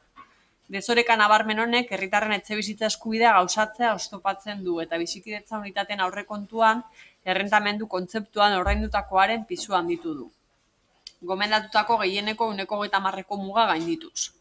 Honela eta bereziki emakumeen eta 30 urtetik berako pertsonen kasuan, errentamenduan etxebizitza eskuratzeko egin beharreko ahalegin ekonomikoa gero eta handiagoa da. Honek dakartzan ondorio guztiekin. Gazteen kasuan esaterako alokatzeak batez besteko soldataren 66,9 bideratzea eskatzen du. Etxebizitza erostaren kostua baino 10 puntu gehiago. Etxebizitza eskubidea gauzatua ikusteko zailtasunek hainbat ondorio uzten dituzte gizarteko eremu zabaletan. Eta horietako batzuk oso larriak eta nekez atzera ezinak errentamenduaren ordainketa ezaren ondorioz kaleratze kasuak gehitzea eta zaurgarritasun egoeraren areagotzea da egunero bizitzen ari garen errealitate gordinetako bat. Bestalde, errenten bilakaera ezberdinen ondorioz, auzoetan hiri segregazio arazoak areagotuz joan daitezke. Era berean, gazten emantzipazio tasa azken hamarkadako apalena izateak etxebizitza duin bat izateko ezintasuna du iturburu. Bide batez, lan prekaritatearekin batera, jaiotza tasaren beheranzko joeran eragin zuzena izan duelarik. Etxebizitza errentamenduaren presioaren etengabeko hazkundea nabarmenagoa izan da eremu batzuetan, hiriburuetan eta hauen ingurunean, non gainera, hiriturismoak etxebizitzen eskaintzaren parte bat bizitegi erabileratik desbideratu duen. Egoera ere larriagoa da batez besteko hazkundea bikoiztuz, etxebizitza merkatua tenkatua duten eremuak bihurtu direlarik. Egoera honek errentatzaileen zaurgarritasuna areagotu du, auzotarrak euren ingurune komunitariotik kanporatuz. Getxoen zuzen ere Bilboko ingurunean kokatuta egonik arazonen jopuntuan dago. Azkeneko datuei erreparatuz gero, prezioak ez dira berez lehengoratuko. Higiezinen eskaintzaren inkestaren arabera, hazkunde 7koa dela kontuan izanik, epe ertain luzera begira eta EH Bildu Getxok behin eta berriro defendatu duen modura lokailurako etxebizitza parke publikoa handitzeko politiketan urrats sendoak ematea ezinbestekoa izango da. Baina agerikoa da, merkatu pribatuan zuzenan eragiten duten neurriak presazkoak hartu behar direla ere. Prezioen hazkundearen amaierarik gabeko espirala usteko. Herrialde batzuetan, Alemania, Frantzia eta Ameriketako estatu batuetan adibidez, errentamenduaren prezioa mugatzeko sistemak jarri dituzte martxan. Getxon, hildo bere hartza proposatzera gatoz, alokairuen gehiegizko prezioi muga jarri eta etxebizitza duin batez gozatzeko herritar orok duen eskubidea bermatu ahal izateko. Jakin badakigu baina, udal eskumenetatik haratago kontua dela honakoa. Eta beraz, horretarako eskumena duen Eusko Jaurlaritzare, Euskal Autonomia Erkidegoko errenta altuenetarikoa duen Getxoko udalerritik neurriak hartzeko eskatzen diogu. Larritasun eta premia handiko gaia da honakoa, eta urgentzaz erantzun behar zaio. Ahalik eta denbora epe laburrenean. Hau horrela izanik, honako akordio proposamena aurkezten diogu osoko bilkura honi eztabaidatu eta adostu dezan. Lehenengoa, Getxoko udalak Eusko Jaurlaritzari galde egiten dio errentamendu kontratuen errenta kopurua mugatuko duen legedia martxan jarri dezan. Getxon 2008ko otsailaren 14. Hitza. Eskerrik asko. Hartuko dut. Hitza hartuko duzu. Bai, beraz, Jarrubi Andrea. Bueno, lehenik eta behin argi usten dugu beste batzuetan bezala ere, neurri bakar badela honakoa, uste dugu etxebizitza arazoari neurri askorekin erantzun behar zaiola, eta horietako bat dela uste dugu. Argi daukagu berak bakarrik ez duela ezer konponduko, baina EH Bildu Getxorako duen etxebizitza planaren baitan kokatzen dugu beste hainbat eta hainbat neurriekin batera. Urteak daramatzagu plan horren neurriak udalbatza honetara ekartzen, baita ere negoziatzeko esparru ezberdinetan mahai gainean jartzen, etxe hutzak, alokairu soziala, cohousing, etxebizitza komunitarioak, besteak beste aurretik ekarritako neurriak dira, eta zoritzarrez udalbatza honetan horietako asko atzera bota dituzue. Estatu mailan aurrerakoia omen den gobernuaren neurria ere bada honakoa, beraz, una proposa ere bada getxon, estatu mailako alokairurik eta garestienetarikoak dauden udalerrian, neurri hau ere eztabaidatu eta aplikatzeko. Izan ere, PSOE Podemos koalizioak bere akordio programatikoan badauka alokairuei topea jartzeko neurria, besteak beste esaten du 2.9.3an, frenaremos las subidas abusivas de alquiler, para ellos impulsarán las medidas normativas necesarias para poner... Alokairuari topea jartzeko neurria puntu horretan batzen da, merkatu tentsionatuaren eremuetan batez ere. Euskal Autonomia Erkidegoak eskudunduko dira, estatuko sistema eta indizak kontutan hartuta, ura garatzeko. Puntu horretan, berez PSOE eta Podemosen artean lortutako estatu mailako akordio programatikoan aukera hau badagoela. Beraz, imaginatzen dugu PSEek begi honez ikusiko duela neurria, izan ere ulertezina izango litzateke baiezko bozka ez ematea, ez? Bestela ez dauka zentzurik bertan Espainian, Madrilen bozkatzea edo honetara heltzea eta hemen ezezkoa bozkatzea. Bestela buratzen zaigun bakarra izango litzateke hori fartza bat besterik ez dela. Argi daukaguna EH Bildutik da aitzakiak, orain artera bitako aitzakietan ezin garela geratu, izan ere tresneria legislatiboa eskura daukagu, borondate politikoa da falta dena momentu honetan. Getxon gero eta garestiagoak diren alokairu presioei aurre egiteko eta behingoz stop esateko.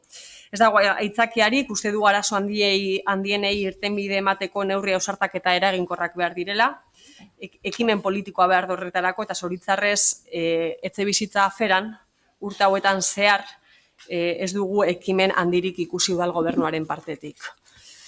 Neurria dagoeneko hainbat herrialdetan esartzen hasi dira, besteak beste Alemanian.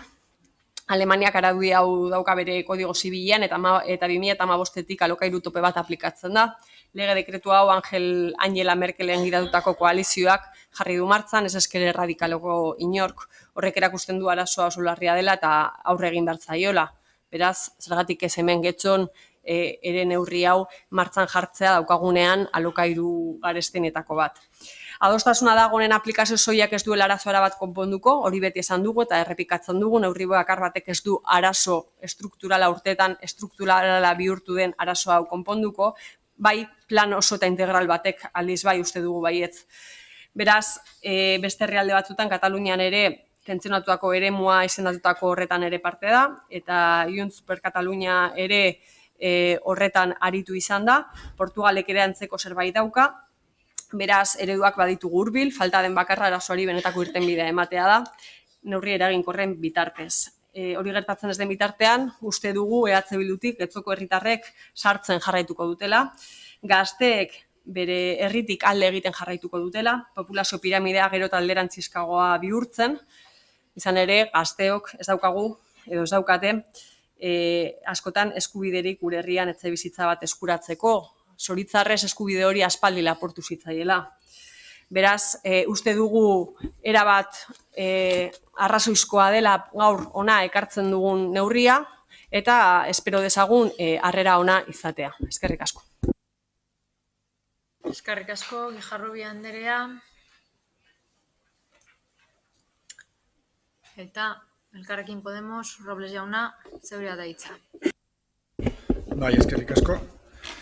Bueno, escuchado todo lo que nos ha comentado Nerea. Bueno, Nereak esandako guztia entzun dut eta ados nago, nola ez, oso ondo laburbildu du egoera, baina galdera bat egin du.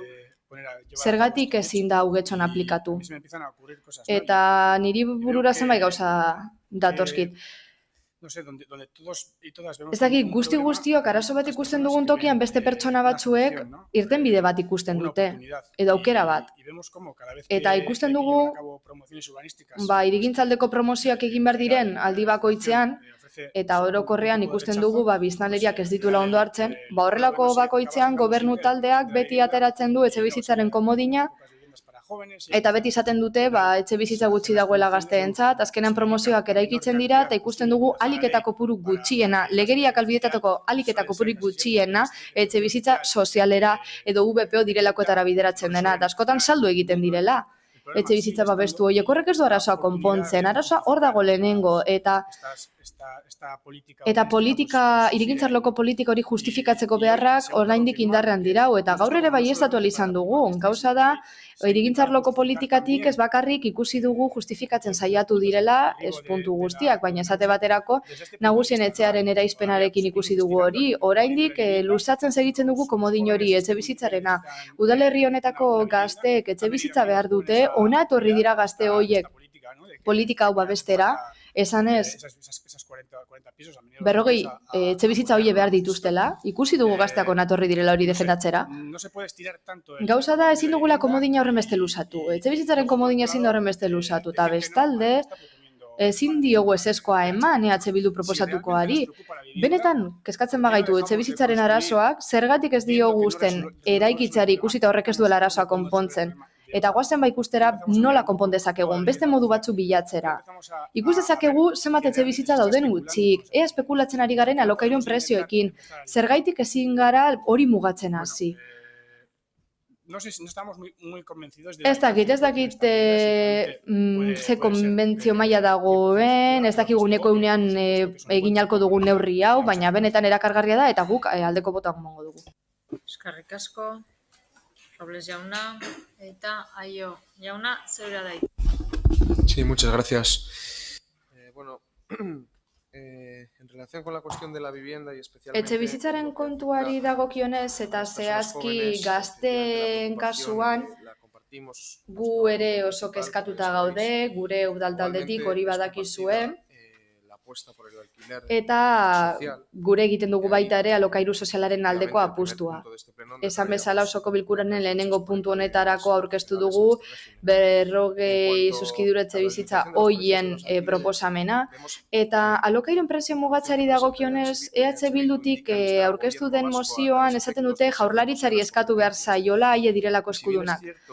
Egia da, legegintzako errege dekretu bat dagoela, alokairuen prezioen arloan presasko neurriak hartzekoa, pasan urteko martxoan indarrean sartu zena, eta Pedro Sánchezen gobernuak onetsitakoa.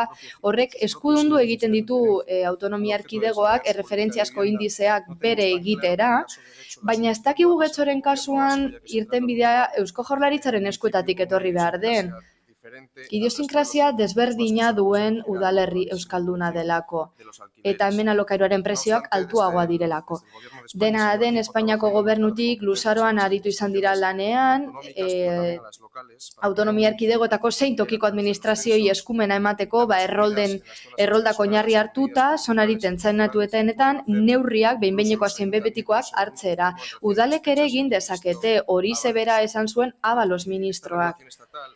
Estatu mailako araudi hori previsiblemente en poco tiempo denbora gutxi barru helduko zaigula uste dugu, eta behar bada udaldeak eskudunduko ditu honelako neurriak edo antzekoak zuzenean hartu ahal izateko. Horren beste uste dugu, beste gauza bat izango da aztertu beharrekoa etxebizitza plan berriaren baitan. Momentuz ezezko emango diogu mozioari uste dugulako ez dela egingarria momentu honetan Eusko Jaurlaritzari hori eskatzea nik azaldu ditudan arrazoiengatik. Ezin dugu horrelakorik egin, jakin gabe zein eskumen esparruren baitan mugituko garen etorkizunean. Aipatu bezala, Espainiako gobernuaren araudiaren zain gaudelako eta ez dakigu nola eragingo dien tokiko erakundei eta udalei zehazki, beste zer gehiago ez. Eskerrik asko, Aio jauna, eta Lekerika Jauna, Torrialekerika jauna, zeurea daitza. Gracias, señora alcaldesa. Eskerrik asko alkate Andrea, EH Bilduk mozio bat dakarkigu. Beste behin, beste erakunde batek eta kasu honetan Eusko Jaurlaritzak martxan jar dezan alokairu kontratuen errenta mugatzen duen beste neurri bat. Testu hau, testu berbera, zuen alderdiak Eusko Legebiltzarrean lege proposamen modura aurkeztu du eta ezin izan dute eztabaidatu legegintzaldia aldez aurretik bukatuko delako. Legebiltzarrean hori bai eskerrak eman nahi dizkizuegu 3-4 aldiz getxo hitza sartu duzolako testuan horrela ikus dezako egulako bertokoagoa dela. Zuek emandako kopuruekin bat etor gaitezke eta badakigu arazoa dagoela eta hala herritar batzuk eta batez ere gaztek zailtasuna dituztela getxon pisu bat alokatzeko. Ez dugu ukatzuko. Hor daudelako zifrak, erakunde desberdinen zifrak, eta hor ikusten da alokairuen kopuruak hobeto esan da prezioak gora egin duela, baina zuek proposatutako neurria gure ustez ez du arazoa konponduko, okertu egingo du eta adibidea ditugu. Zergatik igo dira prezioak? Eskaintzaren eta eskaeraren legeagatik. Eskaintza asko eta eskaera asko beto esanda eta eskaintza gutxi. Mugatu den kasuetan, prezio mugatuen kasuetan, eskaera igo egin da. Ez da txarra, baina horri gertatzen denean eskaintza handiagoa izan behar da. EH Bilduk egindako proposamenarekin, hala ere, eskaintza handitzeaz gain kontrako efektua ere gertaliteke. Hau da, etxebizitza gutxiago eskaintzea eta mugak areagotzea. Zergatik? Parisen gertatu zen gauza beragatik. Muga jarri zitzaizkion alokairuaren prezio hori eta pisu hoien jabeak, batzuek gutxienez, ikusi zuten ezela konpentsagarria alokairuan jartzea pisu horiek eta azkenean erabaki zuten alokairutik kentzea. Parisen 15% murriztu zen etxe bizitza kopurua alokatzeko behintzat. Eta ez dakigu getxon gauza bera gertatuko zote den. Ez dakigu gauza bera gertatuko den, izan ere neurri hau Alemanian Berlinen ere jarri zen martxan. Eta antzek, alokairuan zeuden pisu 70% baino gehiagok, legeak ezarritako prezioa baino altuagoa zuten. Aditu askok diote era berean, prezioa mugatzen baditugu, diru beltzarekin ordain daitezkela alokairuak hori ze gerta daiteke eta hori ogasunarentzat ez da ona izango. Eta denboran atzera begiratuz, Espainian eta oro har Euskal Autonomia Erkidegoan, mugapen bat ezarri zen jada alokairuen prezioan. Antzinako errenteta hitz egin dezakegu Frankoren epokakoak. Eta zer gertatu zen pisu askorekin? Jabe askok ikusi zuten mugatzen zela prezioa eta beraz ezin zituzten gastuak ordaindu eta ezin zituzten hobekuntzak egin pisu horietan. Bestalde, aukerak badaude, araudia martxan jarri aurretik, prezioak areagotzeko gauza da jabeek diru sarrera bermatu nahi dituztela eta beraz prezioak igo. Berlinen 2015ko uztailaz geroztik orduan sartuz baitzen indarrean arau hau 116 igo dira alokairuen prezioak. 5 urtetan 116 gehiago ordaindu behar. Beraz, badago beste zerbait zalantza sortzen dizkiguna. Behar bada zailtasunak izango genituzke etxe bizitzen prezioak ezartzeko asko alda daitekelako prezioa eraikin berberean egonda. Udalak zehaztuko luke prezioa? Kontutan izan da, zer nolako kausa dagoen eta 1000 aldiz esan dugu. Hirigintza arloan eta etxebizitzarloan nolako kausa dagoen ikusita, udalan kontutan izan da baita ere hilabeteak eta hilabeteak igarotzen direla baimen bat eman aurretik zuek nahi duzu hau azkarrago joatea. Zuek baietz badiozue optimista zarete, benetan miresgarria. Eta ez esaten baduzue, badakigu presaz ezingo dela konpondu, ez behintzate EH Bilduk proposatutako presarekin. Labur bilduz, eskaintza murriztuko litzateke, diru beltzarekin ordainduko litzateke alokairua, hobekuntza gabe geratuko litzateke pisuak, hobekuntzarik gabe eta gainera funtzionatzeko ere marginarik ez legoke egongo. Horregatik guztiagatik kontrako bozka emango dugu uste dugulako neurri honek ez duela alokairuaren arazoa konponduko, okertu baino ez du egingo. Eta González jauna, zeurea da hitza. Egunon. Bueno, hace unos años cuando duela urte batzuk jabetzako etxe bizitzaren politika zegoen indarrean eta exotikoa bezalakoa zen alokairuaren mugaz hitz egitea, ezta? Izan ere pertsona askoren biziko proiektu moduan zegoen etxe bizitza propioa izatea. Eta alokairua ordaindu nahi zuen pertsona hori barrarotza jotzen zen eta tuntuntzat ere bai. Urte haietatik politika argiekiko interes falta egon zen eta beraz garatu den politika definizio gutxikoa izan da. Eta saiatu izan gara azken urteotan hori gehiago definitzen, baina ez dago zer galdetik pizgarri asko alokatzen duenarentzat zein pisu alokairuan jartzen duenarentzat. Ondorioz, atzeratuta goaz, 4 hamarkada daramatzagu alokairu politikan atzeratuta, Europaren aldean behintzat. Eta guk pentsatzen dugu normalean ADN-ean daramatela kultura hori Europako herrialdeek. Eta normalena dela. Eta hori ez da realitatea. Gizarte horiek egin dute haien ibilbidea, kultura bat jarraitu dute norberaren krisialdietatik hasita eta horrela behartuta herri administrazioak neurriak hartzera alokairu pribatuaren merkatuan esku hartu baino lehen. Hori ze proposatzen du azken finean EH Bilduk. Jabeek badituzte bete behar batzuk eta alokatzaileek baita ere. Neurriak badaude sistemari egonkortasuna ekarri diotenak hainbat hamarkadatan zehar. Eta toki batzutan neurri hauek arrakastatsuak izan dira, baina badaude beste toki batzuk porrotaren erakusgarri. Alderdi Popularreko kideak aipatu ditu batzuk. Beraz, esan nahi duguna da, etxebizitzaren merkatu pribatu alokairuaren behintzat bultzatzeko neurri ez dela bakarrik izan behar. Alokairuaren kasuan duela urte gutxiaz ekin diogu bideari eta eredu modura hartzea, bilbide luze izandako gizarteen eredua gehiegi iruditzen zaigu. Eusko Jaurlaritzak amaitzeko ez du eskumenik alokairu arloan. Estatuaren eskumena da beren beregi gaur egunera bitartean behintzan. Ni oso pozik egongo nintzateke eskumen hori guri transferiruko baligute. Gauza da, Eusko Jaurlaritzak izango balu eta udalekin batera hura aplikatzeko eskumena, transferentzia horren ondorioz, benetan jakin nahiko nuke nola definitzen den eta zer den benetan eremu tentsionatu bat, beraz kontra bozkatuko dugu, eskerrik asko. Eskerrik asko, González jauna, eta ez dakit berriro hitza hartzeko Ijarrubi Anderea, zeurea da hitza.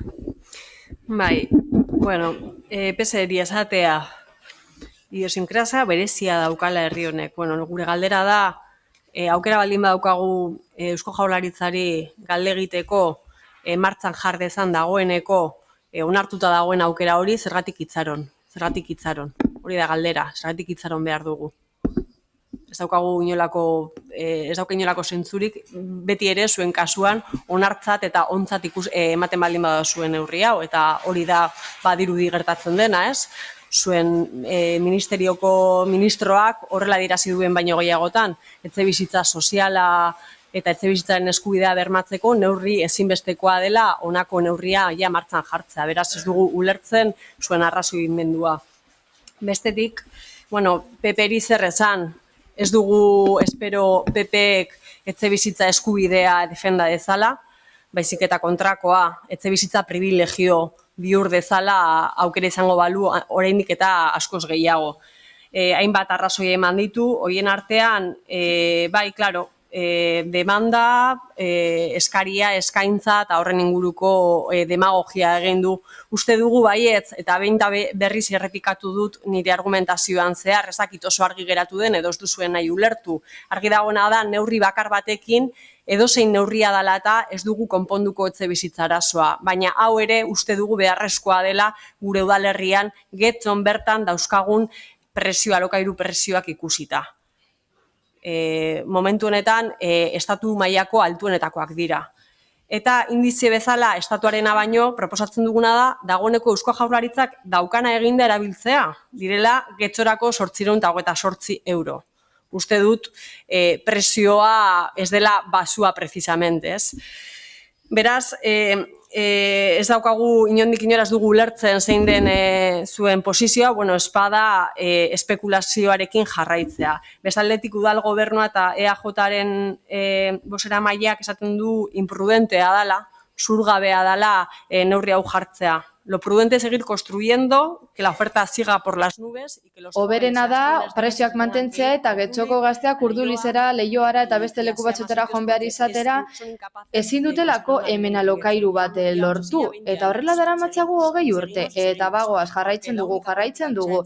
Hemen egin den politika bakarra eraikitzea izan delako. Eta emaitza zeintzuk izan dira, gazteriaren exodoa. Eta horrela jarraituko du, errezet aldatzen ez badugu berdin jarraituko dugu. Argi daukagu, hemen plan osoa behar dugu neurri desberdinekin. Arazo desberdinei erantzuteko neurri desberdinekin. Eta eraikitzen jarraitzen badugu, bestelako neurria kontutan izan gabe, eta eraiki jarraitzen badugu, getxo adineko pertsonen herri bilakatuko da. Eskerrik asko, Guijarrubia Anderea. Robles jauna, zeurea da hitza. Vale, eskerrik asko. Bueno, voy a intentar responder un poquito lo que se ha dicho. Bueno, saiatuko naiz pizka bat alderdi sozialistari erantzuteko, ohitua gaude da, ez da? Ados gaude, baina ez. Ados gaude, baina kontran bozkatuko dugu. Badakigu gutxi gora zer esango dute. Bueno, alderdi popularrari orain. Merkatu askea saritu dira, eskaintzaz, eskaeraz, baina hemen funtsezko eskubide bat aipatzen ari gara Espainiako konstituzioan agertzen dena. Merkatuaren eskuetan uzten badugun arrisku bat pairatuko dugu. Momentu honetan ikusten dugu merkatuaren legea ez dela ondo tratatzen ari etxebizitza balortu nahi duen jendea. Beraz, badaude tresna batzuk esku hartzeko. Guztia ezin dugun merkatuaren eskuetan utzi, alderdi popularren ideologia hori baita hori gustatuko litzaidake, baina ez, hemen funtsezko eskubide baten inguruan ari gara. Beraz, nola egin dezakegu hori? Adibide desberdina ditugu. Hemen Parisen adibidea aipatu da. Erabaki zen muga jartzea prezio hori eta antza denez jendeak erabaki zuen ez alokatzea. Nik zalantzan jartzen dut. Alokairuan bizitza batuen pertsonak ez alokatzea inori gutxitxoago irabaziko duelako. Hori zalantzan jar dezaket. Baina hori gertatuko balitz,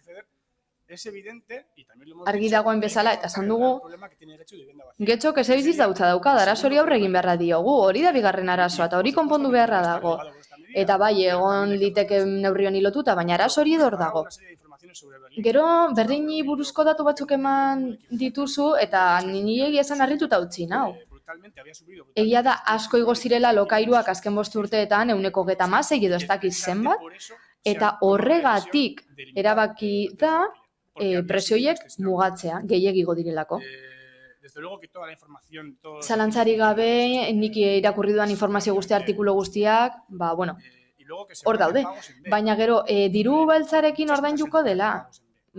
Bediruarekin gauza asko egiten dira. Nik etxeko erreforma egin behar badut, eskaintzen diat aukera hori. Eta orain debekatuko ditugu etxeetako erreformak diru beltzarekin ordaintzen direlako, nik ez dut uste arrazoia denik ezer debekatzeko. Baina guk hautematen badugu horrelako ordainketa daudela,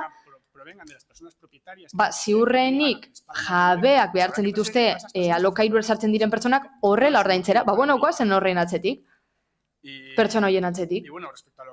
Eta EAJak esandakoaren inguruan, argi dago Espainiako gobernua aulantzen ari dela, eztabaida sortu dela, proposatu direla gauzak, baina zain egotea ere ez da beharrezkoa, egin dezakegu zerbait, igual ez da pauso handia izango, txiki izango da, baina zerbait da, guazen bagitera. Txikia delako eta zer egin gabez gara geratuko. Eskerrik asko, Robles jauna. Bai, ez. Bai. Gracias. Zeurea da hitza. Gracias, señora alcaldesa. Eskerrik asko, alkate Andrea. Nik lehenengo txandan ez dut aipatu. Abanguardiaren, alokairu arloko abanguardiaren adibide bat, Suedia dela. Bertan ere mugatu dute alokairuaren prezioa, eta jada zalantza sortzen hasi dira araudionen inguruan. Hor geratu da gauza momentuz. Esan digute demagogia saritu garela eta zifretan gezurra esan dugula. Hau ez da demagogia. Logika kontua da. Eskaintza eta eskaria. Zer gertatu hasi nahien prezioa jaitsi direla, etxebizitza ugari eraiki dituztelako. Eskaintza gehiago dagoenez, eraiki dute eta horrela gertatu da. Piso gehiago eraikitzen baditugu, prezioa jaitsiko dira. Zuek eskatzen duzuena zera da. suba la demanda y con vuestra eskatzaile gehiago egotea, baina eskaintza murriztu egingo dare gehiago zuen proposamenarekin. Beraz, guk zera proposatzen dugu? Eskaintza handiagoa izatea. Nola? Testoan bertan esan duzue. Etxe bizitza, alokairuan dauden etxebizitzen parke publikoa areagotzea. Horrela lor daiteke. Baina ikusiko dugu non ez den areagotzen. Prezioi muga jarriz, alokairuan prezioi, eta zergetan errekarguak eginez, OHZ-etan errekarguak eginez, ez da lortuko. Nola areagotzen da eskaintza etxe bizitza berriak eginez. Testuan aipatu duzue, alokairuan dauden etxe bizitzen parke publikoa areagotzen, hau da, sustatzaile publiko zen pribatuen bitartez, gauza da, pribatuen kasuan, pizgarri batzuk beharko dituztela, zerga pizgarri batzuk, eta hori esan dugu jada. Esan dugu lehenengo txandan. Diru laguntzen kontu aipatu dugunean esan da. Pizgarria behar ditugu da diru laguntza jabeentzat. Nola areagotzen da eskaintza? Nola aldatzen da eskaintza? Hirigintzako alokairuen legea aldatuta, segurtasun gehiago lortzeko. Arbitrajea indartuz, gatazka konpontzeko alokatzaileen eta alokairun jartzen dutenen artean. Gauza da hone guztiak egiten du prozesu judiziala moldoagoa egitea. Eta guk uste dugu proposan hau akatsa dela. Proposamen hau martzan jarri den lekuetan ez du helburu teorikoa bete eta argi geratu da prezioak igo direla eta etxebizitza kopurua jaitsi dela lokatzeko behintzat. Eskerrik asko, Zorrillalekerika jauna, eta ez dugu hitza hartuko, beraz, bozketara pasatuko ginateke, mozioaren aldeko bozkak, EH Bildu eta Elkarrekin Podemosekoak ditugu, aurkako bozkak, Partido Popularra, Partido Sozialista Euskadiko Ezkerra eta Eusko Alderdi Jeltzalekoak ditu. Beraz, mozioa bertan bera geratzen da, eta 29. puntura pasatuko ginateke. EH Bildu Alderdiko Udal Taldeak aurkeztutako mozioa hemen ere bai, erregistro zibilaren erreforma. Zeinek, bai. Eskerrik asko, Andrea. El procedimiento de la privatización... Justiziaren privatizazio prozedura barnean kokatzen da 20/2011 legearen bidez eginiko erregistro zibilen erreforma.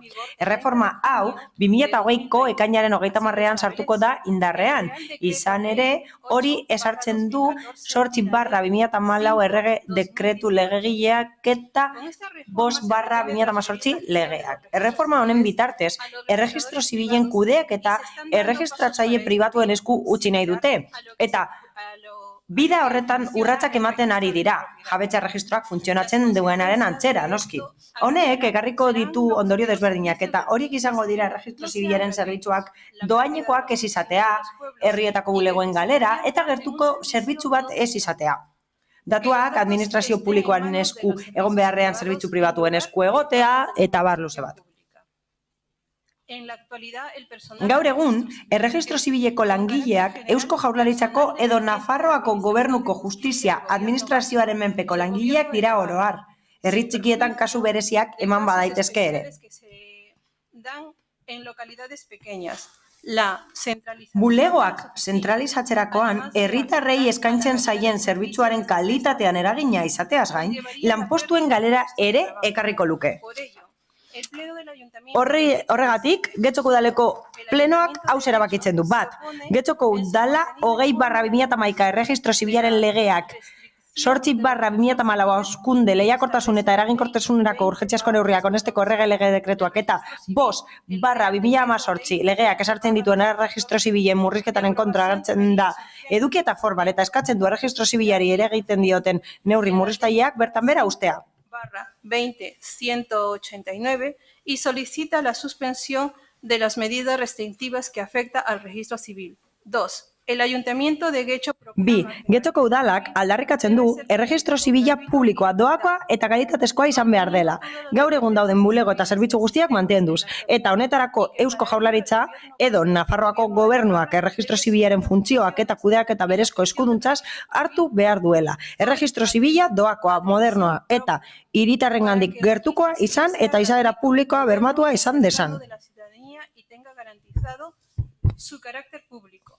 3. El Hiru, Ayuntamiento de Getxo Getxoko udalak Eusko Jaurlaritza Nafarroako gobernuari eta Espainiako gobernuari eskatzen die aurrekoa lortzeko beharrezkoa den kudeaketak egin ditzatela, hori exekutatzeko behar duten habilitazioa edo eskumena eskuratuz. Lau, Getxoko udala erregistro zibilaren eta justizia administrazioaren privatizazio prozesu ororen kontra saltzen da.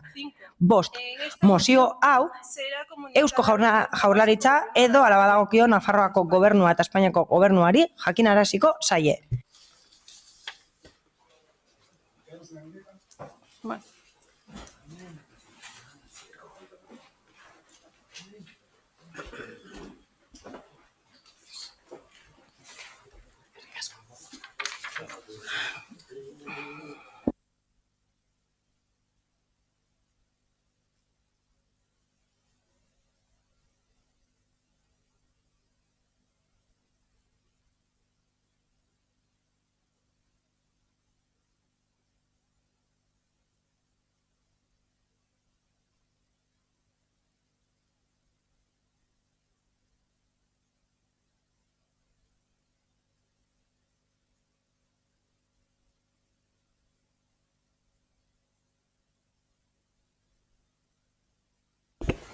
Eskerrik asko. Robles jauna, irakurrizazu mesedez.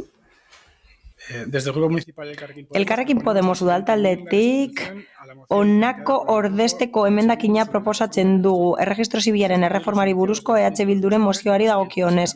Bigarren eta hirugarren puntuan honela aldatuko genituzke. Bigarren puntua, hauzi izango litzateke Getxoko udalak aldarrikatzen du erregistro zibila publikoa, doakoa eta kalitatezkoa izan behar dela. Eta egun existitzen diren bulego eta zerbitzu guztiak mantendu behar ditu. Getxoko udalak Eusko Jaurlaritzari eta Espainiako gobernuari eskatzen die aurrekoa lortzeko beharrezko kudeaketak egin ditzatela. Ez dakit azaldu altudan, bai? Aukera daukat, azaltzeko, mi esker.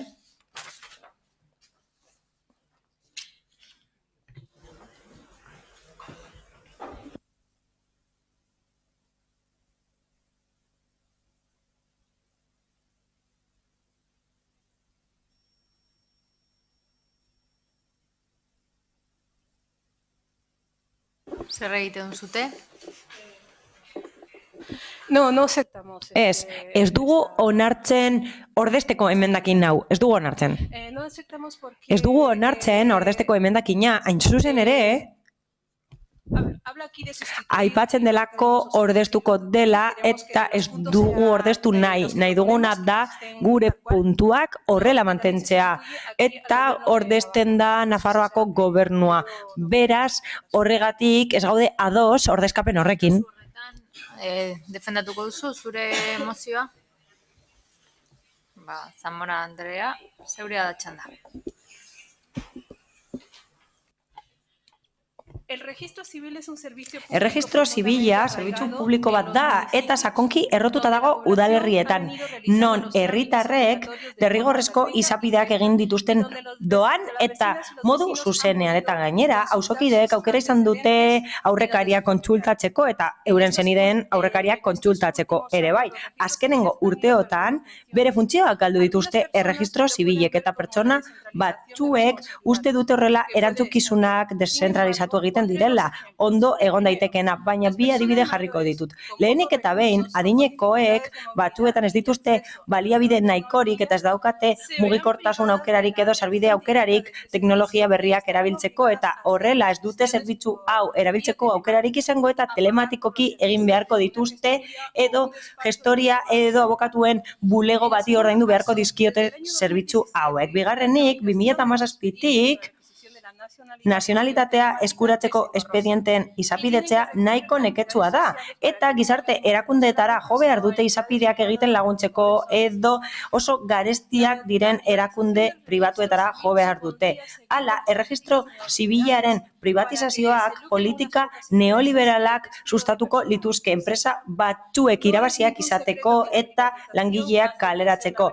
Ez da sekretu bat, privatizazioak arraia areagotzen duela ahulenak eta txiroenak diren sektoreetan. Horrela, prekaritatea eta lan ezegonkortasuna areagotuz eta gainera ikusten da dena bihurtzen dela negozio eta gutun zuriak ematen zaizkiela enpresei, haiek ezartzeko nahi dituzten prezioak edo are okerrago, neurrirako legeak edo dekretuak egite albidetuko da. Horrez gain, gobernuaren gabezia edo gutxieneko presentzia arrazoia da herritarrak ez babesteko eta entitate publikoak babesik gabe geratzeko. Horregatik ulergarria da aurka agertzea.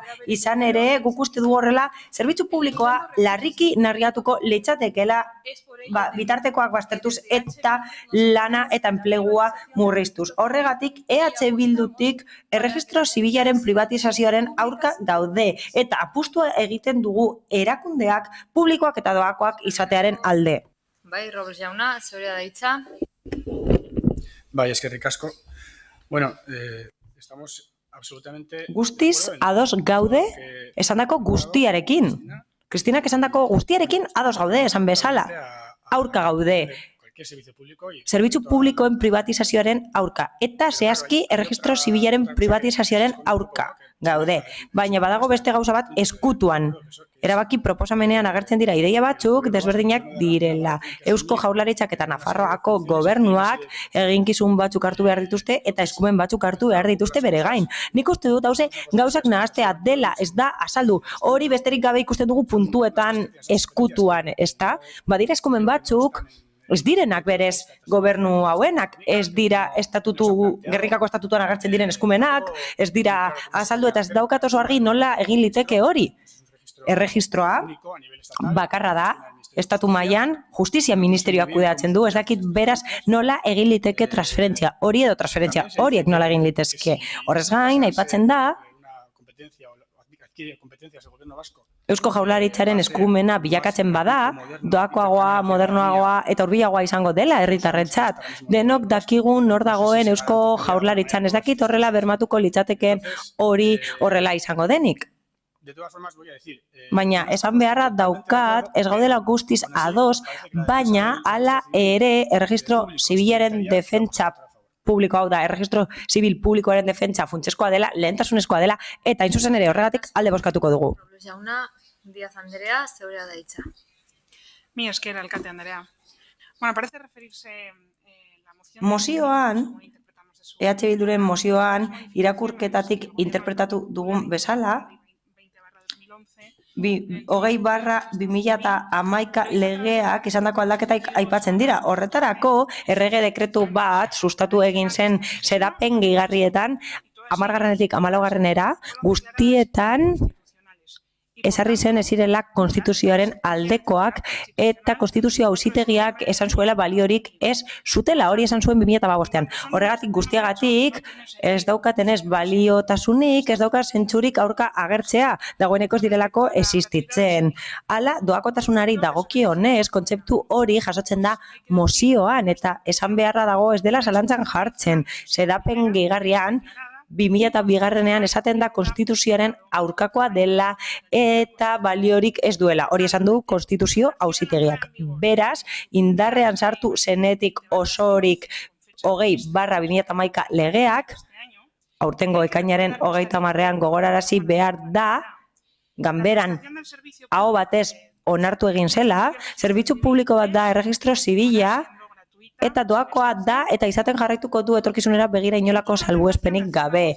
Joera egon zen edo saiatu egin ziren Gallardo ministroa zehazki saiatu egin zen privatizatzen eta oso gatazkatsua izan zen. Eta esan bezala auzitegiak epai bat kaleratu zuen diputatu askok, sozialistak gehienak hori salatu zutelako, baina alderdi popularra ez zegoen horrekin pozik eta errege dekretu bat aurkeztu zuen eta kongresuko alderdi sozialistak osoko emendakin bat aurkeztu zuen eta talde guztiek babestu zuen hain zuzen ere doakotasunaren kontua zuzentzeko, orain zalantzan ez dagoena. Orain, alderdi popularrak defendatzen du epaitegietarako buelta landa Espainia hutsaren itxura hori eta irudi hori defendatuz. Alderdi sozialistak beti defendatu izan du hau eta EH Bilduri esan nahiko nioke ez direla saldatu behar kontu hauek gainditu ditugulako naiz eta hauteskunde egoeran eta hauteskundeen atean gauden. Erregistro zibilaren eskumenari dagokionez,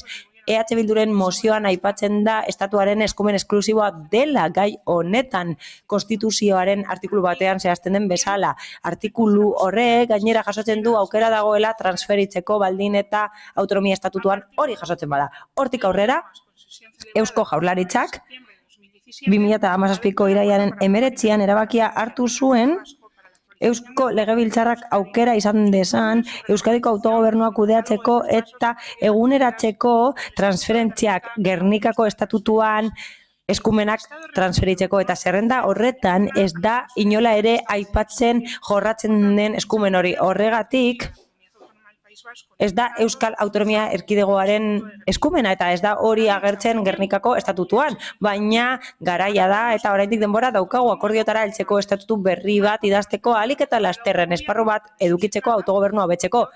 Hori da bere xedea, izan ere naiz eta beste batzuk beste interes batzuk dituzten, naiz eta konstituzioak ez duen horretarako aukerarik ematen inola ere.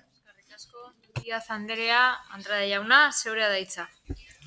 Eskerrik asko alkate anderea, guk aurka bozkatuko dugu ere bai. Nire kideak esan bezala, barregarria da, ezta? EH Bilduk estandar mozioak aurkezten ditu, Bizkaiko udalerri guztietan aurkeztu dituzte, naiz eta gaiak ahaztuta dauden. Agian ez dituzte beste arazo batzuk ezagutzen, auzokide asko egon dira hemen eta ematen du ez dituztela horrelako proposamenak eta horrelako kontu orokorrak ekartzen dituzte osoko bilkura honetara erregistro zibila aldatzeko. Getxostarrei apur bat ukitzen gaitu, getxostarrak apur bat ukitzen gaitu, baina ukituta dago eta jorratuta dago gai hori. Gauza batzuk aldatu dituzte, getxo ez dute aipatu, Nafarroa aipatu dute, ahaztuko zitzaien kentzea. Ez dakit zein da horren zentzua. Nik uste dut getxon arazo asko daudela eta hori jorratu behar direla hemen. Argudiak eta doktrina hauek ez da oskigu guri eta espero du horrelako gaiak hemen berriro ez jorratzea. Eta horregatik guztiagatik aurka bozkatuko dugu. Uriarte jauna, zeurea da hitza. Alkate andrea, eskerrik asko. Carmenek edorto azaldu denez, gu berarekin bat gatoz. El gobierno vasco defiende y logra que el registro civil... Eusko Jaurlaritzak defendatzen du eta lortu du erregistro zibila publikoa eta doakoa izaten jarraitzea. Hori egiten du ziur dagoelako eta zehaztasun osoz sinisten duelako horretan. Izan ere, horregatik negoziatu eta osatu du autonomia estatutuan aurreikusitako transferentzien kudeaketa. Bai AJPNV udal taldeak, bai udal gobernuak, modernizazioaren alde lan egiten dugu, baina arlo guztietan, ez erregistro zibila bakarrik. Eta azaldu egin denez moduan, beste talde politikoek azalduten ez moduan, gure ustez mozio hau jokoz kanpo geratu dela, uste dugu, eta hori dela eta kontra botako dugu. Eskerrik asko, Uriarte jauna, Zamora anderea, zeurea da hitza. Eskerrik asko. Lekzioak justuak, badakigu zein den alderdi sozialistaren marra gorria, badaude beste gauza batzuk atzetik eta gutxiengoa izango litzateke erregistro zibilera hurbiltzea jakiteko nola dagoen egoera. Hala, alderdi popularraren erantzunari dagokionez ez dugu demagogiarik nahi eta badago udalaz gaindiko gai ugari. Badaude gai ugari, udalaz gaindi. Errealitatea aztertu behar dugu, mamira eta funtsera joan eta demagogiarik ez egin, ez gaituelako inora eramaten. Eskerrik asko. Hartuko duzute hitza, Raúl jauna. Bai, eskerrik asko, no, muy breve, hemos dicho todo. Oso laburki esan beharreko guztia esan dugu, baina beno, oso ondo iruditzen zait, pertsona batzuk oso lasai egotea gai honekin, baina beno, badaude beste pertsona batzuk eskatuta daudenak eta besterik gabe Eusko Jaurlaritzari eskatu nahi diotenak hause galdetzeko eta erregistro zibila publikoa izaten jarrai dadin. Urrats txikiak izan daitezke, baina ez dut uste arrazoirik dagoenik hori ekiditeko, hori eragozteko.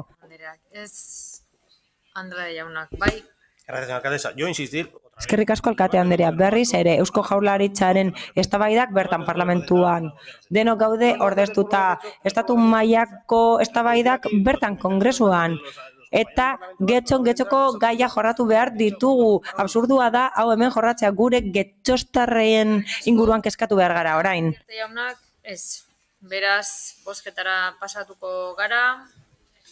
Mozioaren aldeko bozkak, EH Bildu eta Elkarrekin Podemosekoak ditugu. Kontrako bozkak, Partido Popularra, PS Euskadiko Ezkerra eta EAJ-PNV-koak ditugu. Beraz, bertan bera geratzen da mozioa eta honekin batera 30. puntura pasatuko ginateke. Elkarrekin Podemos udaltaldeak aurkeztutako mozioa. Haur eta nerabeen tokiko kontseilua. Barkatu, bai. Amigo Andrea. Eskerrik asko, alkate Andrea. Bueno, entendemos como ciudadanía el Herritar gisa ulertzen dugu pertsona batek komunitate bateko kide izateagatik eskubidea eta betebeharrak dituen aitorpen sozial eta juridikoa. Beraz, ez da soilik izaera politikokoa, baizik eta soziala eta zibikoa ere bai. Haur eta nerabeen kasuan berezitasun nagusia da beren eskubide politiko mugatuak dituztela. Hau da, ez dutela botoa emateko eskubiderik adin nagusitasunera iritsi arte. Eta beraz, ez dituztela beren ordezkariak aukeratzen, eta ez dutela hiei eragiten dieten gai publikoetan zuzenean parte hartzeko espaziorik beste edonork bezala. Ia ezinezkoa da eremu politikoan parte hartzen ez duen nerabe bat adin nagusitasunera iritsi arte 18 urte bete bezain laster horretarako gaituta egotea. Haurrek eta nerabeek zuzenean eragiten dieten gaietan parte hartzea funtsezko zutabea da demokraziari dagozkion balio etikoak dituzten herritar gisa prestatzeko eta gizartearekiko konpromisoa hartzeko. Haurrek eta nerabeek eskubideen subjektu diren aldetik beren garapenaren protagonista izan behar dira. Beren gizarte, hezkuntza eta familia ingurunean hautemateko, interpretatzeko, aztertzeko, zalantzan jartzeko eta proposatzeko eta jarduteko duten gaitasuna eta aukera aitortu behar zaie. Eremu guztietan parte hartzeak onura sozial argia du. Izan ere, protagonistak izateak lurraldearekiko kidetasun sentimendua areagotzen du, bai eta inguruneko behar sozialekiko empatia garatzeko gaitasuna ere. Haurren eta nerabeen tokiko kontseiluak haurren eta nerabeen parte hartze aktiborako berariazko guneak dira, eta beste udalerri batzuetan jada sartzen dira tokiko gobernuaren esparruan. Haurren, nerabeen eta helduen arteko lankidetza aktiborako mekanismo bat da, eta oinarririk funtsezkoena haurren eskubidei buruzko konbentzioan du. Nazio Batuen Batzar Nagusiak 1989ko azaroaren 20an onetsitakoan alegia. Kontseilu hauek udalerri jakin bateko haur eta nerabeen partaidetza eta ordezkaritzarako organoak dira. Kontseiluak udalerriko haurretan nerabeen eta tokiko agintarien arteko komunikazio bideak dira. Haurretan nerabeen ordezkaritza organo bat da, eta bere iritziak beharrak eta kezkak udal korporazioari helaraztea du helburu eta alderantziz alegia. Azaldutako guztiagatik, Getxoko Elkarrekin Podemos taldekok erabaki proposamen hau aurkeztu nahi diogu Getxoko Udalaren osoko bilkurari bat. Getxoko Udalak konpromiso hartzen du haurretan nerabeen postontzi bat sortzeko gure haurreketan nerabeek beren iradokizunak, kezak, beharrak eta barusteko aukera izan dezaten. Bi, Getxoko Udalak konpromiso hartzen du Getxoko Udalerrian haurren eta nerabeen kontseilua sortzeko, gure haurretan nerabeen parte hartze politiko eta soziala sustatzeko.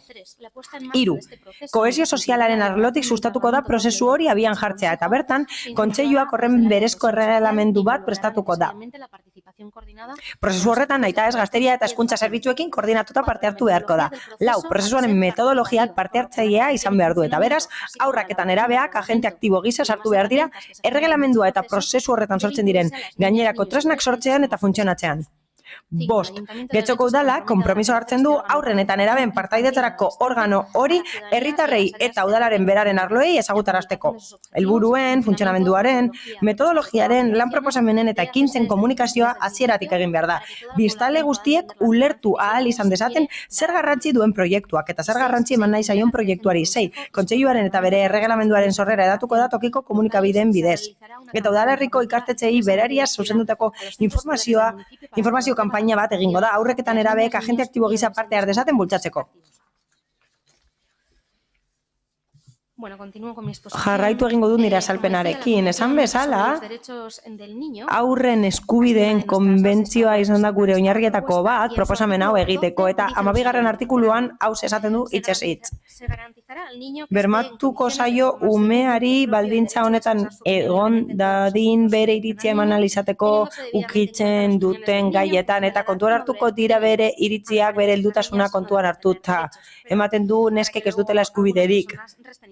Naiz eta batzuek esaten duten hizkuntza inklusiboa ez dela garrantzitsua. Horrez gain, artikulu honek aitortzen du haurrek eta nerabeek eskubidea dutela askatasunen emateko bere iritzia eragiten dieten gaietan eta horiek kontuan hartu behar direla. Hori lortzen da haurren parte hartzea eta nerabeen parte hartzea sustatuz. Izan ere horrela beren epaiketa eta iritzia sortu ahalko dituzte eta iritzia eman ahalko dute askatasunez, pentsamendu eta kontzientzia askatasuna izango dute, elkartu ahal izango dira eta informazio osoa emango zaie bere egoerara eta hizkuntzara egokituta. Prozesu parte hartzailea hezkuntza prozesua da. Zibila, politikoa eta soziala. Ezinezkoa da 18 urte bete arte parte hartzen ez duen gazte bate gaitasuna edukitzea 18 urte betetzean. Hala, badaude batzuk ekimenak dituztenak parte hartzeko eta onura asko ditu horre gaitasun pertsonalak sustatzen dira, sormena sustatzen da, arrazonamendu gaitasuna hobetzen da, pentsamendu kritikoa bultzatzen da eta horrela aukerak erabakitzeko gaitasuna sustatzen da aurrengan, baina onurak ez dira bakarrik banakakoak, baizik eta sozialak ere bai errealitatearen ezagutza, haurren eta nerabeen premiak eta itxaropenak, eta horiekin eta horien egoerarekin bat datorren politiken diseinua. Haurtzaroaren eta nerabeen zaroaren irudi positiboa edabideetan eta gizartean oro har. Esparru honetan proposatzen dugu haurren eta nerabeen kontseilu, tokiko kontseilua sortzea Getxon. Uste dugulako espazioa berezkoa eta funtsezkoa dela haurrek eta nerabeek aktiboki parte hartzeko gobernu aktiboan eta politika publikoetan. Orain arte ekintza batzuk burutu izan dira, saritu egin dira adibidez ekintza txikiak, eskola zentroetan eta gonbidatzen ditugula batzuetan etor daitezen, baina guk nahi duguna da udal giza parte hartzearen kultura sustatzea hasieratik, gaztetatik, baliabide hori ezagutzean nahi dugu txikiak direnetik aurrak. Hala, erakundeekiko harremana hurbilagoa da eta entzuten gaituztela jakingo dugu. Bestela ezingo dugulako espero besteen parte hartzea adinekoen edo pertsona helduen parte hartzea handia izan dadin. Bilbon edo Leioan hori egin dute dagoeneko eta bigarren honetan, Leioa, oso hurbil dagoen honetan kontuan hartzen dituzte aurrak eta nerabeak prozesu parte hartzaileetan bozkatzeko ere bai eta funtzionamendua araututa dago. Beraz, ez da hain berritzailea proposatzen duguna. Eta besterik gabe borondate politikoa eta adostasuna behar ditugu proiektu politau abian jartzeko Eibarren egin den bezala aste honetan non udal talde politiko guztiek alde bozkatu duten. Eskerrik asko, Amie Banderea eta Aio jauna, zeurea da hitza. Sí, muchas gracias. Eskerrik asko, alkate Anderea. Es evidente, nos parece... Begibistakoa den bezala, beharrezkoa da prozesu parte hartzaileak lantzea herritarrekin haurrak eta nerabeak inplikatzea aldera. Hala ere, mozioan aipatzen da zerbitzu hau burutu egingo dela eta eskaini egingo dela gazteria eta haurtzaro zerbitzuekin batera eta horrek esan nahi du eredua ikastetxeekin batera bideratu behar dela. Hori oso ondo dago, baina bestelako ereduak ere badaude. Kontuan hartu behar dugu, zentzu horretan, haurren eta nerabeen 30% kanpoan ikasten dutela. Beraz, ikastetxeetan bakarrik egiten baditugu horrelako mekanismo parte hartzaileak, baztertuko genituzke bertoko haur eta gazte asko. Gainera, ikastetxeak murgilduta egoten dira programa desberdinetan, baita Europa mailan ere. Horregatik, horrelako proiektu bat egiteko ikastetxeekin feedbacka behar dugu, haien feedbacka kasu honetan, eta nola ez implikazio handia behar da.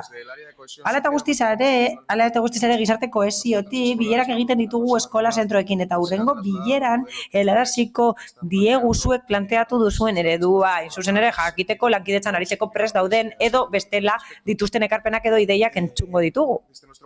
Gure taldetik, uste dugu badaudela forma asko horrelako mekanismoak esartzeko ikastetxeak, elkarteak, tresnak esartzea, udaletik, beste askoren artean, eta horregatik guztiagatik, gazteria zerbitzutik eta arlotik prozesu parte hartzaileak lantzen ari gara. Orain dela gutxi gizarte kohesioko batzordean esan den bezala, berpiztu egingo da gazteria foroa, besteak beste, eta lanean ari da, udalean, naiz eta hasierako fase batean gauden, esan bezala gazteria eta parte hartze zaien artean prozesu parte hartzaileak sortzeko gaztelekuen bitartez. Horregatik guztiagatik abstenitu egingo gara mozio honetan. Eskerrik asko, Aio jauna, eta Bilduren altzetik Zamora Anderea. Eskerrik asko, alkaldesa.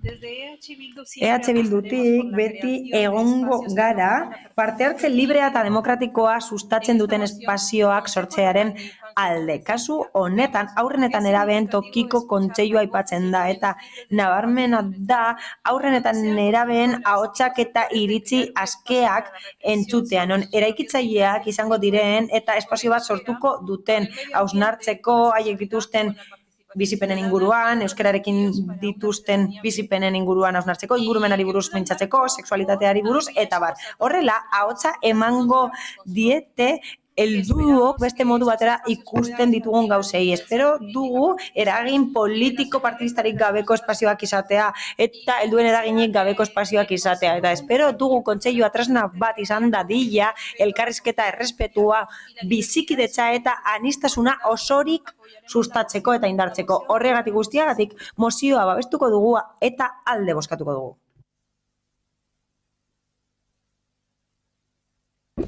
Zamora Anderea, eskerrik asko, eta zeineken defendatuko du, González del Valle Anderea, zeurea da hitza.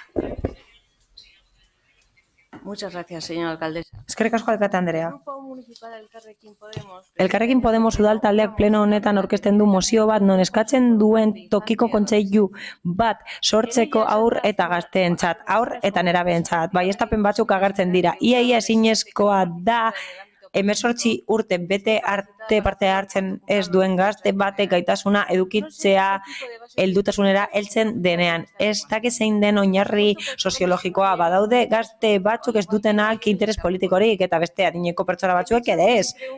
Kontseilu bat sortzeak ez du hori bermatuko. Gerta daiteke parte hartze politikoa sustatzea aurretan erabeen artean gure udalerrian. Hori ez dutukatuko, noski, baina badaude arazo ugari kontu honekin lotuta. Nork sortzen du, nork esartzen du araudia, bat baino gehiago badago, zein nagusitzen da udalordezkariak egongo dira, teknikariak edo politikoak, gurasoen edo tutoren presentzia aurre ikusten da, galdera asko ditugu honen inguruan. Oso garrantzitsua delako eta denbora gehiago jarri behar dugulako, honetan praktikan jarri aurretik eta akatsak saihestu behar ditugu bere fruituak eman ditzan. Kasu asko eman daitezke eta kezkatuta gaude, adibidez, liderraren irudia, lotsatiaren irudia, berriaren bakardadea, hau da, kideek ez dute hori aukeratuko berria delako. Kasu hori aipatu egin da, eta adibide honekin ikus dezakegu ahultasun egoerak sor daitezkeela eta bazterkeria eragin daitekeela, eta hori da, hain zuzen ere, horiek sortzearen sedearen aurkakoa dena, baina postontzia sortzearen alde gaude. Egia esan, asko aipatzen ditugu nagusien arazoak eta oso gutxi aipatzen ditugu aurreta gazteen arazoak. Ahotsa eman behar diegu eta ahal diegu eman gainera postontzi horiekin interesdune bere iritzia helaraziko digute, beharrak helaraziko dizkigute eta horrela gazteria zerbitzuak praktikan jarriko ditu baldin eta uste badu beharrezkoak direla. Horrela, helburu hori betetzen da, hau da, aurretan erabeen kontseiluaren helburua betetzen da, parte hartzailea orientatiboa eta kontsultiboa izatea. izatea. Hori delako helburua. Sakonago aztertu behar da, zein izan behar den horren funtzionamendua etorkizunera begira, baina bien bitartean ikastetxeak animatzen ditugu pilotu proiektu bat abian jartzeko, ideiak ekartzeko, proposatzeko, eta haiek ikusiko dute noiz egingo dute, baina guk uste dugu hizkuntza eskoletan izan behar direla. Horrela, garapen linguistikoa bermatu egingo dugu ama hizkuntza ez den beste hizkuntza batean. Horregatik guztiagatik argi dago abstenituko garela eta interesatzen zaigula benetan getxo hobetzea aurren ikuspegitik. Eta, Uriarte jauna, zeurea da hitza. Bai, alkate Andrea, eskerrik asko. En esta moción estamos de acuerdo con el concepto. Bueno, mozionetan ados gaude gazteriaren parte hartzea bultzatzaren inguruan batez ere erabaki politikoak hartzeko orduan izan ere haiei eragingo diete, haiei lagunei, zenidei, haien inguruari egunero ganera. Nola egin dezakegu hori? Edo nola gaindi dezakegun gogoera? Ba, ez da mozioaren proposamenean bildutako kontuetara mugatzen. Pertsona batek gizartean egindako bizitzaren zehar, barne hartzen ditu kontu batzuk. Eta gauza da, gazteriak ikas egin behar duela nola jardun behar duten. Da, gauza nola jardungo duten. Gauza da, pertsona batek bere ondorioak ateratzen dituenean, haren kriterioz jarduten ikasten du, eta horrela aldatu beharko du gazteriak gizartea. Eskerrik asko, Uriarte jauna. Amiga Andrea, zeurea da hitza. Bai, eskerrik asko, alkate Andrea. Bueno, de forma breve. Bueno, azkar esan da alderdi sozialistari zein EAJari. Sí que me parece curioso Nire ustez bitxia da a votar a favor de una aldeko bozka ez ematea. Kontutan izan da proposamen argia dela eta gainera oniritzea eman diozu beste udalerri batzuetan. Eta zergatik? Guk proposatzen ari gara gizarte kohesio arlotik egitea zuek zaretelako gobernuan kasu horretan eta gainera barne hartuko lirateke hezkuntza eta gazteria arloak baita ere, ez da arraroa, gazteria ari gara, hezkuntza zentroez eta argi dago inplikatu nahi ditugula, baina zerbitzu eta arlo hoiez gain inplikatu nahi ditugu aipatutako pertsona, gazteak eta aurrak. Alik eta modu inklusibo eta irekienean egin nahi dugu, eta esan nahi dugu, arlo hoietatik jada kontseilu bat eratu dela, ondo funtzionatu duela, esperientzia ona jaso direla, oraindik sustatzen jarraitzen dute gazteriaren parte hartzea, baina gero ikusten dugu alaketxoen bereziak izan behar garela, eta jakinda hemengo antzeko gobernuekin funtzionatu duen zerbait daukagula, baina ez duzue aldeko bozka egingo. Ikusten dut eta eskerrik asko kontrako bozka ez emateagatik, baina nola ez duzue horrelako proposamen simple baten alde egingo. EH Bilduri nola ez eskerrik asko babesagatik beharrezkoa da alik eta gutxien influentziatuta dagoen organoa izatea, ez helduek influentziatutako organoa baizik eta politikak influentziatako, ez dugu hori nahi. Ez dugu nahi alderdi hoien influentziari kontseilu horietan bestela aurrek helduen bizitzarako izan beharreko partaidetzan trabak egongo dira. Alderdi popularrari zer esan? Argi dago interes politikorik gabeko pertsonak daudela, baina era berean guk uste dugu heldutasunera heltzen garelean interes politikoa erakusten dugula, errealistagoak garelako eta ulertzen dugulako politikak eragiten digula, eta txiki-txikitatik honen jakitun izango bagina asko zerrazagoa izango litzateke helduarora heltzean jakitunago izatea eta sentitzea benetan ahotsa dutela politika publikoetan. Ez dugu heldutasunera itxaron beharrik iritzea analizateko eta sentitzeko entzuten gaituztela. Guk uste dugu txiki-txikitatik jakitun izan behar garela eta ikusi behar dugula udalerrian ahotsa dutela eta zerbait izaten badute adi gaudela. Nik uste organo hau izan behar da horretarako espazioa. Txikientzat.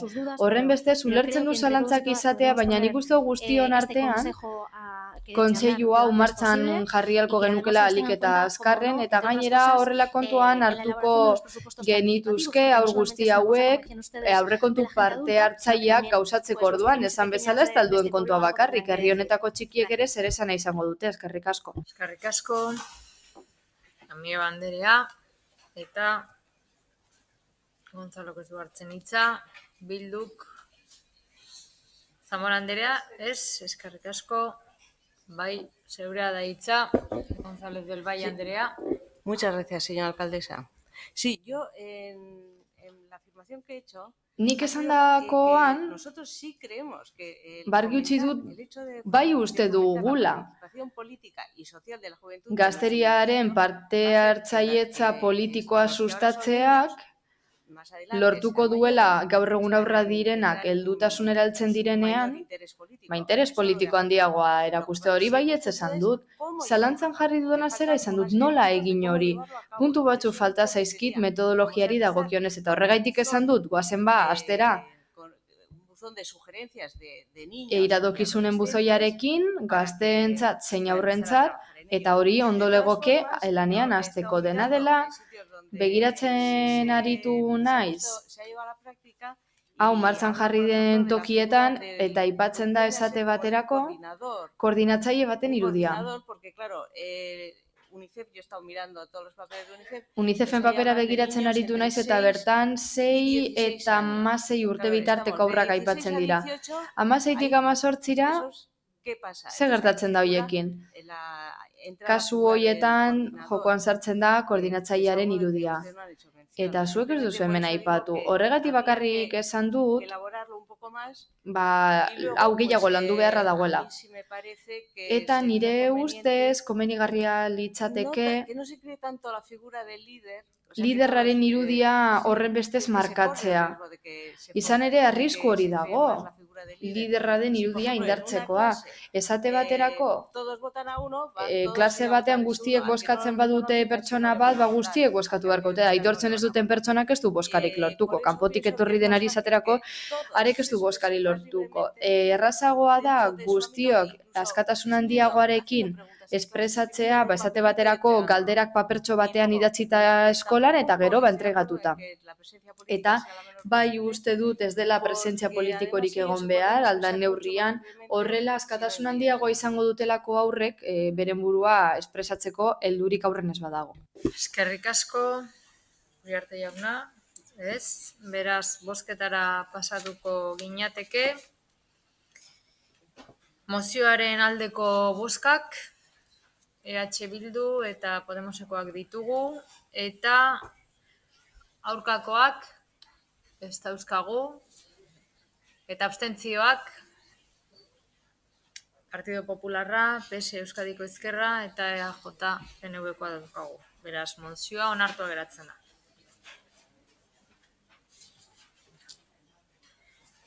Beraz, 31.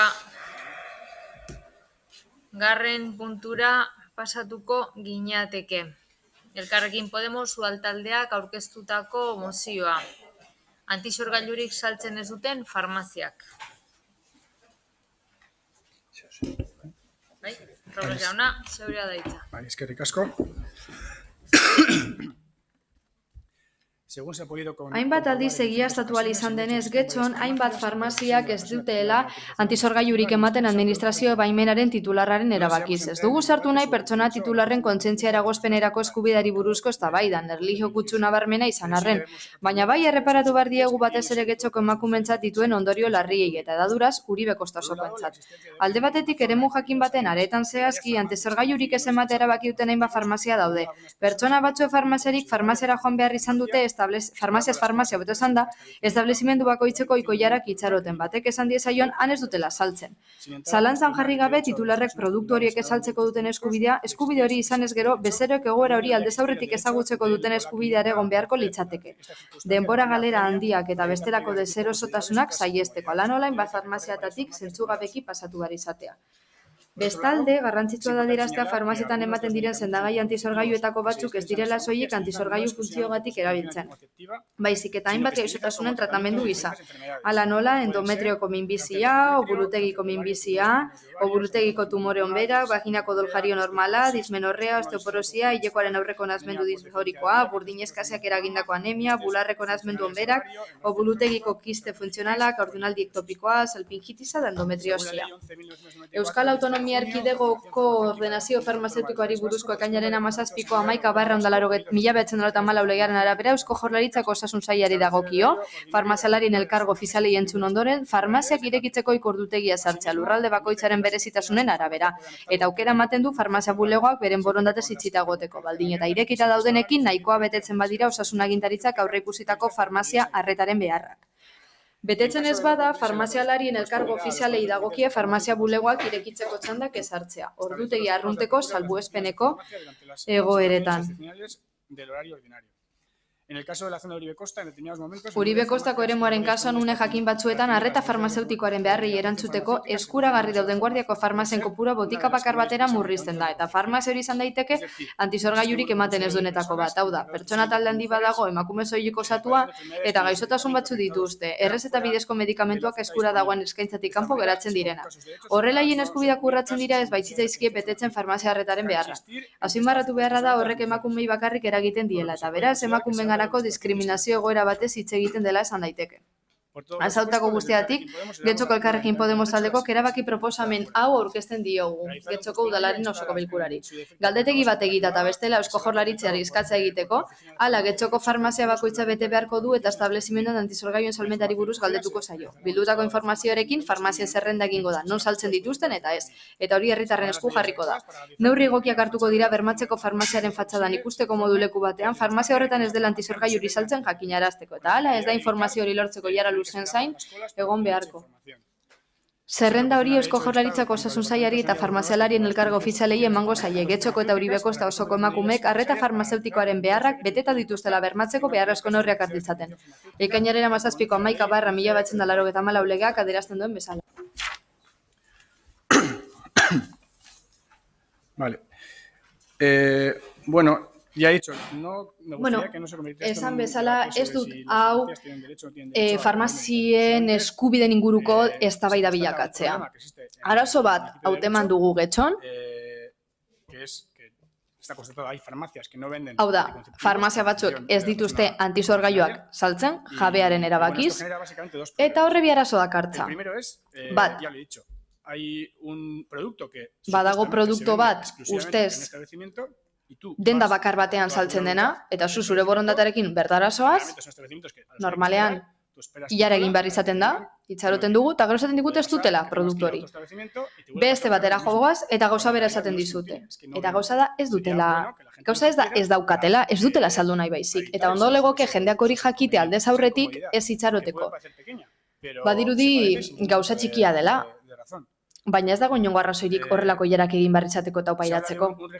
Aipatzen da, erregistro bat ere bai, eta bertan pertsonak esatea saltzen duten ala ez. Nik uste dut, ez dutela faltseatu behar, ez badute saltzen, adieraztea. Izan daiteke erlijio arrazoiengatik, printzipio kontuengatik, baina ez dut eskutatu behar. Ez gara inorren atzetik arituko, ez badute salduko, ezin dezer egin. Y luego, el segundo problema Bestalde, bigarren arazoa ondorengoa da.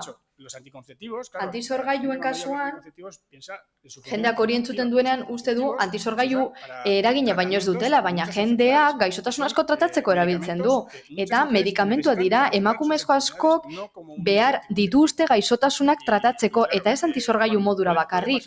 Gertaliteke pertsona horiek tratamendu hori behar izatea, medikamentu behar izatea, tratamentu baterako eta farmazialari batek erabakitzea bere farmazian ez duela salduko. Badago lege bat, esaten duena, pertsonen behar izanak ez tali behar direla farmazien aldetik. Eta lege hori urratzen ari dira. Bueno, esto pasa sobre todo... Eta hau batez ere gertatzen da... Puede ser que haya una única farmacia de guardia... Farmazia bakarra dagoenean guardian, edo biego daudenean guardian, baina, elkarren handiko zorruti daudenean, eta gu behar bada gure baliabideen baitan goaz farmazia batera, eta gertaliteke horrek esaltzea. Eta gertaliteke baita ere, ez izatea, medikamentu hori erosteko aukera, edo bestela, distantzia handia egin behar izatea medikamentua lortzeko, eta hori diskriminazioa da. Emakumeen ganako diskriminazioa, izan ere gizonezkoek behar bada beste medikamentu batzu behar dituzte eta guardiako farmazia txondoan izango dute. Ez da inor jazartzea Kontua ez da hori, baizik eta borondatezko erregistro bat aurrera eramatea, betetzea uste dut ez dago arrazoirik ez egiteko, eta uste dut ona litzatekeela bizilagun guztientzat. Eskerrik asko, Robles jauna, eta Díaz Anderea, zeurea da hitza. Mi esker, alkate Andrea. Bueno, el Grupo Socialista ya se ha pronunciado. Alderdi sozialistak eman du bere iritzia kontu honen inguruan, behin baino gehiagotan. Guk badakigu getxon aurrekoetan behintzat zenbait farmaziek hartu dute antisorgailuak ez saltzeko erabakia eta eskubidea dutela egiteko. Hala ere, farmazia batek modu berean jardun dezake osasun arloko medikamentuak emateko orduan ba ez. Alde batetik, kontzientzia objekzio hau, edozein kasutan ere, norberaren eskubidea da, eta ez kolektibo de instituzio batena. Bestalde, ez dago aitortuta higiene arloko produktuetarako. Bai badago epai bat, konstituzio auzitegiarena, zer esana eman zuela, eta esaten du larrialdietarako antisorgailua ez emateko, edo antisorgailu emateko eskubidea bermatu beharra dagolako, baina gainerako antisorgailuen kasuan ez saltzea dio ez dela inkonstituzionala. Hala ere, Sevillako farmazia bat zehatu zuten sendagai hauek ez emateagatik. Farmazia beraz, zerbitzu publikoa da eta legeria bete behar du. Emakumeen eskubide sexual eta erreproduktiboak bermatu behar dira kasu guztietan eta farmaziek ezin dute ezezkoa eman sendagai hauen kasuan osasun arloko karteran jasota dagoenean eta emakumeenganako babesgabetasun egoera hau ezin da eman. Elkarrekin Podemosen bozeramaileak esan bezala, ahozko antisorgailuak balio dute bestainba gaixotasunen tratamendurako. Ez da beharrezkoa hau ikuspegi feministatik justifikatzea. Beraz, harritu gaitu Elkarrekin Podemosek diskurtso patriarkala izatea, ez baitu, eta getxotik, bertotik, Eusko Jaurlaritzako farmazien zuzendaritzatik eta osasun sailburuordetzatik esan digute momentu honetan farmazia guztiek saltzen dituztela ahozko antisorgailuak. Errezetan ere jasota dago. Txosten horretan esaten da, sendagai horiek ez ematea oso arau hauste larria dela. Horren bestez, asko harritu gaitu ikusteak esan dutela ezin dela ezer ez egin. Bat gatoz mozioaren funtsarekin, kezkarekin, emakumeen erreprodukzio ugaltze eta sexu eskubidak babestearekin, baina ez ditugu proposatutako neurri batzuk ulertzen. Uste dugulako edozein farmaziatan lortzeko eskubidea bermatu behar delako. Eta hola, ez bada, uste dugu egoki diren salaketak aurkez ditzatekela. Gure ustez beste neurri batzuk eskatu behar dira. Esate baterako, emakumeak animatzea urraketa hauek salatzera. Behingoz, urraketa hauekin bukatzeko. Bai, eztabaidekin, gatazkekin, gatazka paternalistekin eta informazio faltsuarekin bukatzeko, farmazia batzuta datorren informazio faltsuagatik ezin delako jasan, eta horregaitik abstenituko gara. Eskerrik asko, Díaz Anderea, eta Maseda Anderea, zeurea da hitza. Orain entzun berri dugun mozioan, hainbat eskubidea aipatzen direla ikusi dugu. Argi dago ere, osasun profesionalei dagokionez, bi gauza kontuan hartu behar dira.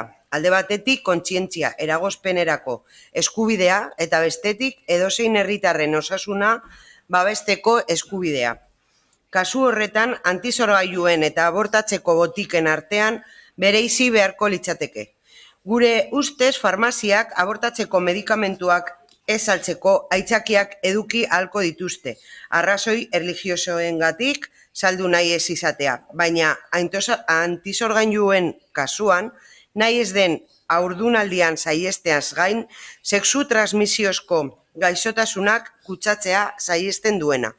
Ezin dugu ahaztu botika horiek Elkarrekin Podemosek bere mozioan aipatzen duen bezala, gaixotasun desberdinen tratamendu gisa ere erabiltzen direla, gehien bat emakumeei eragiten dietenak. Ados gaude mozio honekin terminoekin, hau da, herritarrek osasun arrazoiengatik hartatuak izateko duten eskubidea bermatzea.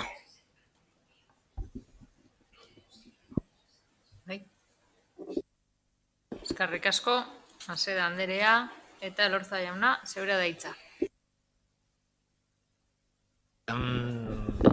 Buenos días otra vez. Voy a hacer una pregunta un poco retórica. Egunon berriro, galdera retoriko bat egingo dut. Mozio hau entzun dudanean, nik ez nekien horrelakorik zegoenik. Eta beraz, farmazietara joanaz ikusteko ea eskaintzen zituten sendagai hauek edo ez. Bai, baditugu kontrajarria diren eskubide batzuk. Alde batetik guztiek dute eskubidea sendagai bat erosteko, farmazia batera joteko, eta, baina farmazia hauek establezimendu pribatu dire, lizentziagatik diru handia ordaindu dutenak, eta erabaki dezakete esaltzea. Errealitateak gainditzen du disfuntzio edo gatazka hori. Atzo bertan, harremanetan jarri nintzen guardian dauden farmaziekin, gaueko turnoa egiten dutenekin, eta nik uste hoien inguruan ari zaretela esaten duzunean bakar bat egon daitekela guardian. Guardian gauez, gaurden egoten diren farmaziak 3 izaten dira, eta txandakatu egiten dira urtero. 3rekin harremanetan jarri nintzen, eta 3rek saltzen dituzten antizorgailuak. 3rek saltzen dituzte kontraseptiboak, hau da hurrengo guneko pastillak, eta 3rek saltzen dituzte profilaktikoak. 3rek. Bigarrenik. Gero aretatik paseatzen aritu ginen, farmazia desberdinetara joan ginen, eta nire kasuan ez nuen bakar batera aurkitu ez zutela saltzen. Esaten zidatena zen, sendagai horiek saltzeko errezeta behar zela, eta normala iruditzen zait gaur egun ibuprofena erosteko ere errezeta behar delako. Hala izanik, erantzuna prestatu nuen, baina gaur goizean, goizeko 8:00 gutxitan, esan didate Eusko Jaurlaritzatik Getxoko 26 farmaziek saltzen dituztela antizorgailua. Beraz, nire galdera da. Eusko Jaurlaritzak ezurra esaten ari bada, bazuk esan zeinetan ez duten saltzen, eta Eusko Jaurlaritzari izango diogu kontsultatzeko. Nik ez du zalantzan jarriko esaten ari direna, baina zuk esaten badiguzu farmaziren batean ez dutela saltzen, joango gara, Jaurlaritzara esango diegu, engainatzen ari dira, ez dutelako saltzen. Azkenik, esan nahi dudana zera da, mozioa prestatzen ditugunean, ez dezagun alarma sortu, ni benetan sinestu delako leku batzutan ez direla saltzen antizorgailuak, eta realitatea bestelakoa da, kaletik joan garenean ikusi dugulako, erraza zela antizorgailuak erostea getxon, beraz, mesedez ez sortu beldurrik, guazen mozioak hobeto lantzera, eta egin dezagun gure lana, benetako arazoak ona ekartzea, asko daude getxonetan. Eskerrik asko, Elorza jauna, eta Eguren Anderea, zeurea da hitza. Eskerrik asko, alkate Anderea, eguerdion guztioi. Pues en relación a la cuestión suscitada en la presente moción... mozio honetan aipatutakoaren inguruan zer esan nahi dut. Harremanetan jarri gara, Eusko Jaurlaritzaren farmazien zuzendaritzarekin, eta zer esan digute. Ahozko antizorgailuen kasuan, oraindik aurrera, ako akronimo erabiliko dut. Sendagaia dira, eta G talde anatomikoan ageri dira bilduta, egoki den azpitalde terapeutikoan. De la clasificación ATC recomendada. ATC sailkapenean ageri dira baita ere, Osasunaren mundu erakundea gomendatutoa, eta Osasun eta Kontsumo Ministerioak barne egin ditu. Esan bezala, sendagai horiek lortzeko errezeta medikoa behar da. Getxoren kasuan momentu honetan 26 farmazia daude, eta hoien artetik 9 areetan daude. Esan digutenez, berrikusi egin dute errezeten sistema teknologikoen bitartez, eta ikusi dute 26 farmazia horiek, eta berriro diot guztiek, 26ek saltzen dituzte ako. Era berean, jakinarazi digute, sendagai horiek ez saltzeko erabakia eta berez indarrean dagoen legeria ez betetzea, arau hauste larri modura jasota dauela 11/1994 legean. Bestalde, 2019ko azaroaren 29ko ebazpenaren bitartez, farmazia arloko zuzendaritzak jendea hartatzeko ordutegia ezarri zuen 2020ko, eta esaten da hormaetxea farmaziak negurikaleko 15garrenean urteko egun guztietan eskaintzen du larrialdietarako zerbitzua. Hau da, gaueko gaueko 10:00-tatik goizeko 9:00-etara. Eta farmazia horrek saltzen ditu ako eta produktu antisorgailuak. Era berean, udalerri honetan, hainbat farmazia ditugu, ordutegi zabalagoa dutenak, eta baten batekanera urteko egun guztietan irekitzen du, eta ako saltzen du. Aurreko guztiagatik, informazioa kontuan izan da, gure ustez, farmazia, getxoko emakumei farmaziek eman beharreko arreta, estalia dago, erantzuten zaio. Bestalde, gure ustez, mozioan bertan aipatzen den erabaki proposamena gure eskumenetatik haratago doa. Argi dagoen bezala, argi daude, ados gaude, eta guk errespetatuko ditugu pertsona guztien eskubideak, antikontzepziorako eskubideak, eta baita ere emakumen diskriminaziorik eza, Carmenek berak ere adirazi duen bezala, eta gehitu behar dugu edozein kasutan ere, mozio honetan ez dagoela inongo kausarik farmazia guztiek saltzen dituztelako antisorgailuak emakumentzat, eta horregatik abstenituko gara. Eskerrik asko, Iguren Anderea, eta bai, Robles jauna, bigarren txanda. Estoy muchísimo más preocupado de lo que estaba antes, de verdad. Orain askoz kezkatuago nago, orain benetan nago kezkatuta. Orain benetan uste dut egoera larria dela. Hasteko, Carmenek esan duenez, hau jada hemen komentatu da, beraz jakitun gara arazonen inguruan. Legezkanpoko kontua da, eta ez dira zer egiten ari. Hau da, legezkanpoko zerbait dagoela badakite eta dute zer egiten, benetan harrigarria. Salatu beharrea dagoela banaka? Ba, bai, nik salatu dut. Nik farmazialarien elkargo ofizialen aurrean, salatu dut farmazia batek ez zuela inongo antisorgailuri saltzen, bakar bat ere ez. Behar bada gerta daiteke, ni joate farmazia batera eta esatea preservatibo batzuk emango dizkidazu, ez ditut, beste batera, noa. Baina zalantzaren bat baduzu, da galdetzen baduzu, emone pildora antisorgailu bat, hori ere ez, aro vaginal bat, hori ere ez, hori ere ez daukat. Farmazia batetan guztia, antisorgailu guztiak bukatzea kasualitatea litzateke. Eta arek eskagarriagoa da kontutan hartzen badugu gobernu taldeak badakiela getxoko farmazi guztiek antza denez saltzen dutela antisorgailuak, eta hori ez da egia, joan denetara benetan. Izan ere guztietara ez basoa, saltzen ez duen horretara ez basoaz, hauze informazioa, baina benetan joan guztietara antisorgailuen bila. Eta preservatibo bat ematen ez badizute, datai asko daude, kuriosoa taia guztia bukatzea. Baina, eskatu beste antisorgailu moto bat, eta hori ere esango dizut ez daukatela. Nik ikusten dut egoerare larriagoa dela, hori ikus dezaket. Y bueno, respecto a esas acusaciones de eta, diskurtso patriarkalaren, eta horren guztiaren akusazio horren ikusita, antza denez gizonak ezin gara feministak izan, baina mugimendu feministak, martxoaren 8ko greban, manifestazioan ibilbide osoan, mugimendu feministak errepresentazioa izan zuen aretako farmazia bakoitzean antisorgailua saltzen ez dituztenetan, bertan izan zen mugimendu feminista. Farmazia bakoitzaren aurrean, salatzeko ez zirela antisorgailua saltzen ari. Egoera, eta orain ikus dezaket, benetan ikusten dut erratu egin naizela mozio bat aurkeztuko moduan, ikustutalako egoera are larriagoa dela. Eskerrik asko, Robles jauna, Díaz Anderea, zeurea da hitza. Elkarrekin Podemosen bozera mailak esan duenez, ez zuen baloratu nahi kontzientzia objekzioaren kontuan, baina oso garrantzitsua da honen kontuan aritzea. Izan ere, eskubide aitortua balitz, esango nahiko luke, farmazeutikoek erabaki dezaketela edo zer gauza, eta zure proposatutako neurriak, zuk esan bala zen zerrenda batzuk egitea, edo bestela ezingo dugula zer egin, hori izan duzu, horregaitik aipatu behar dugu kontzientzia objekzioa. Hemen epe batzuk aipatzen dira. Guk diskurtso hau ekarri dugu aurreko agintaldietan. Badago epai bat, Konstituzio Auzitegiarena 2015koa, lehengo txandan aipatu dut, baina berriro diot.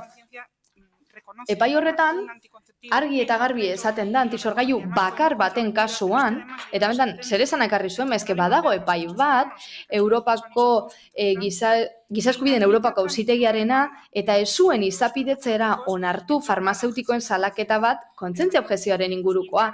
Eta horrela argi utzi zuen, hau ez dela horrela.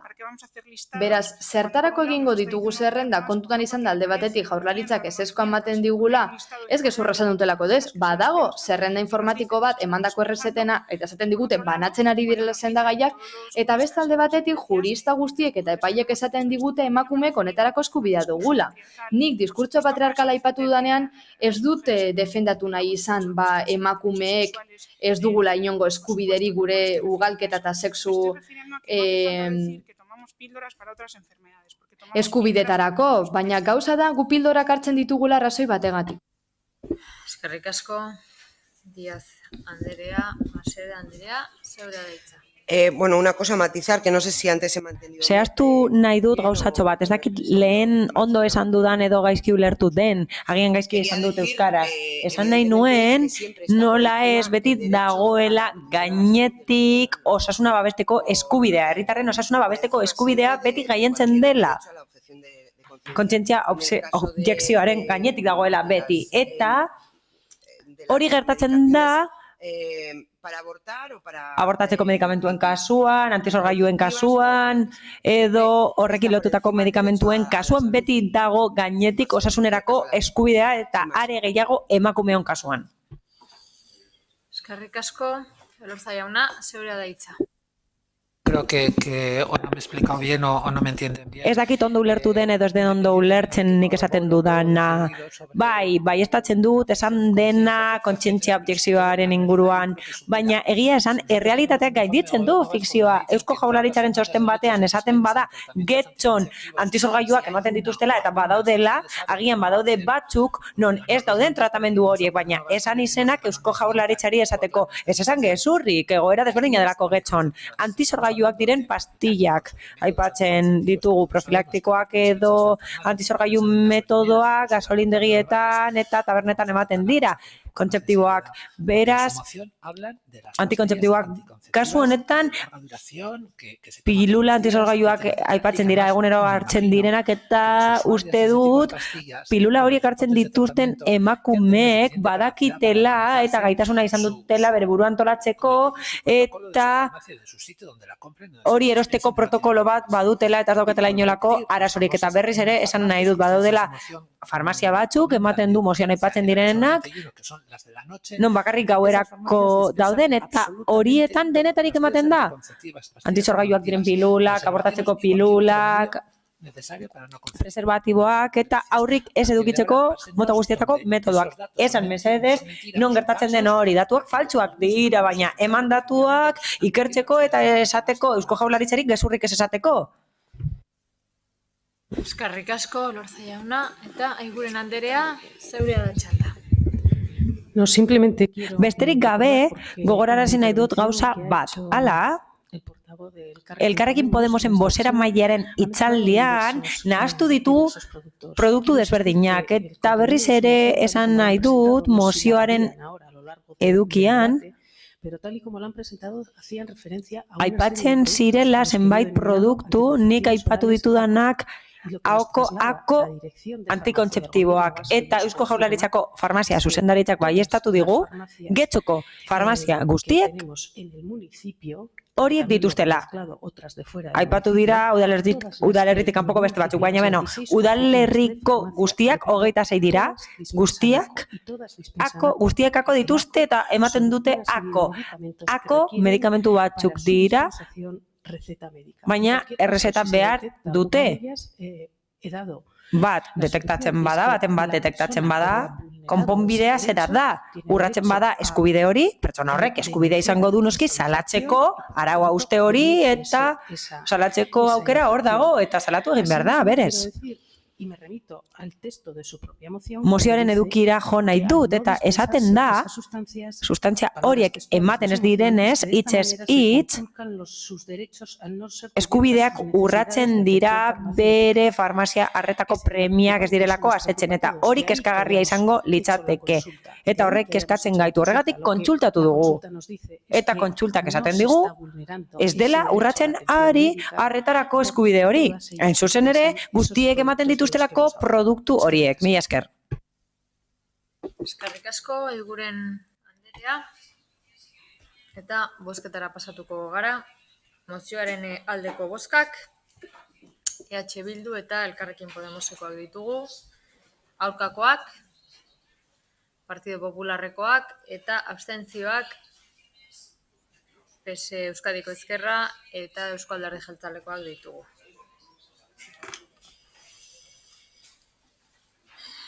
Eta horrela, 32. puntura pasatuko gera Elkarrekin Podemos udaltaldeak aurkeztutako mozioa aurrekontuaren jarraipen batzordea. Kamio Anderea, zeurea da hitza. Eskerrik asko, alkate Andrea. Bueno, en noviembre del 2019... 2019ko azaroan, Getxorako 2020ko aurrekontuak onartu ziren osoko bilkuren areto honetan. Une hartan, gobernu taldeak ontzat jo zituen oposizioko taldeek aurkeztutako zuzenketetako batzuk.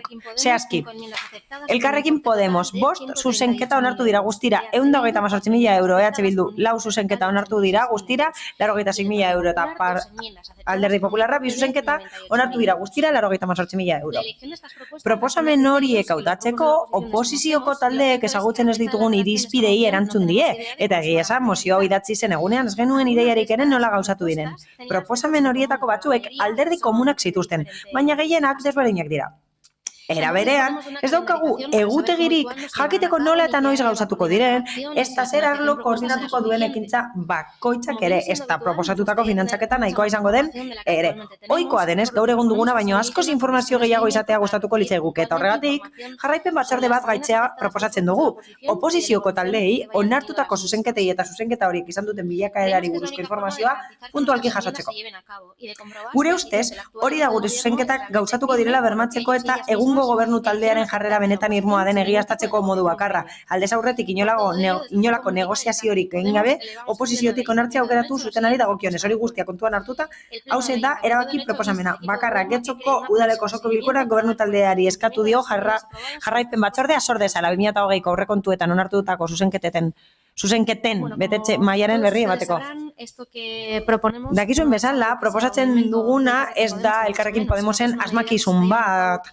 Neurri hau burutzen ari da, ezartzen ari da leku askotan jarraitu alizateko politika publikoen egikaritzapena. Getxon badago, gobernu taldearen jarraipen batzordea egiaztatu alizateko gobernu akordioaren egikaritzapena eta betetzen maila. Bat dago aldundiaren eta udalaren arteko lankidetza hitzarmena, non jarraipen batzorde bat gaitu egingo den hori kontrolatzeko, eta Eusko Jaurlaritzan ere bai alderdi biek erabaki dute segimendu mahai bat sortuko dutela jakiteko zer betetzen duten aurrekontu erabakiari dagokionez. Esan lezakete badodela organo nahikoak informazio batzordeak kasu honetan hori kontrolatzeko, eta bai, hala da, baina badakigu organo horietan informazioa pilatzen da arin eta modu desordenatuan askotan. Eta gainera momentuan bertan ematen digutela informazioa eta ez dela guk pentsatzen duguna bezain baliagarria, edo nahiko genuen bezain baliagarria. Hala, ez da inoiz gertatu, kasu honetan gertatu dena. Gobernuak, mozioan esan bezala, erabaki du emendakinak nahieran egitea eta kontu emateak egin ditu eta eman ditu gure proposamenen inguruan, baina espazio bat ezarri nahi dugu informazioa ondo pilatzeko eta haiek argiak izatera behartzea. Esan bezala, ez dugu inolako aldizkakotasunik ezartzen, ez dugu nabardurarik ezartzen. Besterik gabe nahi duguna da oposizioa errespetatzea, kontu ematea egitea espazio propio batean, eta hori ahalik eta modurik argienean egin dadin. Hori da guk nahi duguna. Badaude beste espazio batzuk gobernuarentzat sortu direnak, eta agian uste dute jarraipen batzordea badela organo edo irudi egoki bat. Kontu emate egokiak egin ahal izateko eta hasierako proposamenekiko aldaketak egiaztatu ahal izateko. Segimendu batzordea organo egokia dela ematen du eta ez da nahikoa informazio batzordeak egitearekin. Eduki asko dagoelako, eduki ugari egoten direlako eta ziurazki hori egiten da bakarrik zuek nahi duzuenean eta hori ez da ohikoa izaten. Espero dugu ulertzea zuen betetze historikoa ez dela oso ona eta gustatuko litzaigukeela ziurtatzea zuek erabakitzen duzuena egikaritzen dela eta nola egikaritzen den. Hori jakin nahiko genuke, horregatik nahi dugu espazio bat ezarri informazioa partekatzeko, parte hartzeko eta purka-purka ikusteko egikaritzen diren neurriak, kezkak, aurrekontu premiak, aurreikusitakoen desberdinak direnak eta emendakinekin lotutako alderdi guztiak. Eta guretzat neurri hori baliagarria eta onuragarria da denontzat eta horrela kudeak eta arinagoa sustatuko da. Eta beti da ona kudeak eta hobetzea. Mi esker. Eskerrik asko, Mio Anderea, Mi esker. Díaz Anderea, Alkate Anderea.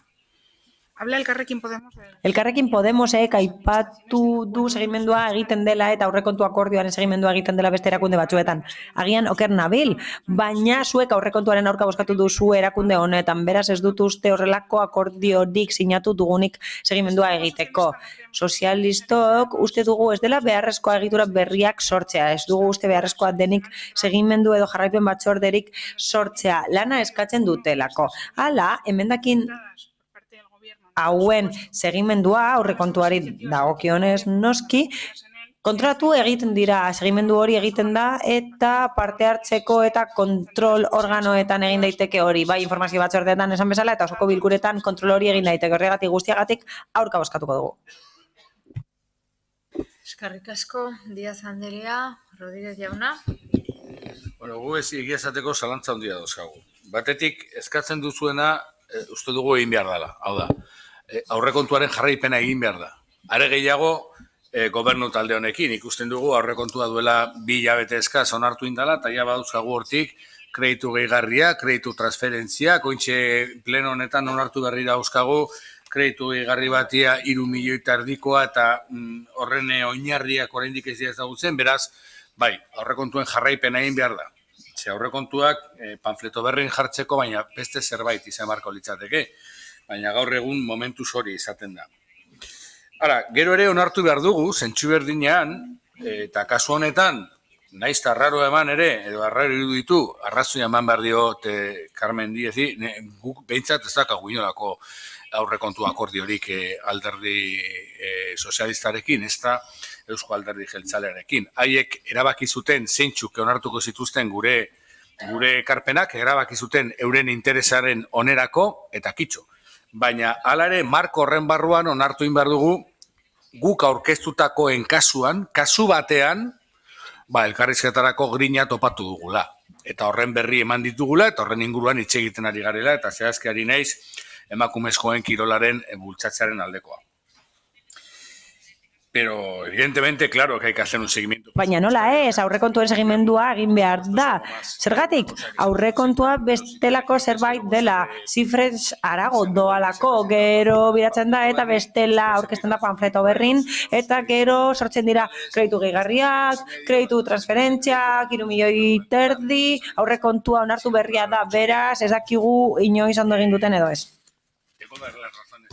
Arrazoia dauka Carmen Diazek. Guk ez dugu uste akordio hori daukagunik, aurrekontu akordio hori daukagunik gobernuarekin erabaki zuten emendakin batzuk onartzea, haiei ondo iruditu zitzaizkienak, uste zutelako horrela, agian simulatuko zutela, eztabaidatu nahi zutela, eta kitxo, eta onartu zituzten nahi zituztenak, oso ondo dago hori.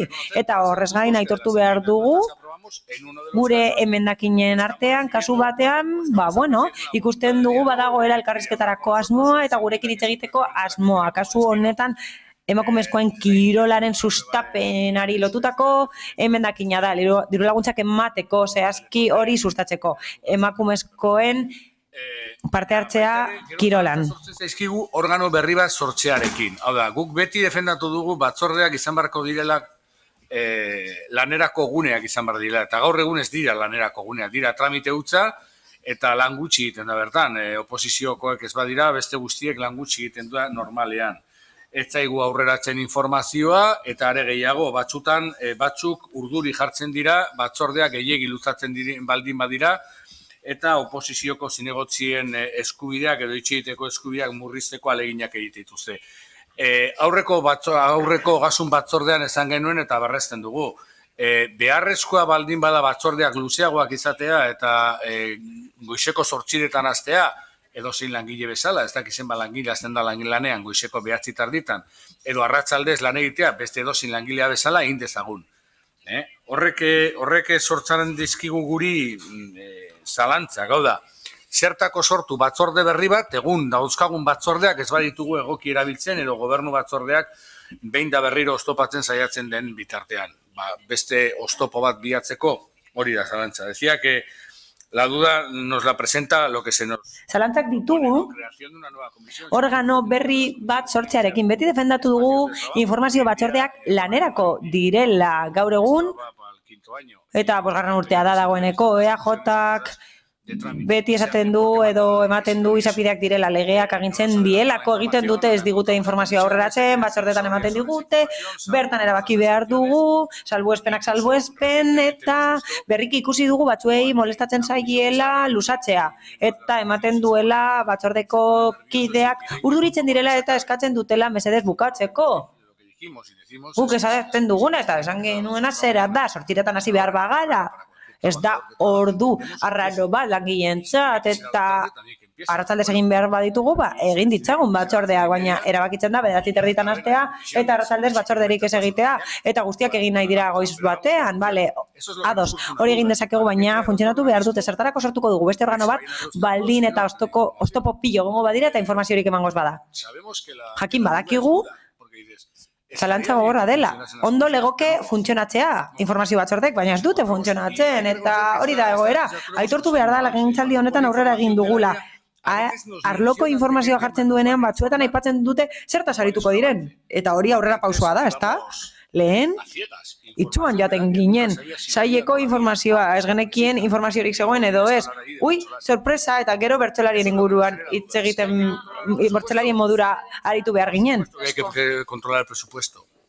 Kontrolatu behar da aurrekontua, baina batzorde berriren bat sortu behar da, hor daukagu zalantza. Eskerrik asko. Andrade jauna, zeure daitza. Gracias, señora alcaldesa. Brevemente, Eskerrik asko alkate Andrea, ez gaude ados irizpide horrekin, Elkarrekin Podemosen proposamenarekin, ez gaude ados. Guk ez daukagulako akordiorik gobernu taldearekin eta aurrekontuen aurka bozkatu dugulako. Emendakinen informazioa 11 onartu ditu gobernu taldeak, ez dira milaka. Segimendua egin behar da, bai, baina aukera gutxi ditugu, Ibonek esan bezala, hori egin alda getxo berrin, egiten duten guztia argitaratzen dutelako. Arautegiaren aldaketarekin galderak egin daitezke, gai zerrendan sartzen direlako eta erantzuten dutelako. Adi egon besterik ez dago, adi bagaude oso ondo ikus dezakegu benetan egiten duten sinesten edo sinatzen edo esaten duten hori ikusiko dugu adibidez egiten duten sartze aktiboa hobetzeko adostu zutena, emendakin bat edo kreditu gehigarri bat onartu zuten hain zuzen ere urguleko lokara kuidatzeko, eta guk uste dugu hori badela nahikoa, hau da, baditugula batzordeak eta espazio nahikoak egikaritzeko eta egiaztatzeko benetan egiten duten esan dutena. Eskerrik asko Andrade jauna eta Uriarte jauna, zeura daitza. Bai, eskerrik asko. El seguimiento de la evolución del presupuesto municipal. Aurrekontuaren segimendua araudian dago jasota, badaude forma ugari segimendu hori egiteko, eta nola ez? 3 hileko egikaritzapena ekartzen da, zifra guztiekin, zutabe guztiak jartzen dira, horri asko dira, irakurri behar dira, aztertu behar dira eta ikasi behar dira, eta hori da oposizioaren lan garrantzitsu bat badaude informazio batzordeak, hilero, abuztuan izan ezik, badaude informazio batzordeak hilero, eta hori da foroa araututa dagoena galderak egiteko eta horiek erantzuteko. Gobernuak agian informazio gutxiago edo gehiago ematen du, baina galderak egiten direnean beti erantzuten da. Hori argi dago. Bai, onartu egin ziren 11 emendakin, 11 zuzenketa, 5 Elkarrekin Podemosenak, 4 EH Bildurenak, eta Alderdi Popularraren 2. Horiek gehitu ziren aurrekontura eta aurrekontu osoaren barruan daude. Badago kreditu gaikuntza bat, hori egin zen udalkuntzaren kopuru areagotu zelako eta kreditu gehigarria udal aurrezkiaren kargura gehitu egin da eta segimendu normala, ohiko segimendua egin behar da. Oposiziotik norberak nahi duen egin dezake, noski, baina hori da egin beharreko segimendua. Gonbidatzen zaituztet talde guztiak benetan eta gobernu taldea benetan segimendu hori egitera. Segimendu eraginkorra, aurrekontuan jasotakoaren segimendu eraginkorra eta horretarako esan bezala hiruhileko bakoitzean aurkezten den dokumentazioa hor dago, badaude 6 dokumentu ona ekartzen direnak aztertzeko nola doan aurrekontuaren egikaritzapena. Eta gainera, transferentziak daudenean, ekartzen da kontu ematea, beraz, aldaketak daudenean aurrekontuaren barruan, gaur gertatuen bezala, 2 ekarri dira, 17.000 euro eta 35.000 euro, 107.000 euroko aurrekontu baten barruan, ona ekartzen da eta hori islatu egiten da. Eta gero zutabe bakoitzean ikusten da, baimenduta dagoen, disposizioan dagoen, behartuta dagoen, hori zutabe bakoitzean agertzen da. Eta hori hiruhileko bakoitzean ekartzen da, eta nik uste dut nahiko erraza dela segimendua egitea, eta behin urte batzuk daramatzagula hemen lanean automatizatuta egon beharko, litzateke ez dut uste beharrezkoa denik hori bereiztea. Emendakinak onartu dira, bai, baina gehitu egin dira aurrekontuan, eta horren parte dira. Eta beraz bada agindu bat gobernu taldeak, udal gobernuak hori egikaritzeko, eta hori ingo du ezarritako epeetan eta alden neurrian sail bakoitzean, mila esker. Eskerrik asko, Uriarte jauna, eta Mieba anderea, zeurea da hitza. Vale, eskerrik asko. Bueno, claro, bai, ematen du esandakoa entzunda, badagoela harreman hobea taldeekin, gurearekin alderatuta, eta ematen dizueten informazioa guk ez daukagu. Ez zuen proposamenei dagokienez, gurei dagokienez, baizik. Ez digute esaten zer egiten duten, eta politika publikoak dira esan bezala, eta getxoko pertsona guztiei ukitzen diete, ez bakarrik taldei, baizik, eta getxo osoari, eta guztioi interesatzen zaigu egikaritzen diren edo ez. Aurrekontu osoari zein gure neurriei dagokienez. Inork ez du esaten beharrezkoa denik itunak ezartzea segimendu batzorde bat eukitzeko. Akordiorik ez da behar horretarako, baina ikusita gobernu taldearen hitzaldiak ematen du ez dituztela aurrekontuak negoziatu horrelako neurrien aurka egiteko. Kide anitzeko organo bat proposatzen dugu aktekin eta gauza ofizial horiekin, ezta? Ikusten dugu zein den euren erantzuna eta saiesten dute informazioa ematea. Ez da atzera egi joan behar, informazioa nahi duten bezala ematen digute eta nahi dutenean. Eta noski, organo hau proposatzen dugu Elkarrekin Podemosetik, aitzakiarik ez edukitzeko, esateko, kontziliazioa sustatu behar dela, denbora gutxi daukagula, batzuetan moztu nahi izan dituzte informazio batzordeak eta aitzaki asko eman dizkigute ez zutelako informaziorik eman nahi. Eta noski, ulertzen dugu, harreman horretan, ematen du harreman ona dutela beste talde batzuekin, baina gurekin ez. Baina ematen du badaudela elkarrizketa informalak zuek esandakoaren arabera, ezta? Eta ematen du horrela ez duzuela ikusten beharrezkoa dela harreman berbera edukitzea oposizioko talde guztiekin. Eta nik esan behar dizuet orain ez dela gertatzen ari harreman hori talde guztiekin modu berberean. Eta nik planteatu nahi diodana Uriarte jaunari zera da. Oso ondo ezagutzen ditugu aipatutako tresnak, baina hiruko erregela horrekin zergatik behar duzue segimendu batzorde bat aurrekontuaren egikaritzapena kontrolatzeko organo guzti hori badituzue segimendu batzordeaz gain, zertarako behar duzue segimendu batzorde bat zehatza dena akordioa, hau da gobernu akordioa kontrolatzeko batera lan egiten duzue, tokiko gobernu batzarra duzue, eta gainera segimendu batzordea zertarako baldin eta hainbeste tresna badituzue publikoak direna, gainera, hori guztia baduzue, zergatik behar duzue hori. Kasu honetan, askotan eskatu izan den bezala, nahi dugu aktak idaztea, formalak izatea, eta kontu ematea derrigorrezkoa izatea gure aurrekontuei eta emendakinei zuzenketei dagokienez askotan egin duzuen bezala zin egiten duzue, baina ez dituzue proposamenak egikaritzen, eta ez diguzue galdetzen nola egin behar den, eta guri ez digute ezer esaten. Posten nahi zuekin harreman ona badago, baina harremana berdina ez bada, aldarrikatu behar dugu harreman berdina eduki behar dutela oposizioko talde guztiekin. Mieba anderea eta Diaz andereak ez. Bai, Rodríguez jauna. Bai, a ver, un matiz. No sé si lo de la relación fluida o no Bueno, fluida iba por nosotros. matiz bat, nik ez dakit harreman jariakor hori guregatik esan duten gu batzuekin, gobernu taldeko batzuekin harreman ona dugu, eta beste batzuekin, ez. Beste batzuekin tentsioa dago, baina normala da. Hori norberaren harremana da, harreman kolektiboen kasuan gu beti gaude prest edonorekin hitz egitera. Batzuetan, alderdi batzuen partetik, kontu batzuetan egia da hitz egoteko borondatea dagoela, beste batzuetan ez. Bueno, guk oraindik honen inguruan zalantza ditugu. Baina gero EAJ-ko ordezkariak esaten duenagatik, los mundos de Yupi dirudi, galderak egiten dira da erantzuna ematen da. Ni badu galdura bat, uste dut egin genuela urtarrilaren 7an, hor dago erantzunaren zain, norbaitek erantzungo dio. 6 hilabete hauetan pasatuko din kontu batzutako da, 2 hilabete igaro dira, beste galdera bati esan ziguten ez genula erantzunik jasoko? Beraz, badago beste galdera bat gainera, bai, erantzun gabe dagoena, esan diguten, ez, bueno, 6 pertsona dute hau, joan dira ekitaldi batetara, bai, nortzu joan dira gonbidapenatik. Hori erantzun da? Ez da man erantzunik. Beraz, esatea galderak egin ostean erantzuna ematen dela hori optimista da edo los mundos de Yupin bizitzea. Ez delako ala. Lo que vamos a apoyarlas para reflejar la necesidad. Beraz, guk babesa emango diogu, erakusteko, baietz, gobernu taldearen lana kontrolatu beharra dagoela, eta aurrekontua betetzen direla kontrolatu behar da, eta aurrekontu hauek, itxuratzen direnean, itxuratzen dira egia bilakatzeko, eta gero kontrolatu behar da, kontu bat da, partida batzuk ez direla barne hartzen aurrekontuak egiten direnan, ez direlako aurre ikusten diru sarrera horiek. Aurrekontuak egin behar dira, ikusteko gobernua dinonean akuarium bat irekita mantenduko duela, aldez aurretik jakiten badu ez duela egingo, kasu honetan joko hori egin dezake. Beraz, paperean jarrita dagoenaz gain, horrek guztiari usten dilako errealitatea bestelakoa da. Eta horregatik egingo dugu mozionen alde izan ere, ezin gara geratu du sentsazio horrekin ikusiz kontrolerako elementu batzuk funtzionatzen dutela gobernu taldearen iritziz da guztia, ondo doala uste dute, baina los mundos de Yupin bizia.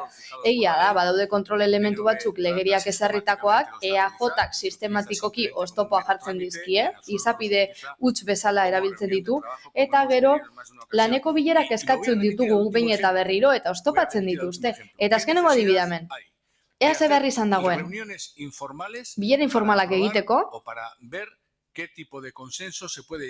ikusteko zein adostasun maila lor daiteken diru laguntzen plan estrategikoarekin. Zergaitik ez da hori batzordeetan lantzen bai, EAJarentzat ez direlako garrantzitsuak, eta gola da, eta garrantzitsuak ez direnez, oztopatu egiten ditu. Eta horregatik bakarria da, baiezko emango diogu mozioari. Eskerrik asko, Rodríguez jauna, Andrade jaunak ez, eta Uriarte jauna bai. Eskerrik asko, Alkate Andrea. En cuanto a la comunicación entre grupos... Talden arteko komunikazioaren inguruan zer esan? Elkarrekin Podemosek normalean bate baino gehiago empatiaz jokatzeko eskatzen du, eta oso ondo legoke haien partetik ere gauza bera erakustea. Eta empatia hori bultzatzea komunikazio jariakorragoa izateko. Era berean, gero eta gehiago nabaritzen dut, zenbait udal taldek EH Bildu Elkarrekin Podemos zehazki negatibotasun asko erabiltzen dutenak. Ez funtzean bertan baizik eta formetan, eta hori ez da lagungarria. Horrela ez dugu lortuko harreman jariakorra izatea. Eta negatibotasun hori usteko eskatu nahi diet eta empatiaz jarduteko, positibotasunez akordioa lortzeko eta haien proposamenak hobetzea lortzeko. Eta ez bakarrik 11 zuzenketaren bitartez osoko bilkuratan landu zirenak, bide batez luzea izan zen, baina hemen esaten da batzordeetan, informazio batzordean ez dela eztabaidatzen, 8 ordu iraun zituen azarokak. Oposizioak 8 ordu horietan kontuan izan gabe, artezkaritza batzordeak beste 3-4 ordukoak izan zirenak, 11 ordu iraun zuten batzorde hoie guztiak ez baldin badira nahikoa informazioa eta azalpena lortzeko, 11-12 ordutan hor bildutako pertsonek hori guztia ez badute lortzen, eta rotatzen da beti ez garelako pertsona berberak, batzuk ia beti gaude, baina normalen ez gara berdinak izaten. Hoiek 11-12 ordutan ez baldin badira gai, egun desberdinen artean, ez da 3 edo 4 ordu zenbat izan ziren, gehi 8 informazio batzordetakoak. Ez baldin bagara gai informazioa lortzeko, eta azalpenak lortzeko, zerbait gaizki doa. Baina nik ez dut uste gaizki egiten ari direnak azalpenak ematen ari dira bakarri direnak, besteak ere bai, 12 ordu denbora luzea delako. Eta berriro diot, nik bai uste dut oinarrizko zerbait falta zaigula. Empatia falta zaigu eta negatibotasun gehiegi dago. Empatia gehiago behar da, eta Elkarrekin Podemosek eskatu bezala empatia gehiago behar da, negatibotasun asko kendu beharra dago, eta bi alderdi politikoiei, EH Bildu eta Elkarrekin Podemos izan nahi diet, empatiaz jarduteko eta harremanekiko negatibotasun hori kentzeko, alde batera usteko, eta behin eta berriro ikus dezakegu negatibotasunez jarduten dugula, eta horrek ez du bat ere laguntzen. Eskerrik asko. Eskerrik asko, Uriarte jauna. Beraz, mozioaren bozketara pasatuko gara. Mozioaren aldeko bozkak. EH Bildu eta Elkarrekin Podemosekoak ditugu. Aurkako bozkak. Partido Popularra, PS Euskadiko Ezkerra eta Eusko Alderdi Jeltzaleakoak dauzkagu. Beraz, mozioa bertan bera geratzen da. Eta honekin mozioen atala amaitutzat ematen dugu. Galde eskaerak, ez dakit badagoen galdera edo eskaerarik. Beraz, osoko bilera momentu honetan amaitutzat ematen dut. Badago jendea, publikoan jendea badago, orain izango da zuen txanda, badakizute egiten ditugula 10 minutuko geldialdi bat, 5 minutu esaten diate, 5 minutuko geldialdi bat egingo dugu, komuna juteko izan bada besterik. Eta bai jakin nahiko nuke, badakizute, talde baten ordezkari bezala balin bazatozte, bai jakin nahiko nuke zenbat pertsonak parte hartuko duen gero niri egiten diaten galdeketan. Sí, decía que, no sé si me habéis entendido o no, igual sabéis que tenéis las traducciones, que ahora vamos a tener un receso de 5 minutos y que, luego vais a poder participar. Entonces, lo que sí solemos pedir es que si venís en nombre de una asociación o de un grupo, pues que nos digáis cuántas personas vais a participar en nombre de esta asociación o este grupo. Y si venís a título individual, pues a título individual. Es un poco para saber cuántas personas vais a intervenir, porque sabéis que no es el turno de intervención no es un turno de debate, sino es un turno de exposición o pregunta, que yo a veces os podré contestar y otras veces necesitaré recabar información y ahí se va a quedar la cuestión. Entonces sí me gustaría saber cuántas personas tenéis intención de participar en la última fase para que los miembros del pleno pues tengamos una idea. Vale, lau pertsona, vale? Lau pertsona, 4 personas. Ederto. Eskerrik asko.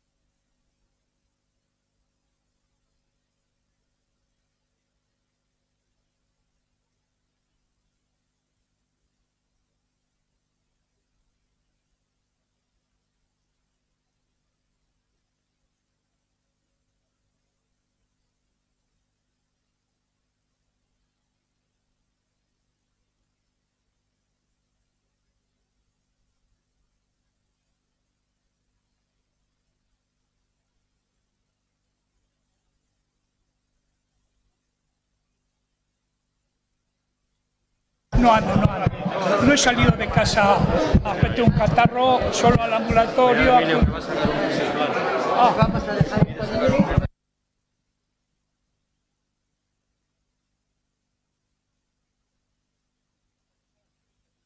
Para arriba, correr para arriba.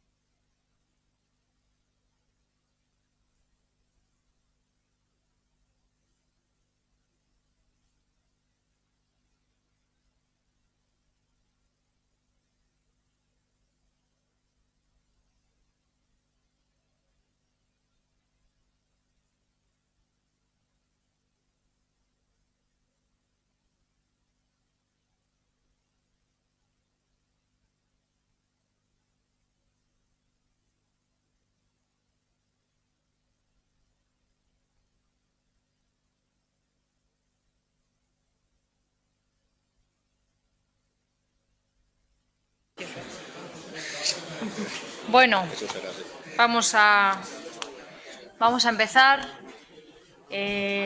Hasiera emango diogu txanda honi, 5 minutu dituzu, Gero nik erantzuna eman behar dizuet eta beste 2 minutu izango dituzu zuek horri erantzuteko. En la réplica. Replikarako. Un poco siguiendo las mismas pautas que se siguen en el pleno. Osoko bilkuran jarraitzen dien jarraibide berbera jarraitu behar dituzu zuek ere. Pues si me dices tu nombre... Beraz, esan mesedes nor zaren. Sí. Mesedes. Bueno, Aurrera. Yo soy Jesús Urrutia. Jesús Urrutia naiz. Andramari Gurelurra. Andramari Gurelurra elkarteko bozera maila. Vamos a ver, EAJ-PNV proposamen bat aurkeztu zuen Andramarirako eta bertan aitortu zuten udalerrian etxebizitza behar izana zegoela, baina hori bateragarria zela gure eskakizunekin, Andramariko bizilaun eskakizunekin. Alderdi sozialistaren webgunean era berean 2010ean aitortu zuten EAJ-arekin eta gure elkartearekin izandako lankidetza adierazpen instituzionala lortzeko. Dokumentu horretan esaten dute ondorio nagusietako bat izan zela bertako etxebizitzak mantentzea Andramarikoak eta horrez gain eraberritutako inguruan kohesioa baloratzea. Gauza da gero hau ez dela agertzen alegazio ostean, desagerrarazi dutela eta kezkatzen gaitu benetan. Andramariko bizilagunek alderdi politiko guztiei eskatu nahi diegu eta batez ere alderdi sozialistari eta EAJ-ari. Zergatik aiei batez ere, 2010 baino lehenago aurreko 2 urteetan hain zuzen, lankidetzan aritu ziren gurekin, erabakigarri izan zen lankidetza hori eta orain ere uste dugu erabakigarri izan daitekela. Dena den, eskari hau orokorren alderdi politiko guztiei luzatzen diegu, zertarako guztien artean lanean aritzeko eta kontrol eta ikuskaritza lana egiteko talde idazlearekiko zalantzarik gabe etxe bizitzetarako behar izana eta bizilagunen interesak eta eskubidak bateragarria dira oso. Gure adierazpen instituzionalean, gure alegazioak, plano eta memoria ere aurkeztu genituen erregistroan eta bertan adierazpen oinarri bezala erabili ziren adierazpen instituzionala egiteko. Berriro diot gauza bera, bilera bat eskatu genuen, ez ziguten eskaini bilera hori, eta garai hartako arkitekta bitartekari lanetan aritzen dena talde idazlaren eta alkatetzaren artean justifikatu egin zuen bilera horren presaskotasuna. talde idazleak lehen esan bezala, adierazpen instituzionalaren baitan, alegazioi emandako erantzunaren baitan, paragrafo bakendu zuen, integrazioari eta kohesioari buruzkoa. Aldez aurretik zeuden etxe bizitzak, inguru berrian integratzeari buruzkoa. Behar badaztu zitzaion borondate honez, baina niretzat iraingarria da. Bestalde, laugarren zenbakian, aipatzen da, adierazpen instituzional laugarren atalean aipatzen da, eraispen baten kontsiderazioa ezoikoa izango dela. Eta hori agertzen da. Ezoiko hitza agertzen zen, baina gero kendu egin dute hitz hori. Adierazpen instituzionalaren baitan bere biziko irizpidetako bat etxe bizitzak mantentzea da. Bertan agrupazio batzuk daude antzeko ezaugarri eta egoerekin, eta uste dugu hoien baldintza berberak aplikatu behar zaizkigula. Zentzua da, hau zenea da, eta ez dugu bestelako ezer eskatzen. Bestalde, osoko bilkura honetan komentatu denaren inguruan, beharrezkoa dela eraikitzea, etxe bizitzen behar izana dagoela, horren kontra nago guztiz, eta Andramariko bizilagun guztiok ere kontra gaude. Bildu kasu honetan esandakoaren kontra, eta uste dugu Podemos eta Bildu esandakoaren kontra gaude. Ez dugu ulertzen ezer ez eraikitzea, baina baita ere ez dugu ulertzen gehiegi eraikitzea. Andramarin gure proposamenan etxe bizitzen minimo hori eskatzen dugunez, hori zehazten delarik adierazpen instituzionalean, guk uste dut, ekipamendu eta espazio berdeak egin daitezkelak, guztiek erabiltzekoak, publikoak, egin daiteke eta egin behar da. Ongizate maila handiagoa behar dugu, eta horrek ez du inongo zerikusirik talde idazlak egingo duen proposamenarekin. Etxe bizitza udalerri osoan behar dela adieraziko dute, bertan. Aipatu da baita ere gazteak badoazela. Nik uste du gazteak badoazela eskaintzarik ez dagoelako, eta hortik esan dute. Eskaintza faltagatik, baina batez ere, kontutan hartu beharra dago, eskaintza horren kasuan legeria bete beharra dagoela. Eta ehun etxe bizitzatik 75 babestua dira. Eta hirilur zoruan 140. 100-40. Alokairua ari garenean ikustu legeriak orekaz babestu behar dituela jabeak eta egoiarrak. Beraz, gaztei eskaintza bat eman behar zaietan ikustu legeriak, eta uste dut ez, hala da, eskaintza etxe bizitza anitzekoa eta etxebizitza babestu anitzeko izatea ezartzen duela. Erreformen kasuan, adierazpen instituzionalean agertzen da baita ere, 20 urte daramatza Andramarik hirigintzarloan ezer egiteko aukerari gabe. Santa Maria inguruan izan ezik. Horrek zer esan nahi du, gatazkak daudela bizilagunen artean, 20 urtetan norbaitek garaje nahi du, txabola batek nahi du, gero salaketa dator. Gero azkenen gauzak ez dira ondo egin ja egongo, beraz, azkenen erraza da salaketa baten bitartez, epaien lana garrantzitsua da, baina nik uste dut are garrantzitsuagoa dela legeria, bete behar da bai, baina hori betetzera iritzi aurretik uste garrantzitsuagoa dela udalak bitartekali lana egitea eragintakoekin akordioren balortzeko. Izan ere, 20 urte ezer egin gabe, beraz badu bere errua, bere horretan udalak. Beraz, minutu batean laburbiltzeko alderdi politiko guztiei eskatu nahi diegu lankidetzan aritzeko kontu honetan, eta bermatzeko etxe bizitzen behar izana gure Andramariko bizilagunen eskubidekin. Kontrol eta ikuskaritza lan egiteko ekipo idazlaren lanean. Orain oso fase garrantzitsu batean gaude. APOaren behin-behineko onarpenaren aurreko fasean. Horregatik berriro diogu bilera bat behar dugula. Inigo Urkiza, gu, talde idazlea. Hoiek guztio jakin behar dugu, bitartekariak, arkitektoak, eurekin lan egiten duenak esandakoa, ala den ala ez. Talde idazlea horren kontra dago, horrenalde dago, jakin behar dugu. Ezin dugu astu arkitekto hau talde idazlearekin lanean aritu dela 2013-tik 2015-era.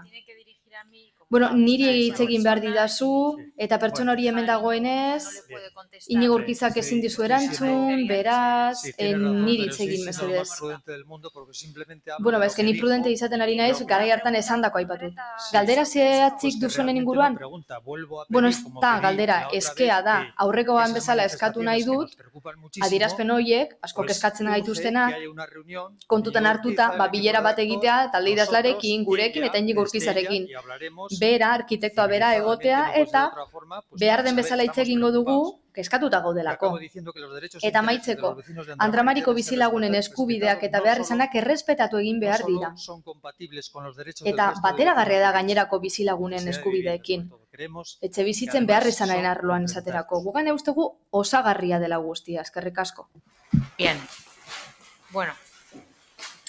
En primer lugar, lehenik eta behin, nik badakit bilera bat egin genuela legegintzaldi hasieran. Gero ez dakit orain beste bilerarik izan duzun edo ez, suposatzen dut baietz, bigarren bilera sari zarela. Hace bastante que no hemos tenido. Duela denbora luzez dugula bilerarik izan. Bueno, hilabete batzuk, ez da? Legegintzaldi honetan daramaguna. Dakizun bezala, gobernu talde honen helburu nagusietako bat zera da. Apoaren hasierako onespena lortzea, beharrezkoa delako, zuk esan bezala, kasu honetan, gauza batzuk ataskatuta daramatzate 20 urte, eta hori desataskatzeko behar dugu onespen hori.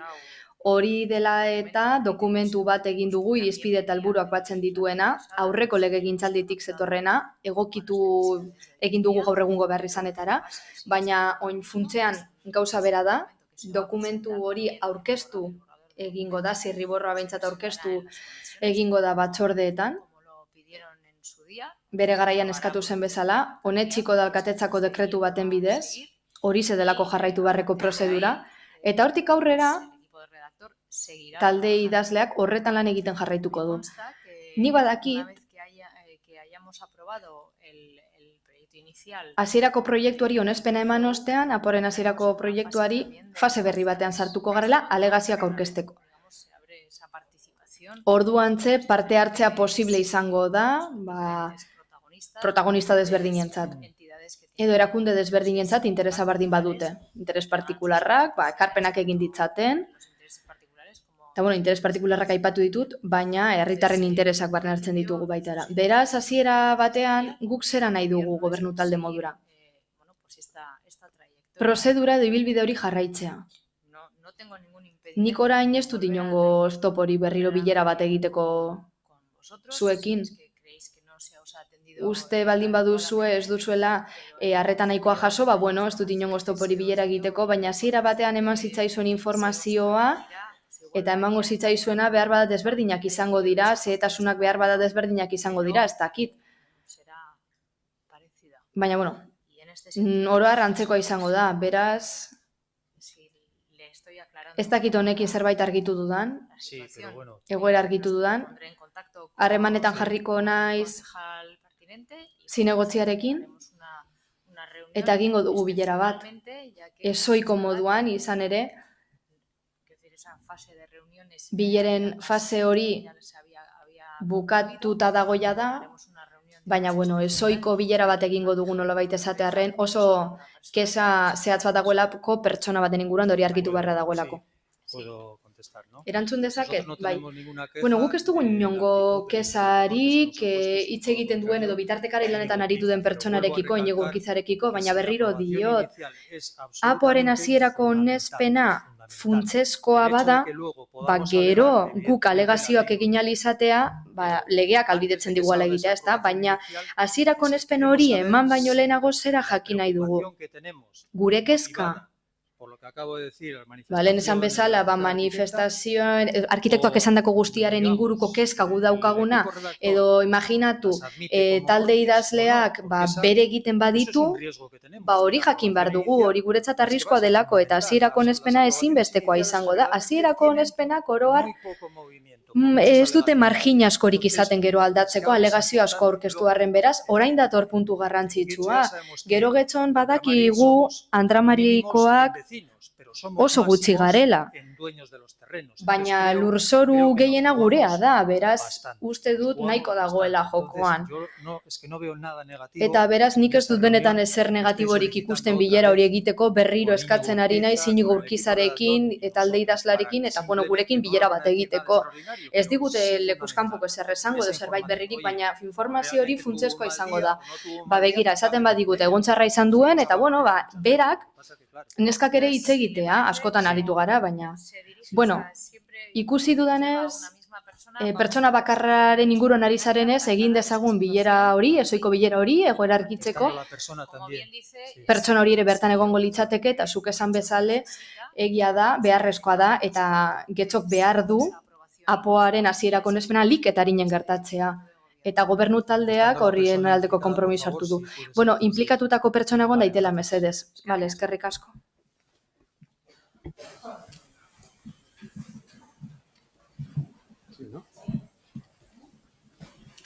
Egunon. Hola, egunon. Buenas tardes ya. Muchas gracias. Su nombre y... Zure izena, mesedez, Jose Maria Murillo naiz. Romoko auzokidea naiz, orain dela urte batzuk, dagoeneko eta nire izenean nator, naiz eta nagusien etxeko erabiltzailea naizen. Alik eta aktiboena naiz bertan egiten diren gauzetan. Romora joatea asko gustatzen zaizue, guztioi oso auzo berezia delako Romo, eta uste dut denok egongo zaretela ados horrekin, ezta? Oso auzo berezia da Romo. Eskerrak eman nahi dizkizuet, eskerrik asko behingoz argi hitz egiteagatik. Urteak behar izan dituzue argi hitz egiteko eta zaila izan da prentzan entzutea benetan egingo duzuena izango dela eraistea ekipamenduak. Eraitzi egingo dituzue, bestelako zerbait egiteko nola ez, bai, falta zena. Lehenengo aldia da argi esaten duzuena, egingo duzuena. Galdera oso simple bat daukat. Zein da erabiliko duzuen itxaskina gizarte kohesio hori sustatzeko? Hori aipatu izan duzue. Hain zuzen ere, eraitziko duzue ekipamendu hori, baina hori egingo duzue gure iritziaren aurka, adinekoen iritziaren eta gazten iritziaren aurka. Eta horiek dira berez erabiltzaileak orain funtzionatzen dutenak. Orain bazkaltzen egongo dira pertsona asko, nagusien etxean askok bazkaltzen dute. Goizean, zuek eztabaidatu duzue eta pertsona asko egon dira bertan jarduerak egiten eta dagoeneko ez dute aukerarik izango. Ez bertan, ez beste leku batean egiteko, ez daukatelako leku nahikorik inon. Eskerrik asko, hitzaldi aldatu egin delako azkenengo urteotan. Imanol Landaren hitzaldia bestelakoa zen orain dela urte batzuk eta denok dakigu zein zen bere hitzaldia. Etxebizitzak egongo ziren, azerratu zen bera, nik beste gauza bat esan nuelako. Nik esan nuen etxebizitzak egingo dituzu. Bai, baina babes ofizialekoak. Bai, eskerrik asko argitzearren Imanol. Hori izan zen nire erantzuna. Hori esan nion elkarrizketa horretan. Geroago, ez ziren etxebizitzak egingo. Etxebizitzak baino alokairurako. Orain belaunaldi arteko zentro bat. Zer gehiago esango duzu. Gezurretan ibili zarete eta penagarria da niretzat. Zuzaren nire alkate anderea eta zuek zarete nire ordezkariak. Zuek guztiek zarete nire ordezkariak eta ez bakarrik nik bozkatu ditudanak. Eta mingarria da eta alderdi sozialistaren aldetik mina ematen dit. Gauza batzuk esan dituzuelako eta beste gauza batzuk egiten dituzuelako. Hori ez da egiten inorekin, ez adinekoekin, ez gazteekin. Eta mingarria da benetan gezurretan ibili zaretelako alderdi sozialistatik gurekin. Pero no quiero ser negativo, Baina ez dut eskorra izan nahi. Ez dut eskorra izan nahi esan bezala. Nik uste dut konponbide bat bilatu behar dela. Auzoak arazo bat dauka. Ez dut pentsatu nahi arazoa zuek zaretela. Ez dut hori pentsatu nahi. Auzoak arazo bat dauka. Zerbitzu batzuk behar ditu. Beste batzuk behar ditu, noski. Ez dut eztabaidatuko Zilegi da, noski, ez dizuet inoiz zilegitasunak kendu, zuek zarete ordezkari zilegiak. Noski, falta zena, baina kontuan hartu ezin duzuela gure atzetik gobernatu eta guri bizkarra emonez gobernatu. Konponbide bat bilatu behar dugu eta auzokideekin hitz egitera ezarri behar zarete. Aipatu dituzue adinak. Elkarri begiratu mesedez eta ikusiko duzue ez zaretela ez oso nagusiak, ez oso gazteak. Zuek zarete erdibideko adinekoak eta gazteok eta adinekoak hemen gaude, eta pertsona horiekin hitz egin behar duzu ezuek. Bestela, nola konponduko duzue arazoa, indarrez? Ertzaintza bidaliko duzue nagusien etxetik kanpora gaitzan? Ez dut uste. Ez dut uste horretara heldu nahi duzuenik? Besterik gabe, mila esker.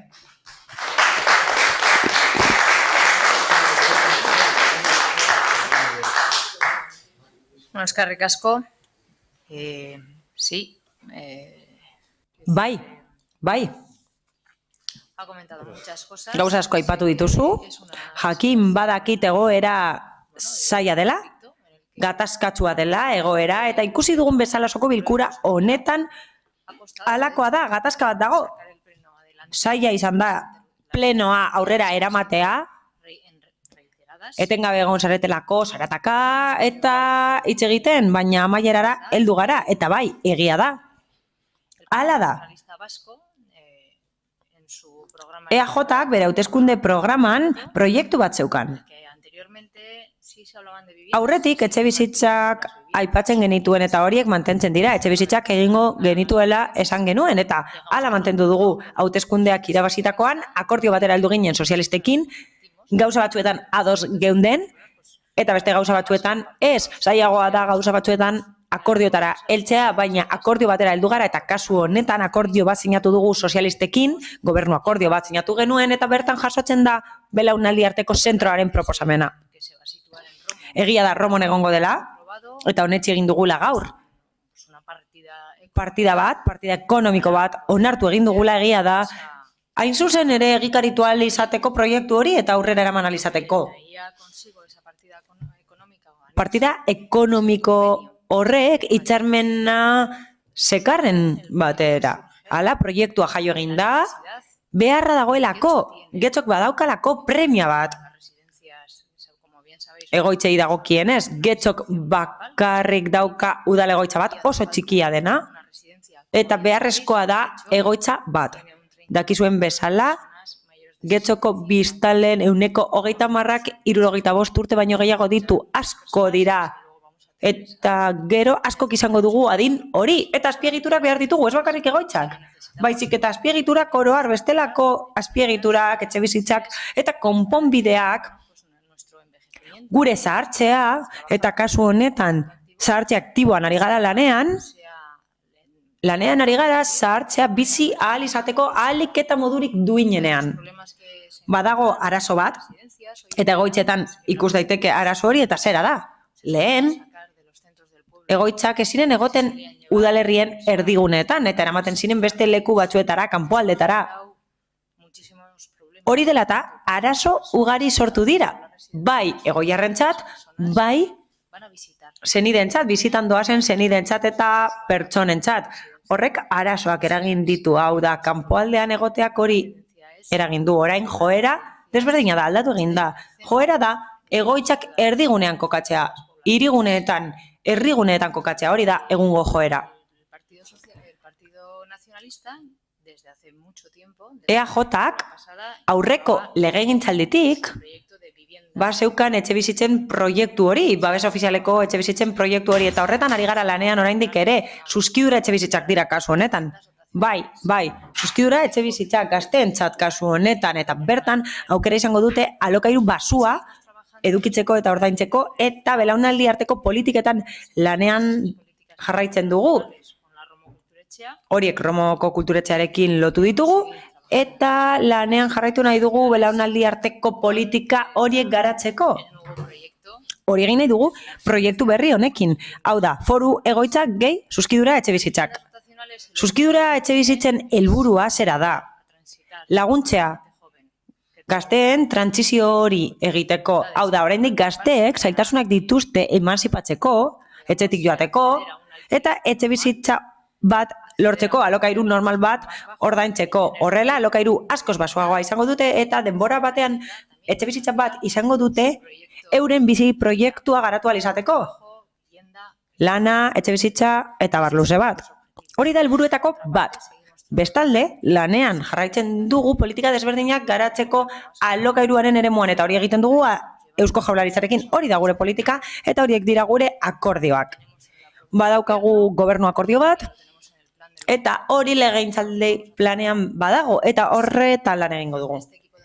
Gobernu talde honetatik eskua luzatzen dizuegu eta hori egin izan dugu azkenengo urteotan eta legegintzaldia hasi denetik. Ibar Nagusien etxeko erabiltzaileekin egon ginen lehenengo momentu batean legegintzaldia hasi eta berehala eta saldu genien proiektua berehala. Pizkanaka lanean jarraitu dugu eta momentuz hitzarmenean lan egin dugu, hitzarmena landu dugu eta aurrekontu partida landu dugu eta gero lanean jarraituko dugu proiektuaren edukia lantzeko. Hemen esan da 40 zuzkidura etxebizitza egongo direla kasu honetan eta 100 plaza. 100 logela egoitza horretan, hori argi dago.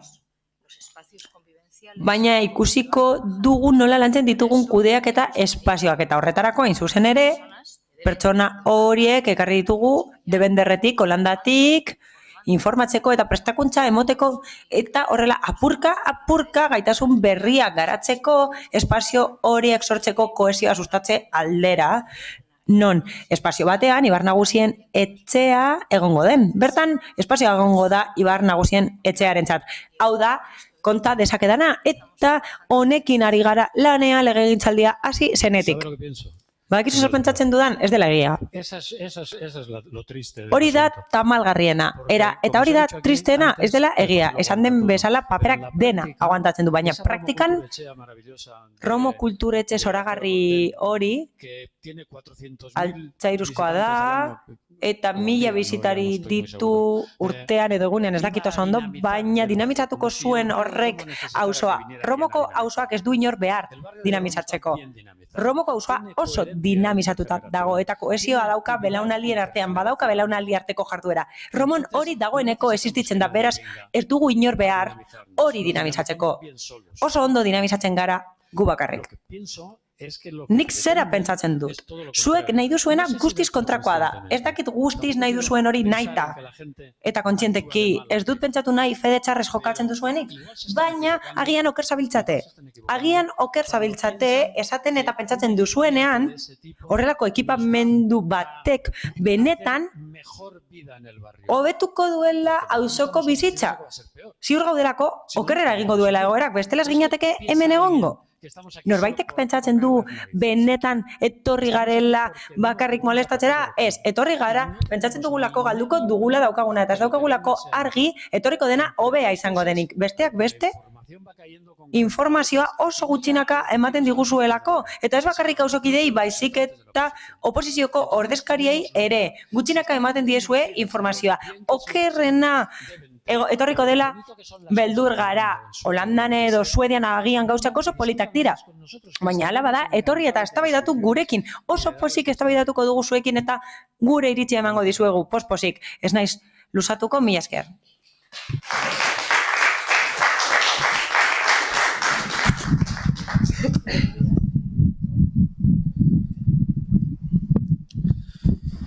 Aupa, bueno, soy Andrés, vengo de manera individual. Andrés naiz, nire izenean nator. Andrés Palomero. Andrés Palomero naiz, nire izenean nator esan bezala. Bueno, aprovechando lo de la vivienda... Eta etxe bizitzaren kontua baliatuz, nire galdera zera da. Zergatik jarraituko da Holandako eredua baldin eta bera desjabetzen badira gaztei emateko, emantzipatu alizateko, 3000 etxe bizitza baino gehiago daude utzik getxon. Hasi hortik eta utzi bakean gazteok, ez jarri oztoporik gure etorkizunari. Zergatik elkartekiko harremanak ez dira ofizialak? Beldur da gobernu taldea? Egia esatearen beldur da? Edo hori da zuen estrategia asko zin egiten duzue bileretan? Baina gero, lagaina sartzen diguzue eta Ez dituzue promesak betetzen. ¿A qué demanda responde el proyecto intergeneracional? Zergatik sortuko da edo esareko da belaunaldi arteko proiektu hau baldin eta gazteen eta adinekoen proiektu bat badago. Denok gaude hemen elkarrekin gaur. Gure harremana oso ona da, elkarrekin etorri gara. Auzoan elkarrekin lan egiten dugu. Ez dakit zuek hori dakizuen edo ez, baina hala da, gure egoera dagoeneko da zuek aipatu duzuen bezalakoa. Badaukazue ideiarik gardentasuna emateko garatzen eta eskaintzen dituzuen proiektuen inguruan, eta prentsabarretan esaten duzue elkarrizketa nahi duzuela, baina hurbildu zarete gurekin hitz egitera momenturen batean. Nolabait egin duzu esfortzu hori gurekin hitz egiteko? Eta bukatzeko, guk borrokatzen dugu nahi dugu, pentsarazten gaituen hezkuntza. Hori lortu nahi dugu, eta ez, kasurik egitera irakasten digun hezkuntza bat. Me has hecho preguntas, yo creo que Oso galdera desberdinak egin dizkidazu. Belaunaldi arteko proiektuaren partea erantzun da dagoela uste dut, aurretik jorratu delako. Aipatu da elkartegintza, udalerriko elkartegintza. Nik uste dut udaleko zinegotzi desberdinek badaukatela oso harreman estua elkartegintzako kide guztiekin eta elkartegintza sarearekin, udalerrikoarekin, alegia. Etengabe biltzen dira eta etengabe lan egiten da proiektuetan, gobernu taldearekin eta elkarte guztiekin. Udalerrikoekin, noski. Aipatu da elkarrizketa eta prentsa barrak ere bai aipatu dira. Nik ez dakit euskaltegian zauden edo ez, baina udal honetan jarduteko modua behin okupazioa eman da zera izan da. Funtzean, atera jo dugu, zuengana joan gara, hurbildu gara zuengana eta eskatu dizuegu elkarrizketa hori. Izan ere, bilera batzuk egin ditugu, bai? Uste dugu bilera horiek hasierako fase batean daudela eta momentuz hasi behar gara edukia sortzen. Edukirik ez badago oso zaila da akta bat idaztea. Beraz, apurka espero dugu bilera horiek oparoak izatea benetan. Bestalde, zuek dakizuen bezala, eta ondo esan genizuen bezala, okupatu egin duzue eraikin bat, udal eraikin bat, okupatu duzue, publikoa dena. Edo beste batzuek, ziurazki horren inguruan hitz egitera etorri zara, baina beno. Udalak egiten duena, hori da. Prozedura bat abiarazten du udalak, administrazio prozedura egokia kasu hauek kudeatzeko ezbetetxe bat eman delako. Legea ez delako bete, urratu egin delako legea. Eta horregatik guk beti luzatu dizuegu eskua, hitz egiteko eta horretan dihardugu lanean. Gainera jakin badakit, bilerak egiten ari direla momentu honetan. Itxubaltzeta elkartearekin, adibidez. Elkarte horrekin bilerak egiten ditugu modu desberdinetan. Eta gainerako elkartei dagokienez, elkarte ugari daude getxon, elkartegintza oso zabala da, eta ez daki, baina kultura taldeak daude, kirol taldeak daude, mota guztietako elkarteak eta taldeak daude, eta udalak guztiekin ditu bilerak. Proiektuak garatzen dira haiekin, eta azken finean ez zaigu gustatzen gizarteari bizkarra emoten gobernatzea. Hori ez zaigu gustatzen, hala da. Ez zaigu gustatzen bizkarra emonez gobernatzea eta hause esan behar dut. Bilerei dagokienez, udaletxeko ateak ez dira inoiz itxita egon eta beti egongo dira irekita. Irekita daude esan bezala ateak eta norbaitek asmoa badauka bilera bat edukitzeko, azalpen bat eskatzeko, edo gehiago behar badu, informazio gehiago behar badu, eskatu besterik ez du egin behar, mi esker.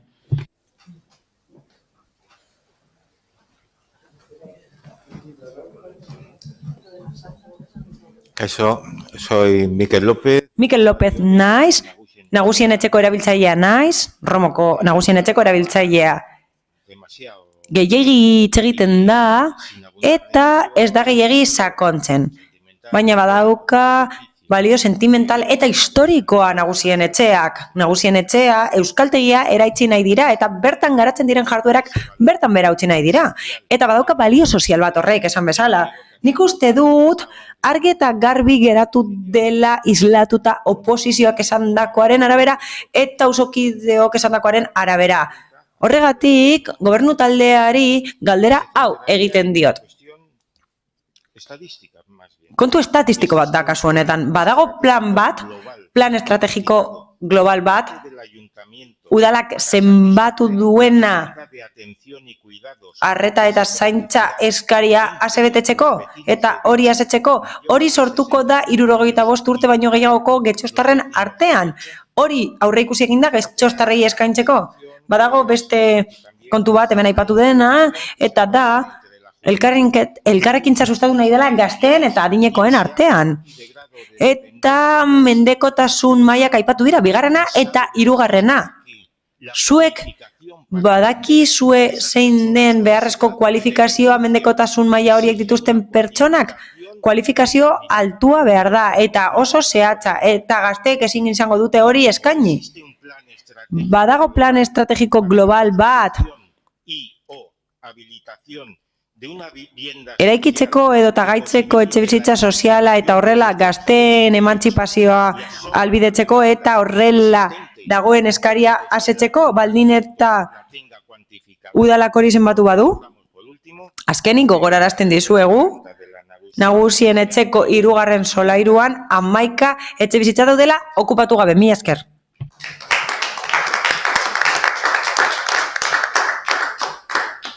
Bueno, eskerrik asko.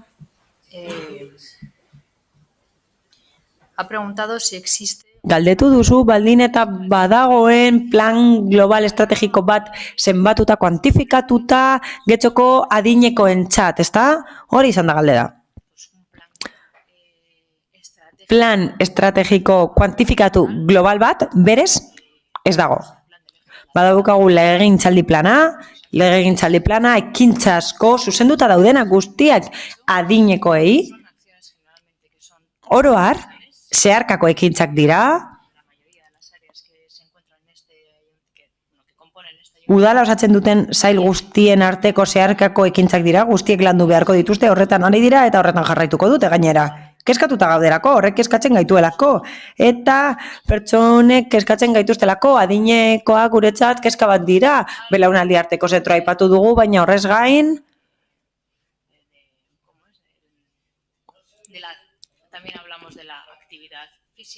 Jarduera fisikoaz ari gara.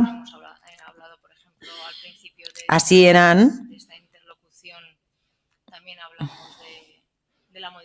aipatu egin dugu apoaren aldaketa, apoaren hasierako onespena, aukera emango duena, getxoko adineko askok, aukera izan dezaten,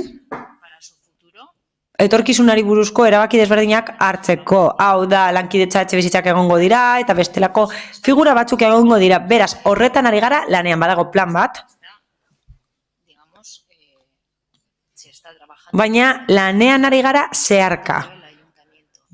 Zeharka sail guztien artean, kiroletik, gizarte erretaraino. Eta horretarako badago etxebizitza plan bat, eta hori lantzen ari da. Eta bai, hori ere bai badago lotuta apoaren hasierako onespenarekin. Ez da udalerri bat, eta ez da biztaleria bat zeinei bizkarra ematen diogun. Guri asola zaigu biztaleria, guztiz aurkakoa. Asko kezkatzen gaitu biztaleriak, eta horrekin ari gara lanean, biztanleekin ari gara lanean. Proiektu hau niretzat oso garrantzitsua da, getxo lagunkoia du izena proiektu horrek, eta apurka islatu egiten dira premia desberdinak. Ugariak dira premia horiek, eta adinekoen premia guztiak islatzen dira horretan. Adibidez badago premia bat, bakardadetik ateratzeko dena. Adineko asko korrelako egoerak bizitzen dituzte. Ekintza ezberdinak ditugu horretarako. Beraz, oso plan zabala da, eta hori bai, existitzen da. Plan zehatzik? Ba ez dago plan zehatzik. No me considero... Ez dut uste erantzun duzunik, Are gehiago, erakutsi da ez dagoela ezer zehaztuta. Izan ere, proiektu bat egikarituko denean, jakin beharra dago zein den eskaria hori asetzeko eta herritarrei auzokidei erantzuteko proiektu horrekin. Hori islatuta geratu da, argi eta garbi erakutsi duzu zure erantzunarekin ere bai, ez dagoela inolako planik, ez dagoela ezer. Utsalak diren hitzak baino ez daude eta guretzat tamalgarria den arren harrigarria da horrelako hitz utsalak bakarrik aipatzea. Badago plan bat. Zahartze duina existitzen da eta hori gertatzen ari da, fenomeno hori gertatzen ari da nagusien etxearen instalazioetan. Duintasunarekin eramaten bada, oso ona da, kontua ez da bakarrik isolatzea mendekotasun osoa ematen denean, hori beharrezkoa da eta egoitzetan kudeatu behar da, baina jarduera hori vitala da eta oso garrantzitsua da indarrak dituzten pertsonentzat eta jarduera horrekin jarraitu nahi duten pertsonentzat. Hain zuzen ere, zahartze aktibo hori edukitzeko eta aktiboaz gain aktibista. Bertan jarduera asko egiten direlako eta administrazioak egin beharko balituzke, ez genuke horrelakorik izango. Mila esker. Eskerrik asko erantzunagatik, egia da ez dudala erantzun zehatzik eman, ez dut zehaztu nahi, zeintzuk diren planaren ekintza zehatzak, baina badago bat begibistakoa dena, eta zera da. Hauze da lehenengo aldia, zinegotzi bat daukaguna zahartze aktiboa kudeatzeko eta jorratzeko hasi gara lanean zahartze aktiboaren eremuan. Hobe esan da, horrekin lanean jarraitzen dugu, eta ez bakarrik paperaren gainean, ez badaukagu arduradun bat hori burutzeko eta jakin badakit bera horretan ari dela lanean momentu honetan. Beste galdera bat izan da prestakuntzarekin lotutakoa, hau da, zein den gaztek behar duten prestakuntza adinekoekin egoteko eta haiei arreta emateko. Hori da beste galdera bat. Belaunaldi arteko proiektu bat da, mendekotasuna aipatu da, bigarren eta hirugarren mailako mendekotasuna aipatu da, eta profesionalak egongo dira, lanean egongo direnak egoitza horretan noski, baina horrez gain, gazteek parte har dezakete, egon daitezke pertsona horiekin, jolastu dezakete edo paseo bat eman dezakete adineko pertsona batekin. Bigarren eta hirugarren mendekotasun maila edukitzeak ez du esan nahi ohean egongo denik pertsona hori. Gauza asko egin daitezke pertsona horiekin mendekotasun maila gora bera eta laguntza eman daiteke akonpainamendu horretan atasa desberdinak burutzeko. Beste galdera bat da etxe bizitza sozialarekin lotutakoa, zentzu horretan erantzun dut horrekin lotuta eta apuarekin zuzenean lotuta badaukagula gobernu akordioan etxe bizitza plan bat 20-35. Momentu honetan zinegotzi eta zinegotzi arlo arduradunak lanean ari dira beste lantalde batekin hori garatzeko. Nola landuko da hori? Begibistakoa den bezala, lehenik eta behin kontuan hartuko da egindako analizia eta hortik abiatuta diagnostiko bat esarriko da eta jarraian plana idatziko da. Beraz, eskerrik asko zure esku hartzeagatik zentzu horretan benetan, eskerrik asko. ¿Alguien más? ¿No? ¿Puedo? Un segundo. Son 30 segundos. Mi nombre es Manuela Martín naiz. Represento a mi vecina que tiene... Nire bizi lagunaren izena nator, 85 urte ditu. Emakume aktiboa da, bakarri bizi da. Nirekin dago harremanetan bere bizi laguna naizelako, Dalboan bizi naizelako, osasun arloan dituen behar izanetarako esate baterako, kasu honetan beso apurtuta dauka. Baina, bera negarrez etorri zitzaidan, esanez, zentro batera egunero gimnasia eta eztabaidak egitera joaten zen lagunekin eta itxi egingo ziotela. Beste eraikinera joan zen eta esan ezela bueltatuko. 3. solairu bat, igogaiorekin, bera baki zer den igogaio 8. bizi delako. Baina utxune sentsazioa dauka guztia kristales betea delako, eta esan zuen, baten joan zen, da esan zuen behin berriro zela bueltatuko. Beraz, orain esango diot joan gurpildu aulki bat bilatzera, erabaki duelako udalak eraikin hau ez dela zuretzat izango, eta hori ze esango diot, bai berari eta beste 500 piku kidei esan dutenei, eraikin horrekin hilko direla, baina ez direla bestera joango ez dagoelako lekurik haientzat. Bertako jarduerak, disfrazen dantzak organitzat, torri jaleiaketak, hori ze guztia ez daukate beste eraikinan. Eta zuek, badakizue, mediku eta erizain batzuek, jada beste eraikina presegoenean, esan zieten, adineko pertsonak ezin zirela, 3. solairuan sartu, beko solairura joan behar zirela. Eta estetikoki beko solairuan ez da ondo ikusita adinekoak. Beraz, hobeto da kafetegi bat itxita dagoena eta janaririk ematen ez dana, eta gurean gainera ematen dira janaria 6 eurogatik.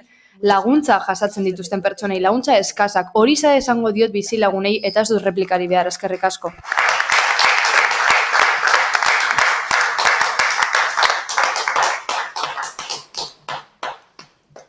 Bueno, pues le agradezco. Eskerrik asko, esandakoagatik, gobernu taldetik, beti luzatuko dizuegu Romo kulturetzea erabiltzeko gonbita, bertan ere hainbat gauza egin daitezkelako. Eta era berean, belaunaldi arteko proiektua prest daukagunean gonbidatuko zaituztegu bertan parte hartzera. Eskerrik asko.